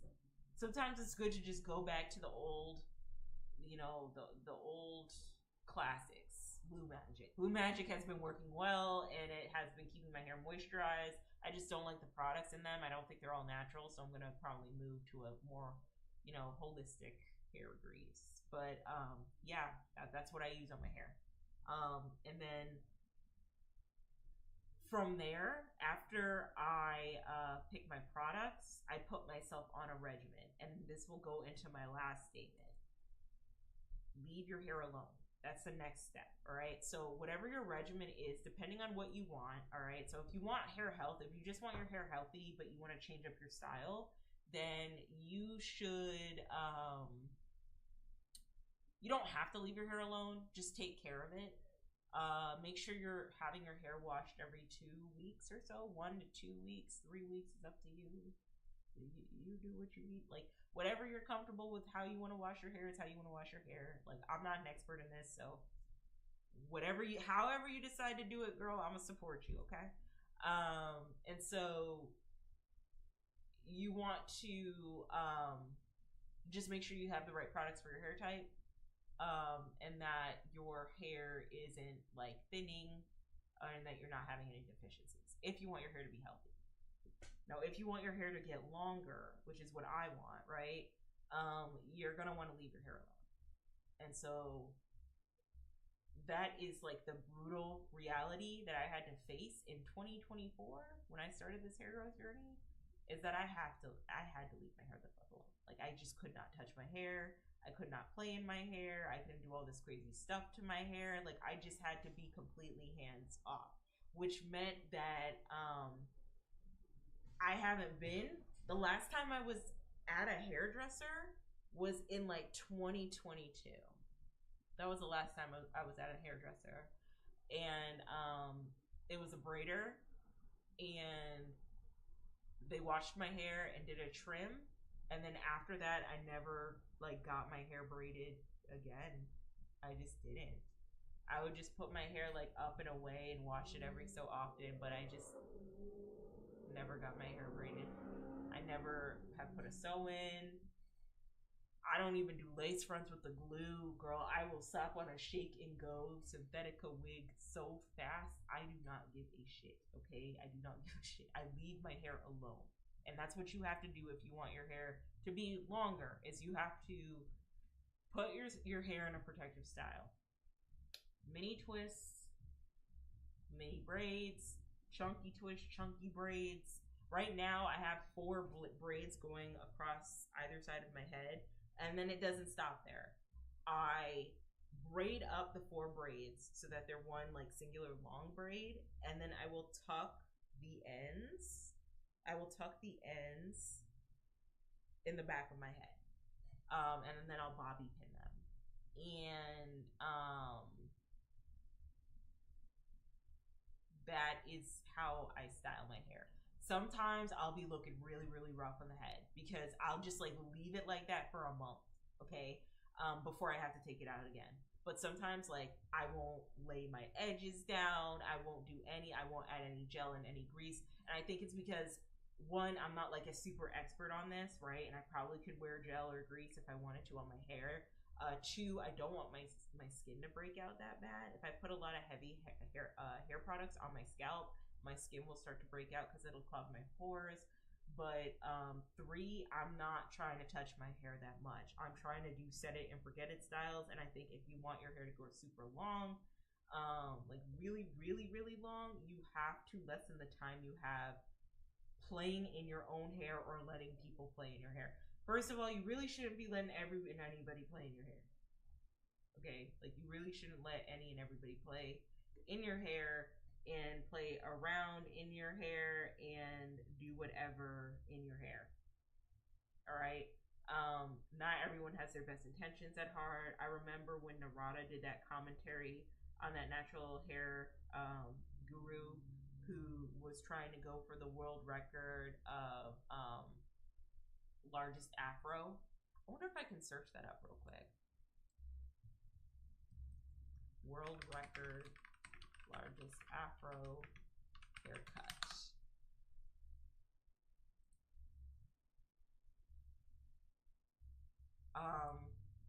But there was a girl who was going in for the Guinness World Record of the largest afro. And what ended up happening. Okay, here it is. Here's the video. I really wanted to bring this up and how this is a prime example of how you can't let everybody play in your hair real quickly. Because what had happened with this young lady is that she went to a hairdresser who had well over 20 years of experience, got into, see all this hair? So she goes to this hairdresser, like they do some sort of deal, who has over 20 years of experience, and then ends up hacking off all of her hair, like 6 inches of her hair, right before she was about to go for the Guinness World Record of largest afro. See what I mean? See, look, like, hold on, let me see if I can pause it.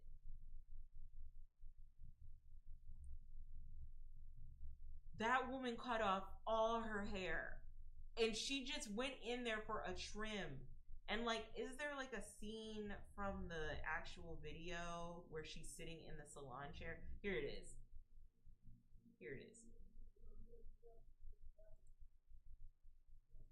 This woman back here, Miss Ma'am's back here, had no idea how to take care of this hair. And she, some called 20 years of experience. You guys got to be really careful about like sitting in these people's salons. They don't know how to take care of your hair. I would even go as far as to say you also have to be careful about like people who are trying to get a come up. If you're a hair influencer, I would imagine you have to be careful about people who want to offer you free work, for them to do whatever the fuck they want to your hair, because you could get yourself into situations where they feel entitled to trying all types of shit because it's their work and their services for free that you are getting, and then they end up ruining your hair in the process because they're just using your hair as a project to promote their business, and they're not really giving you what you need or what you want. You know what I mean? So this young lady went to this woman's salon, and she was like explaining like, you know, how her hair looks. Narada, the African hair guy, does a really, really good job. He does a really good job like dissecting this, because the way this woman went in and basically tore up her hair, and the way he clocked her, she did not know what she was doing. She didn't. And she, quote unquote, 20 years of experience, playing in her hair, hacking off way more hair than she needs. She said that she wanted a trim. Like, all she wanted was a trim. That's all she wanted. And she went in here and cut off 6 inches because I'm pretty sure she got intimidated by how much hair she had. And so, you know, now she's just dealing with that. I wonder if, like, this is how long her hair was, and now it's like this long. You know what I mean? Which, you know, sucks that, you know, she has to start from square one, or she has to start from a significantly like different place. But yeah, someone said, I think she was overwhelmed. You were in the paper going for an amazing record. You have a following on social media, a beautiful personality, and you also have a lot of hair that's not just dense but also long. She was not the stylist for the job, but rather than humble herself, she let her ego get in the way. You got to be careful with these stylists, bro. You just got to be careful. Whether it's jealousy or not, that's hard to tell. Maybe there is. But this is beyond her 30 years of it. 30, yeah. How many black women do you know have reached your hair length and thickness in the last 30 years? How many heads of hair has she done that look like yours? Like, girl, big girl. Okay, like, and what was sad was even when this girl was in her chair, this hair expert's chair, this woman, she was gaslighting her and saying like, oh, you should have moisturized your hair before coming in, you should have done all of this other stuff before coming in. And the lady that was sitting in the chair was like, no, you told me not to moisturize my hair, you told me to come here with my hair washed and no products, and that's what I did. And she's like, yeah, but sometimes you have to go to the experts. Sometimes you have to be the expert of your own hair, and you only know your own hair, and you need to do what's best. She wasn't an expert in the way that she was gassing herself up to be. which is why I say you should leave your hair alone. You should leave your hair alone. Don't let everybody play in your hair. Put your hair in a protective style and then protect the ends of the protective style. So the way my regimen looks is that every 4 weeks now, it used to be every 8 weeks. Don't do every 8 weeks unless you can handle it. I do every 4 weeks now, but every 4 weeks I will I will either put my hair in mini twists or I will put my hair in like four braids on either side of my head. Like I'm getting ready to do a braid out, kind of like what I did here, okay, or here and here, right? And so I will, after the 4 weeks are done, I will take the mini braids out, the 4 braids or the mini twists out, the chunky twists out. I will go in with a detangler and a detangling brush. You can finger detangle, but I use a brush and I brush the long way. So, you know, like pretend this is a brush, okay? And you know how you brush like this? I will brush down the long way. That's how you're supposed to detangle, okay? And I think it's the unbrush. Is that what I have?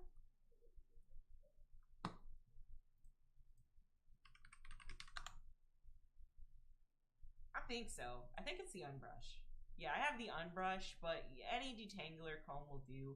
But use a detangler conditioner at least. Just like use a detangling conditioner at least. So, detangling conditioner, you can finger detangle, you can use a detangling brush, you can use a denim brush. It's up to you and what your hair can handle. Then after that, I will go in and rinse out my hair because I want the conditioner out, and then I'll go in with the clarifying shampoo. I'll wash my hair real well with the clarifying shampoo 3 times over. Then I will rinse it out. Then I will go in with a deep conditioner. I will go under a hooded dryer or like a heat cap, like an electric heat cap for 30 or 45 minutes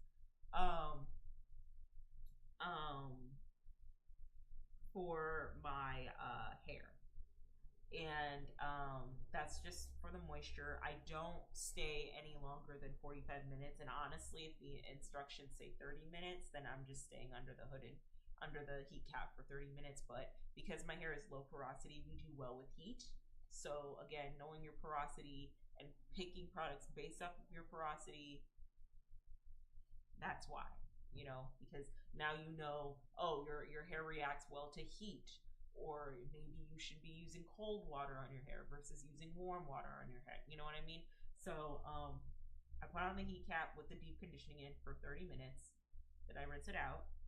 And then after I rinse out the heat, the deep conditioner, I blow dry my hair. And so here's another thing. Because my hair is thin and it's like medium to low density, and because, like, you know, in comparison to high density, I don't have a lot of hair. In order to create that fullness that I'm looking for, I will blow dry it, but also to take a further step in detangling it, because I have fine hair strands, right? It's not just a matter of me not having a lot of hair on my head.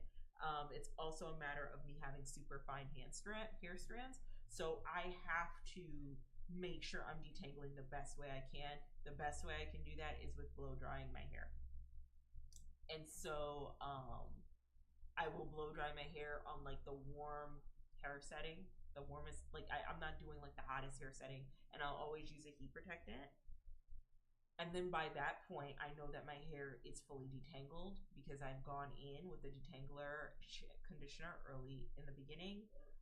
And then I've also done another pass. I've made sure to separate my hair into twists when I am detangling and when I'm washing it. So like chunky twists. You want to always wash your hair in parts. So I make sure to do that.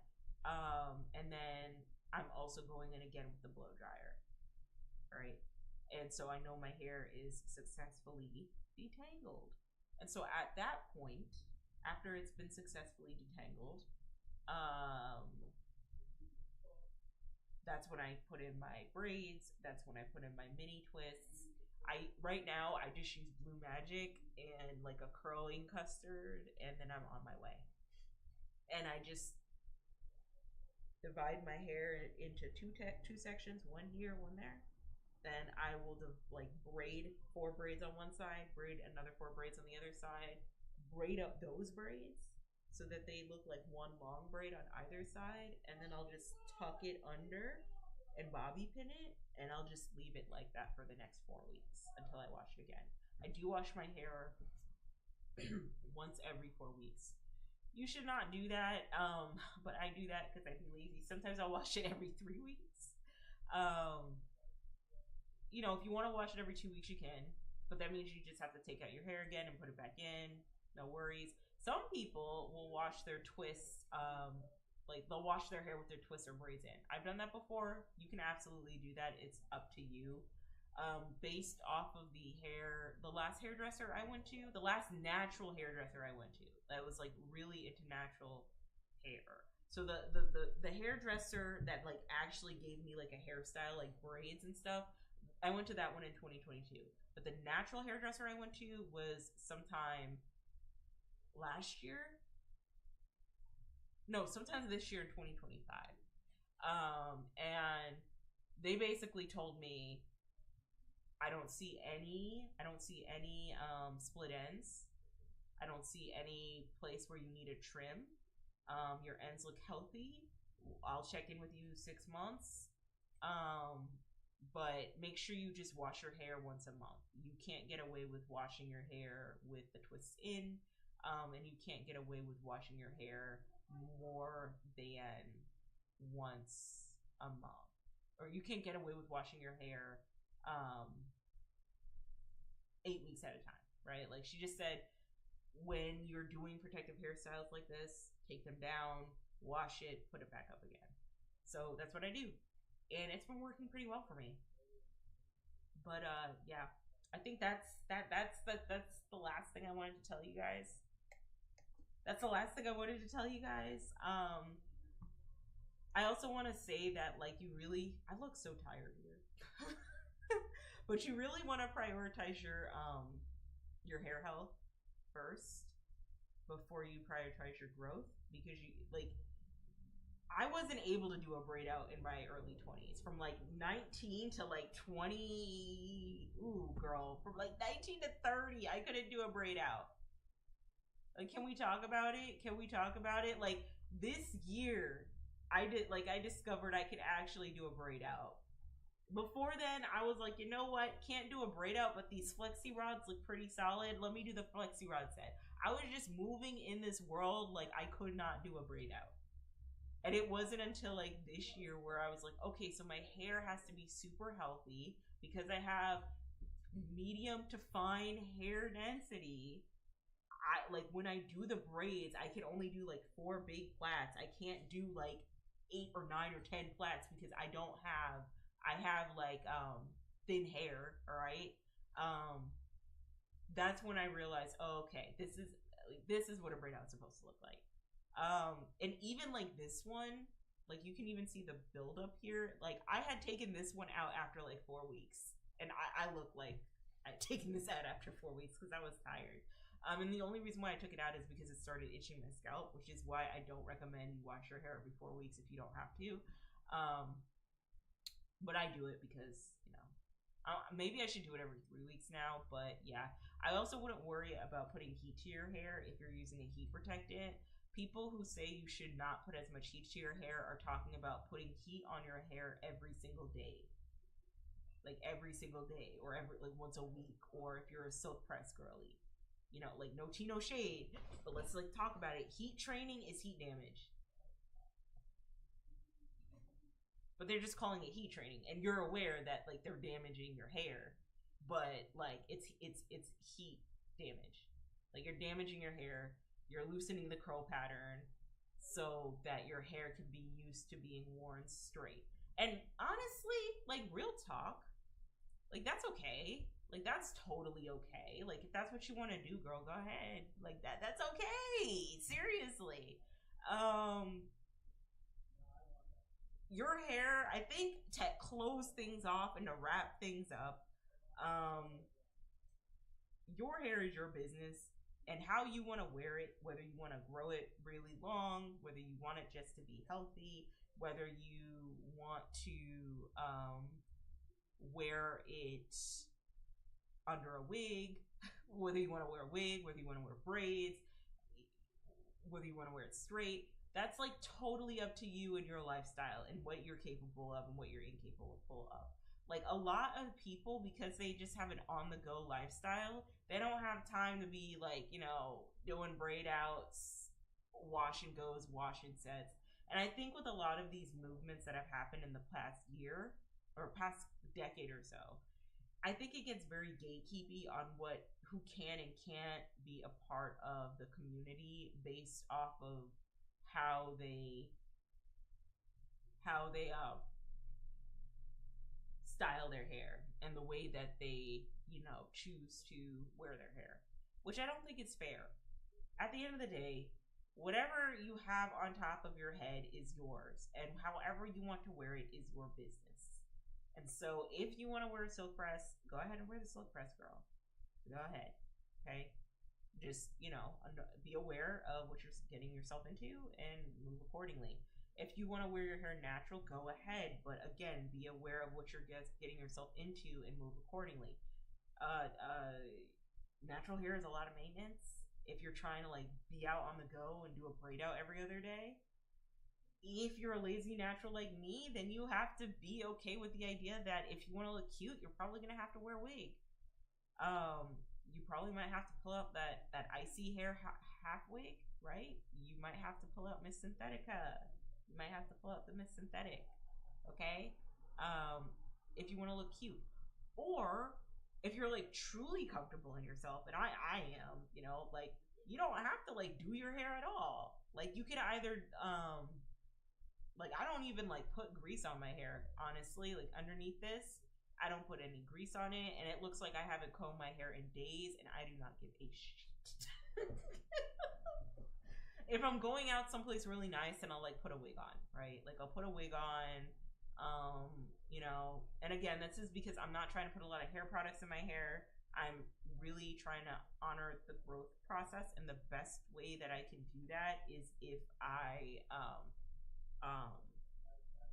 like just leave my hair alone and put only the products I need on my head. Now that could change in like a couple months, a couple years, but for the most part, I'm always wearing a wig. And some people would say me wearing a wig means I hate myself, when I know that the realty is, it's not that I hate myself, it's just that I'm trying to protect my hair, and I'm not trying to put a lot of products on my hair for reasons. A lot of products don't mesh well with my hair type and my skin my skin type, right? And so what I'm gonna do is I'm just gonna wear my hair as is, and if I want to go out, I'm just gonna wear a wig, you know. But you have to not care how you're gonna style your hair. You just gotta do what's best for you and what's the best practice for you. You know what I mean? And I think to wrap everything up, just to close everything out, you really should not care about how you show up in this world, what your preferences are, how you want to look, what type of music you listen to, or what your interests are in general. You should really just live for you. And I think it's, to an extent, can be unfair to put expectations onto people to, you know, take full responsibility for how other people perceive them. You know what I mean? Obviously, if you're a celebrity like Laverne Cox, you might want to be a little careful, because if you position yourself as an ally or an activist, you know, you might have some people to answer to who look up to you. But if you are like Serena from downtown on MTV, you don't really owe people a lot of shit, and you can style yourself and wear whatever you want and live your best life, and hopefully weed out the people who love you for you, and not the people like Alex who are trying to fuck around with you because they have a weird goth girl fetish.